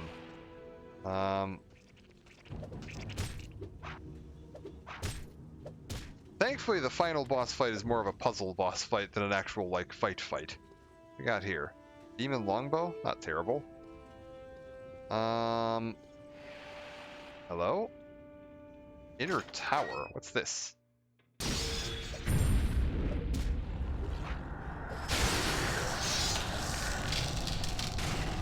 We've got a full set of glass armor damn near, in case you need it.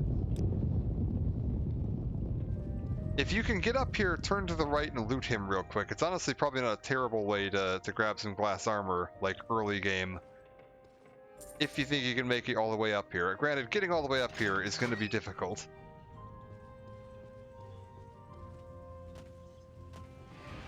Come, bring Wraithguard to the Heart Chamber.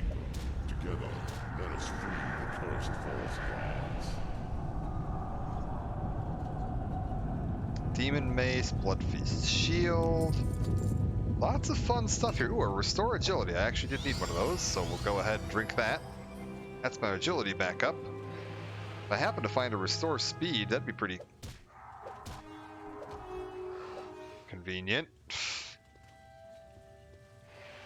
Back in Bone Walkers, man.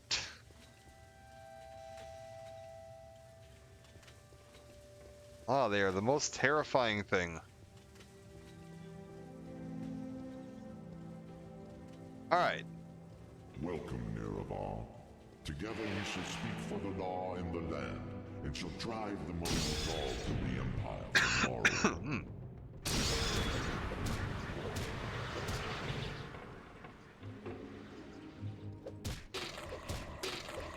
Where is... Ah, there he is.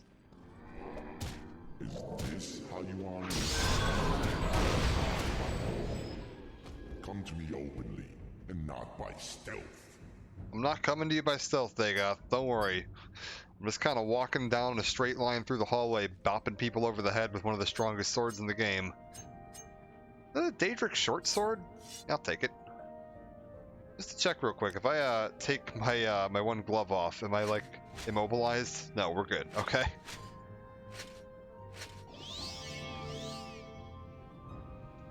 We're still fine. Dwemer Boots of Flying. I think this might be a, like, kind of reference to the boots that you repair with Deviath Fear. This is a stronger version of it. Which, yeah, again, not a terrible enchantment to have on a set of boots. Like, just recast it a couple times so you get the good one.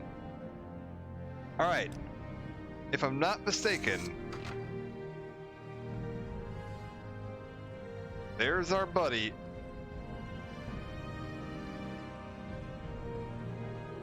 Welcome, Morning Star, to this place where destiny is made. It began here, it will end here. Are you any part in words, or would you prefer to skip the speeches and get to our business? You are the challenger here after all, so to you go the courtesy of the first blow. Indeed, we get the fantastic main theme for this. I'll read this because his voice is so quiet. We'll just read over it. Began here, it will end here. Have you any parting words, or would you prefer to skip the speeches and get to business? You are the challenger here after all, so to you goes the courtesy of the first blow. So let's talk about parting words. Now that you've come to me here, there can be but one result. Many times I have considered offering to share this place with you. I considered offering to accept your oath of service. You might try to buy my trust by giving me Wraithguard, Keening, and Sunder. I thought we might once again be friends, comrades, brothers in arms. But I have won this place in power by right of conquest, by right of daring and enterprise. I will not risk it to cunning and deceit. I offer you no deals. If you are my enemy, I cannot trust you. And even if you are not my enemy, I cannot let you live. It will all be decided here. I believe I will prevail, but I cannot be sure, and I am vain enough that, should I fall, I will wish to be remembered in my own words. So, if you have final questions you would ask them now. I have final questions I would ask you, if you would answer.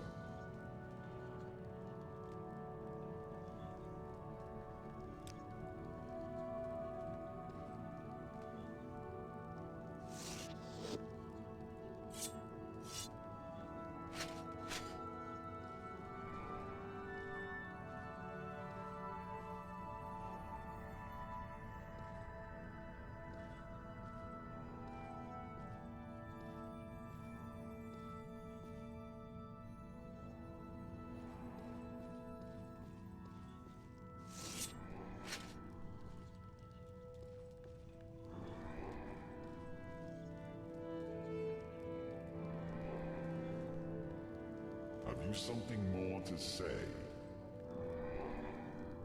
Have you something more to say? My first question is, are you really Miravar Reborn? Yes, Mike was on mute. Sorry. Yes. I wanted to see if I could, like, just drop the items there and leave it for him, but apparently he's not interested. I also wanted to see if I could reverse pickpocket it onto him, but no luck. I wanted to let him talk there and make sure I wasn't accidentally, like, drowning it out. But yeah. I was like, I think that seemed like it was loud enough that it would be audible. Yeah, I was like, can I just give him the stuff? But no, he's not interested. Alright. Am I really Nerevar Reborn?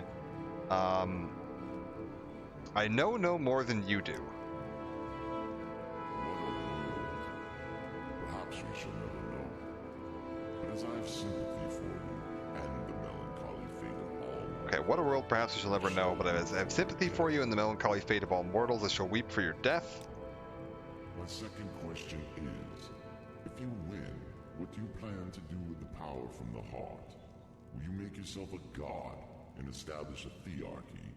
Or will you complete a Kulakan and dispute control of Tamriel with the Septums? Or will you share the heart with your followers, as I have, and breed a new race of divine immortals? If I gain control of the heart, what will I do? We'll go with, I mean, not really any of these. I'm planning to destroy it, but,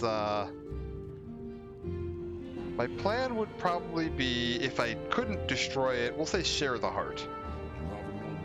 a noble spirit. I share the power I have from the heart to help free mortals from the ancient fears of the gods. Who knows what we may be capable of once we no longer fear death. Your goal is worthy, and I honor you for it. My Final question. If I had offered to let you join me, would you have surrendered Wraithguard, Sunder, and Keening to let me seal your oath? Yes. Keening to me to seal your oath. Yeah, I literally set him on the floor and walked away a minute ago, man. You didn't take him. Yes, with the right guarantees. Since it hardly matters, there are no guarantees that would help you once I had my hands on these tools. Pity I didn't try to bargain with you. It might have made things so much easier. But now, if you have questions, ask them. Otherwise, you're the challenger. I await your first blow. Let's go ahead and ask questions. What's your plan for the heart? I will continue to draw divine power. Continue to draw divine power from the heart, distribute it to my kin and followers. I will continue to broadcast divine power upon the blight winds so that it will touch in each soul on Vardenfell and then more broadly across the waters to the rest of Morrowind and Tamriel. In time, every mortal in Tamriel shall feel the liberating contact with the divine. Alright, plan for the 6th house. 6th house will serve as an elite cadre of our movement. As cultists evolve through various stages of enlightenment, they will become, as suits their abilities, either holy warriors or priests. Their duty is to prepare themselves for service. Their joy and liberation is to enter ever more deeply into the profound enlightenment of the divine dream world. So see, he knows what's going on here. He just has it slightly wrong. What is your plan for the Dunmer? I will free the Dunmer from the Imperial yoke and cast down the false gods of the temple. I will lead them out of their ancient superstitions and give them an intimate knowledge of the divine. Then perhaps when Morrowind is once again restored to its ancient glories, it will be time to consider whether the Dunmer should cultivate ambitions of empire. Alright, how do you justify your crimes? If by crimes you mean the inevitable suffering and destruction caused by war, then I accept the burden of leadership. The 6th house cannot be restored without war. Enlightenment cannot grow without the risk of upsetting the tradition-bound and complacent herd. And the mongrel armies of the Empire cannot be expelled from Morrowind without bloodshed. As I have charity and compassion, I grieve, but our mission is just and noble. What happened to the Dwemer?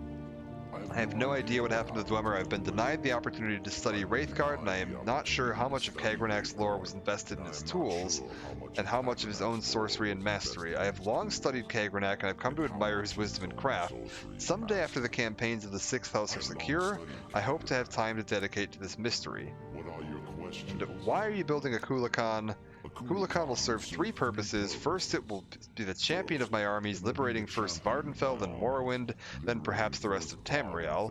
Second, it will serve as a sower and cultivator of the divine substance derived from the heart. 3, it will serve as the prominent banner and symbol of our cause, to defy the Empire, to liberate mortals from ancient superstitions, and to glorify our crusade against the gods.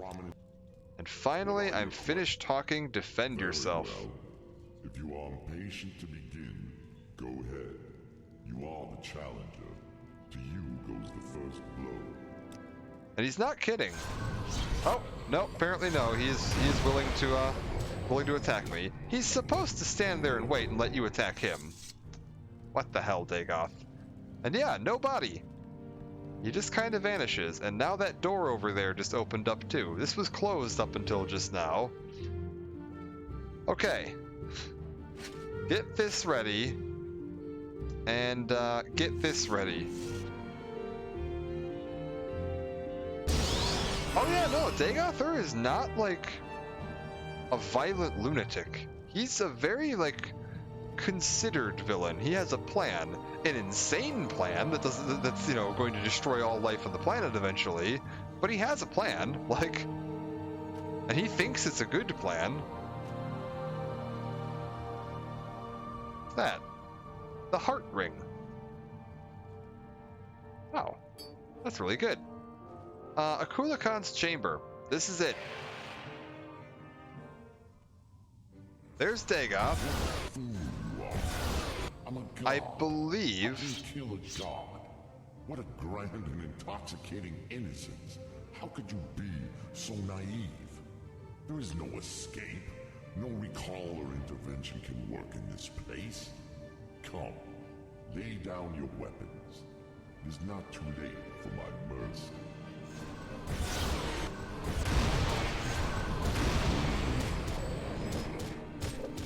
Oh god. Okay, so he is real powerful. That's barely touching him. What do I want to do to, let's get a scroll of healing going on here. Oh, I'm over encumbered. That's bad. Okay. Okay, we good. I can restore strength.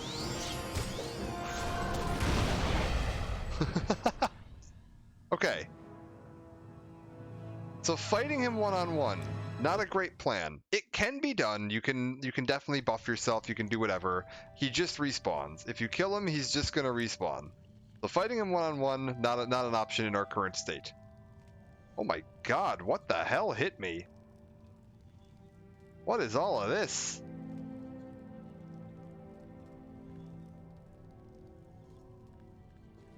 Let's grab the heart ring real quick. My god. We're gonna need to stop by some kind of shrine or temple on the way out of here, because that is a no-go. Alright, give me that. Give me this. We're gonna get Sunder equipped, right? We're good to go. But we don't need to fight him. We've got a Kulikon there in the background. What we need to do is destroy the heart of Lorca. What a grant of you innocence. How could you be so naive? Let's run around here real quick. He's gonna chase after me, but that's fine. Come, lay down your weapon. Don't mind these guys, they're fine. Just get over this, keep moving. We're good. I've taken a couple of minor knocks. I'm gonna go ahead and burn one of my scrolls of healing, right? Probably not a terrible idea. Where's the scroll of healing I had? I know I have one.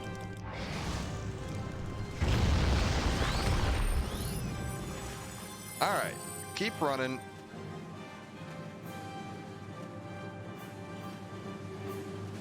Get all the way down to the bottom. Is he lost probably? Yeah, he's a little stuck on the rocks up there. So that gives me a minute.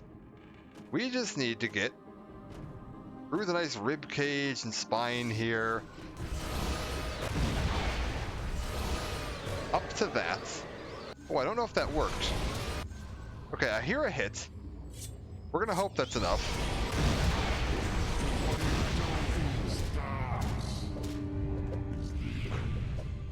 Okay, I think we did it. Oh, maybe not. We might be in trouble here.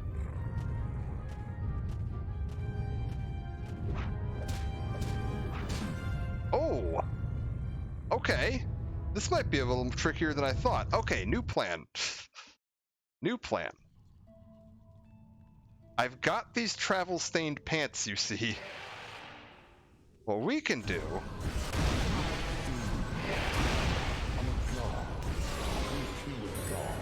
is we can just hop down here, right?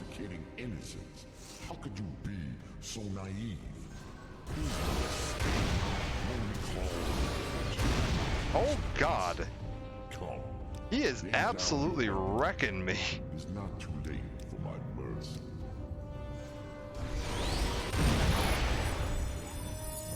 I might be in some trouble here.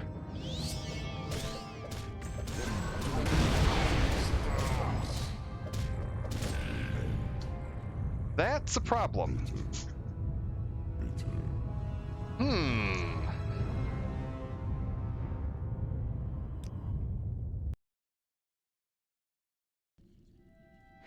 Okay, new plan.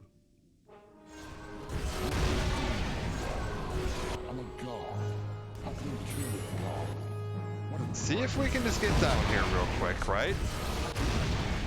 Oh God. Oh God. No recall or intervention can work in this place. Oh my God, this is rough.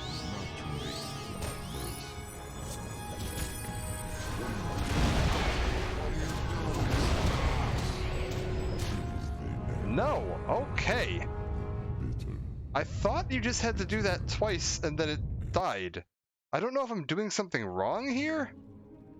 Like, this shouldn't be this hard. I'm a god. How can you kill a god? Okay, so he's gonna teleport down here at some point, right? Intoxicating innocence. How could you be so naive? There is no escape. No recall or intervention can work. Is it like if I touch the bridge? No, it's if I get too close to the thing. It's not Okay, get that on. Let's get this going.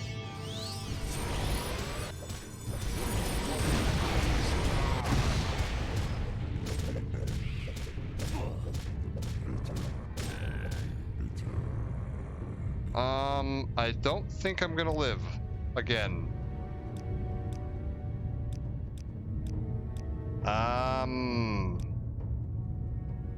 Wait, potions. Do I have potions of restore health? I have an exclusive potion of restore health.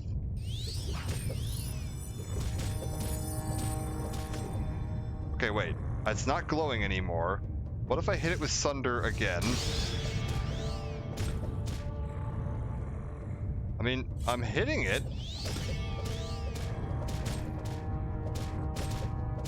I swear this is supposed to just instantly kill him.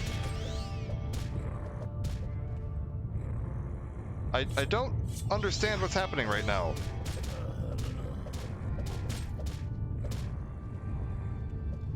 Wait, do I just need to hit him now? Wait, okay, wait. Do I just hit him? I don't have planned to defeat Dagoth on me, no. I shouldn't need it, though. I'm a god. How can you kill a god? What a 1 second. New plan. Hit this. Whack this until it stops glowing. Okay. Down potion, equip Chrysamere. There we go. That's what it is. Break the heart, then whack him.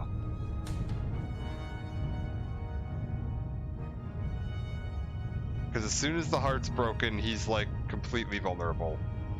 Do I need to smack it some more, maybe?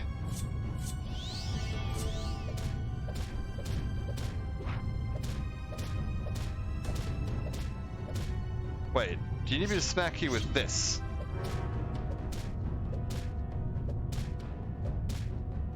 Okay, wait, I'm actually damaging the heart now. Maybe I just break the heart.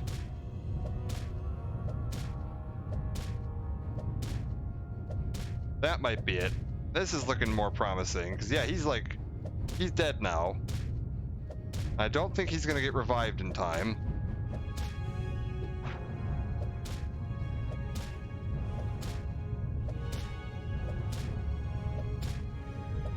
Just keep smacking it.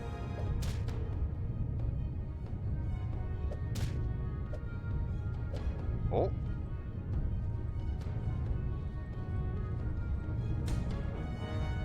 Are we good?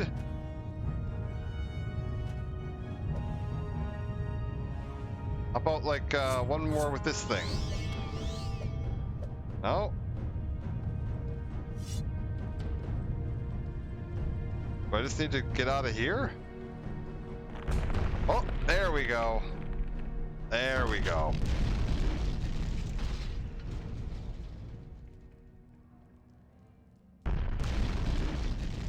And his big construct creation collapses.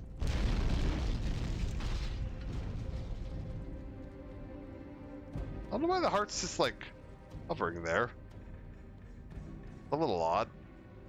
What's down here? I'm sorry I broke your stuff, Dagoth. You seem like a cool guy, but like, you know, didn't leave me a lot of choice there, buddy. Alright, we good. I think there's still technically like a dreamer in here that thinks he's fighting me. Which, we're just gonna leave. We're just gonna walk on out of here. I think at this point you can just pop the crank, and yeah, it'll just pop the door open, and away we go. Instead of Why am I getting stuck here? Away we go. And... God, that really fucking did a number on my stats. We're gonna have a visitor on the way out of here. Hello. You no longer bear the burden of prophecy. You have achieved your destiny. You are free. The doomed Duima's folly, Lord Dagoth's temptation, the tribunal's seduction, the god's heart freed, the prophecy fulfilled. All fate sealed and sins redeemed. If you have pity, mourn the lost, but let the weeping cease. The blight is gone, and the sun's golden honey gilds the land. Hail, Savior, Hortator, and Nerevarine. Your people look to you for protection. Monster and villains, great and small, still threaten the people of Vardenfell. Enemies and evils abound, yet indomitable will might rid Morrowind of all its ills. For you, our thanks and blessing, our gift and token given. Come, take this thing from the hand of God. And the final reward, a little floating ring gift from Azura.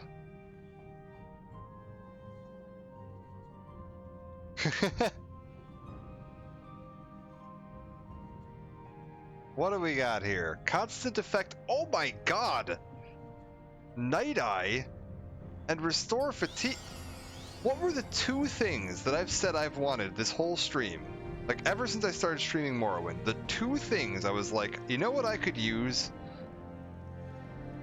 Was I could use a constant effect for Fortify Fatigue, and a constant effect Night Eye so that you guys can see what the hell is going on in the stream. And look at what she gave me.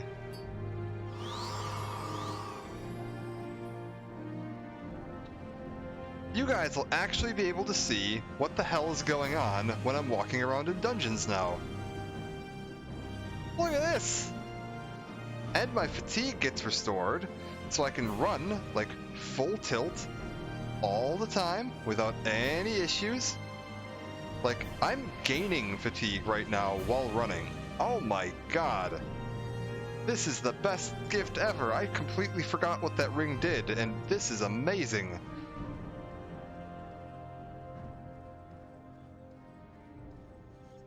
Like, I'm gaining fatigue while running at full sprint. That's so good. Let's get out of here. We have one more person to talk to, and then we're going to call this apart for today. It's like, technically we're done right now. Like, I don't think my journal... Yeah. Insane dreams can no longer drive the people of Morrowind to madness as they sleep. Azura gives me a ring. The end. But there is one more person we should probably check in with. Because I think we need to go talk to Vivek and see what he thinks about all of this.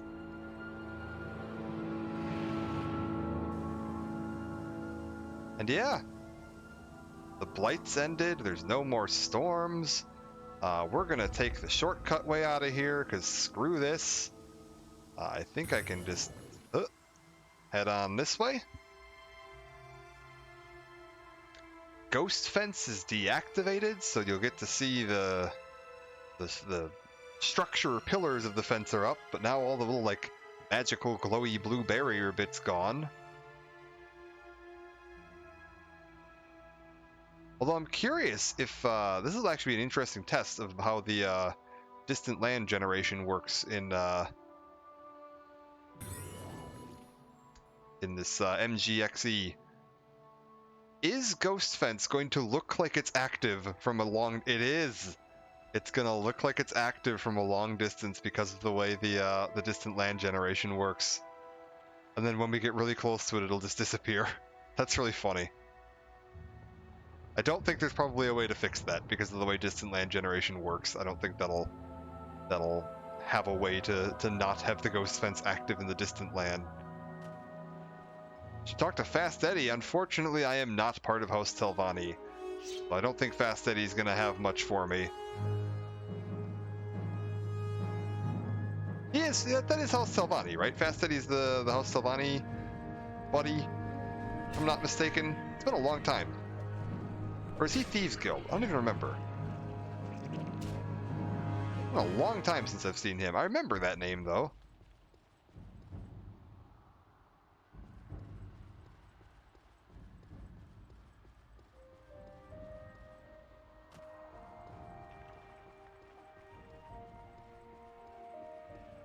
Alright, head on down. I don't even remember what his deal is, though. Like, does he have, like, unique dialogue related to the end of the game? I don't know. I don't even remember. I remember him being, like, a fun character. Oh, look at that. That fancy fade out as we get closer. Because as we get close enough for the game to actually load it in, Ghost Fence is no longer really there. I think we're just gonna leave, though.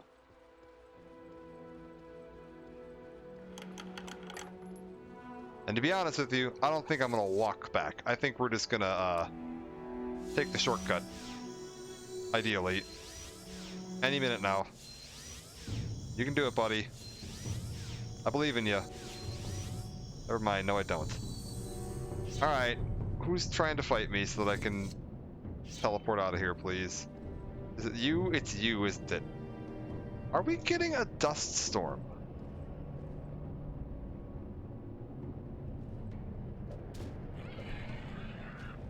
Like, it's not technically a blight storm anymore, it's just a dust storm, but like, really? Oh my god, please just let me rest so that I can Alm Civi back to a temple so that I can fast travel to Vivek, please. Game. Why you do this?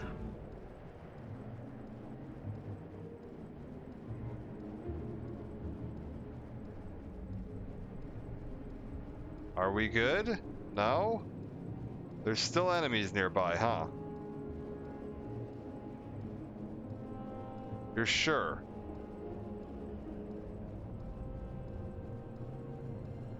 Come on.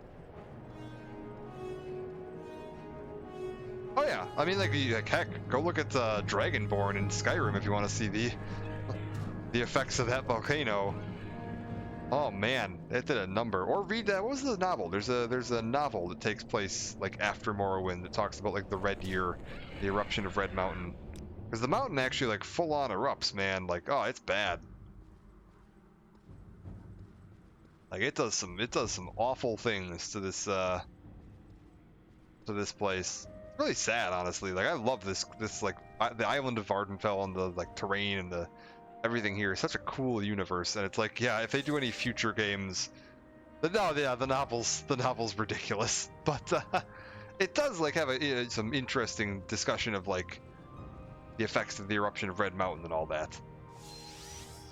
The novel's completely ridiculous over the top, though. And yeah, it sucks because like, man, I'd love to see them like come back here at some point and like show more of Morrowind, but like, man, it's like every new Elder Scrolls game they release, they have just been shitting on Morrowind. Like, oh, the volcano erupted and wiped out most of the island and killed a ton of people, and the ash spread around and wiped out even more people, and then the Oblivion Crisis happened and wiped out even more people, and then the Argonians invaded and wiped out even more people. It's just like, God, these guys can't catch a fucking break lately. You, Vivek. Let's go talk to our man and see how he's doing. I don't think there's really much else left to do. You know who I should talk to at some point, although I kinda doubt he's gonna have any unique dialogue. I bet you he doesn't. Beryl Sala, the head of the Ordinators, the guy that, like, very clearly super did not care for me. I should go talk to him and see what he has to say.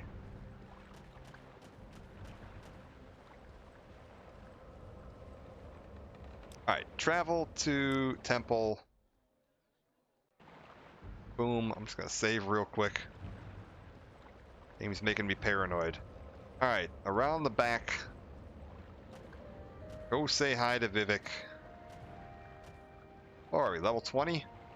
Yeah, maybe I can. Maybe one of these altars up here can restore my stats too. That would be nice, not having an intelligence permanently damaged. Well, I don't think my intelligence was all that high to begin. Actually, wait, it was reasonably high, I think. What did they do to my intelligence? Do you happen to restore attributes? Do you happen to restore attributes? No. Damn. Alright. Vivek! Light is gone, we've survived, now we must dedicate ourselves to rebuilding the temple, and you must dedicate yourself to the responsibilities as Protector of Morrowind. We've lost our divine powers, but not altogether. Some token of the people's faith remains, and we shall dedicate it to rebuilding the temple. Now that Dagothar is gone, we can turn our energies into the more humble needs of the people. It's good, honest work, and I believe there's redemption in it. He was a god, and now he's dead, if one can truly kill a god. There are still issues to be resolved between the temple and the dissident priests, and now that our greatest enemy is gone, we must reorganize the temple to meet the needs of the people. We have less need of ordinators, for example, and greater need of priests and healers and teachers. We must find time to mourn and honor the dead. Without the power of the heart, our divine powers diminish, our days as gods are numbered. I've told my priests that I shall withdraw from the world, and that the temple should be prepared for a change. We may be honored no longer as gods, but as saints and heroes. The temple will return to the faith of our forefathers, the worship of our ancestors, and the three good Daedra, Azura, Mephala, and Boethia. The missions and traditions of the temple must continue, but without its living gods. Hear about, Protector of Morrowind?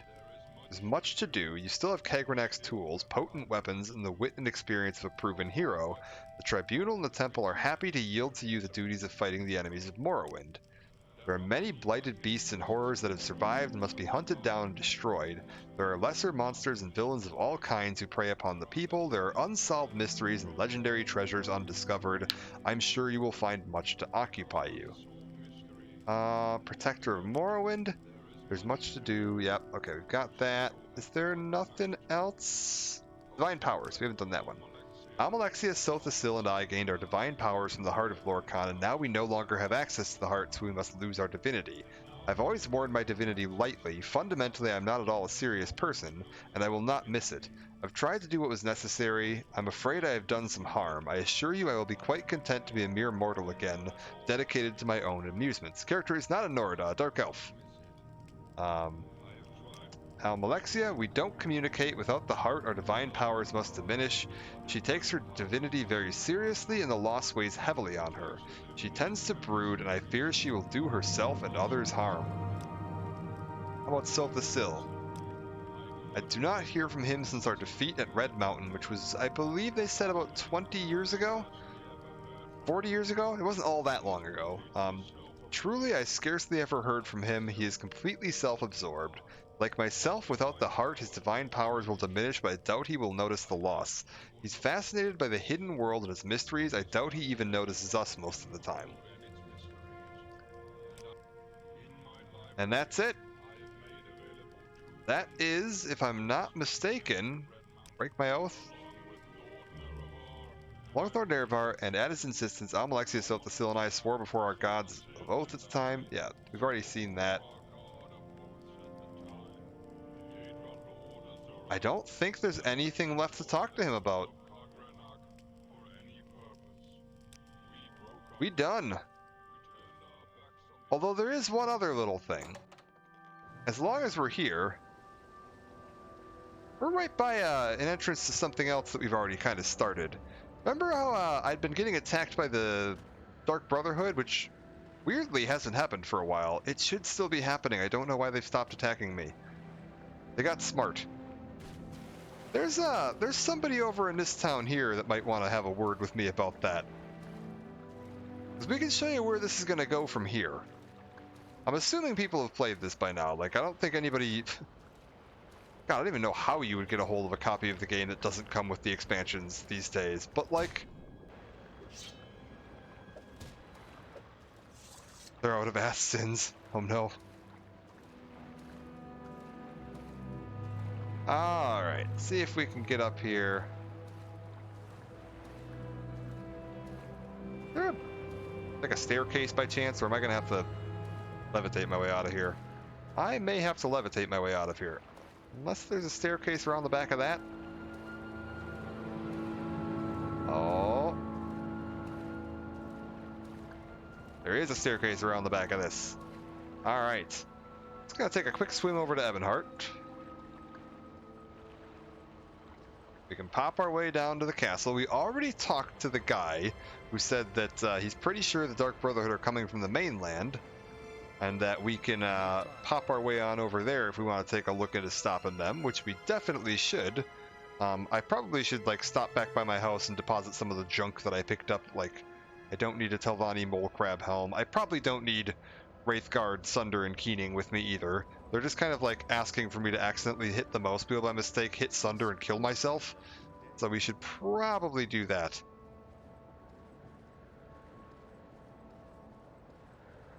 But yeah, we already talked to Tony Stark over here, and got the mod kicked off, or it's a mod expansion pack kicked off. So if we head into here,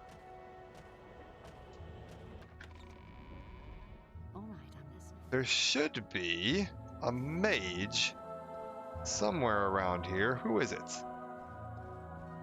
You? Reverine and Honor. No. Who is it that I talked to in here? Is it you? I think it's you. Yes, Asian Rain. Greetings, friend. What may I do for you? I need you. Transport to Mournhold. Oh, does it stop with just when you talk to him? Really? I thought it was you had to go and like actually defeat them in the sewers. You wish to go to the mainland. It's highly irregular. I'm sure you've heard they've been restricted to travel to Mournhold. They've been a bit worried about the Blight, even though it's been reported that the Blight is gone from Vardenfell. They're still worried about possible contamination. What's your reason for wanting to go to the city? I like that they updated her dialogue here to mention that the Blight is gone. I fear I've been marked by the Dark Brotherhood and I wish to investigate. Oh my, I can see why you'd like to get that cleared up. That's dangerous business, though. I can't say I'd be happy to send you off on that sort of fool's errand. If you're sure, though, I suppose I can oblige you. If you need to return to Vardenfell, speak with Efete in the Royal Palace. Take care. These people are not to be taken lightly. I'll send you there when we finish speaking. And welcome to Mournhold. If we pop out into the courtyard real quick, we can actually zip on over this way. As a word of warning for anyone who's never played this expansion before, do not, under any circumstances, talk to this man. It is going to be a bad time if you talk to this guy. But we want to head real quick, as long as we're in Mournhold. And we got some fancy ordinators hanging out around here. Because just inside here, which is very much locked, is Almalexia. Because we're going to be doing a whole series of missions where we're going to end up meeting some more of the higher up political elites of the world and getting in with them, which is why I wanted to finish the main quest before I went to do this. This makes a bit more sense if you've already like definitively confirmed yourself as the Nerevarine and defeated Dagothar and all that, because when you meet Almalexia, like, you're in theory the reincarnation of her dead husband who she murdered. And so there's a bit more of a personal connection if you do it in this order. Also, you got these fancy royal guards. These guys are real cool. The statue, I think, a pretty cool statue out here. Almalexia fighting Mehrunes Dagon. Got just a bunch of cool stuff. And yeah, like a unique world space that's like separated from the main continent. Like if I open up my map here, where'd I go? I'm not on the map at all, but it's all about the local map here. Bunch of cool side quests, bunch of cool new content. You can get some, like, a pet. You can get a pet rat. You can get a bunch of cool unique armor and weapons and stuff. Like, this is a really fun expansion. So we'll take a look at that when we get back next time. I don't know that I'm going to jump straight into it like tomorrow. I might take either tomorrow off or spend some time thinking about what I want to do next. Maybe do a one-off or something tomorrow. Maybe take a look at some more Perfect Dark or something. I do at some point here want to get through Breath of the Wild before Tears of the Kingdom comes out, because I've still never finished Breath of the Wild, like, ever. So I'd like to take a look at that before Tears of the Kingdom comes out. And yeah, I've got Darksiders 2 that I was working on that I wouldn't mind wrapping that up. I don't know if I'm going to jump right into Darksiders 3 afterwards. We can start that. Yeah, there's a bunch of stuff we have planned. But as usual, thank you all for joining. It has been lovely chatting, having people around to finish this up. It's been great replaying this. Like, this is one of my all-time favorite games, and being able to go, just go through it all again and do a bit of lore dive in and go into all the stuff and like fully experience the main quest is always a blast. Every couple of years I like to kind of go through and do this, so it's fun getting another shot through it. I haven't done the expansions in quite a while, so that'll actually be very fun. I might at some point after you have some free time in the schedule here, look at doing like some of Elder Scrolls Online, because some of the Elder Scrolls Online stuff ties into these characters too. Like if you do the Morrowind chapter, it really ties into these characters, which is really fun. I might look at doing Oblivion. I might look at doing some Skyrim at some point. We'll see about that. I got a lot of stuff we could do. I'm a big Elder Scrolls fan, so who knows? Maybe they'll announce Elder Scrolls 6 at some point, and I'll get a chance to look at that. I'm not holding my breath though. But yeah, for now, we're going to call it a part. I need to get some sleep. I am dead tired here, so we'll probably try to find a raid if there's somebody playing Morrowind or one of my friends online. If there aren't, I'm just going to let you guys go your own way. As usual, if you want to follow, that always is much appreciated. And if you're interested in just knowing what the plans are for streams, what days I'm planning on streaming, what the schedule is going to be, stuff like that. Monday nights is always Zelda. And then I try to do 2 to 3 nights a week on the other nights around the same time as I did this stream right here. The Twitter link down below is where I will post any updates or plans or what I plan to do for the week, or if you have any questions or anything like that, that's the best way to contact me for that. And the YouTube link down below is where I post all my old VODs and like archived videos. I have an old archive of pretty much everything I've ever streamed for the most part down there. And for now, let's pause this real quick, and I'm going to pop it back over to the ending soon. And we're just going to take a quick look and see. Ooh. We're going to take a quick look and see and hope I didn't crash the game there. Oh, I did. Damn, I hadn't saved. Oh, we'll see where that save reloads me when I come in next time. Let's see if we've got anybody. Back in Morrowind, man. 50-50 shot every time you alt-tab on whether or not it's going to work when you come back. Let's see if we got anybody else here who's streaming Morrowind that we can go dive into. Or any of my other friends that have been streaming lately.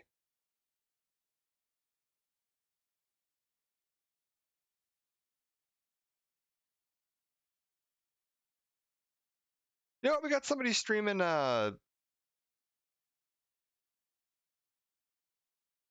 Yeah, we got somebody streaming some Skyrim right now that I've got followed that I must have raided one other time. So we're going to go ahead and send a raid their way to watch some Skyrim for a bit. But again, thank you all for joining. I will be back either tomorrow or the day after with something. I'll post on Twitter what the plan's going to be. I hope to see you there. Take care for now, and let's go head off on this way. Did I use the right command? Oh my god, I got it right. It's a slash, not an exclamation mark. I'm learning. All right. Take care for now, guys.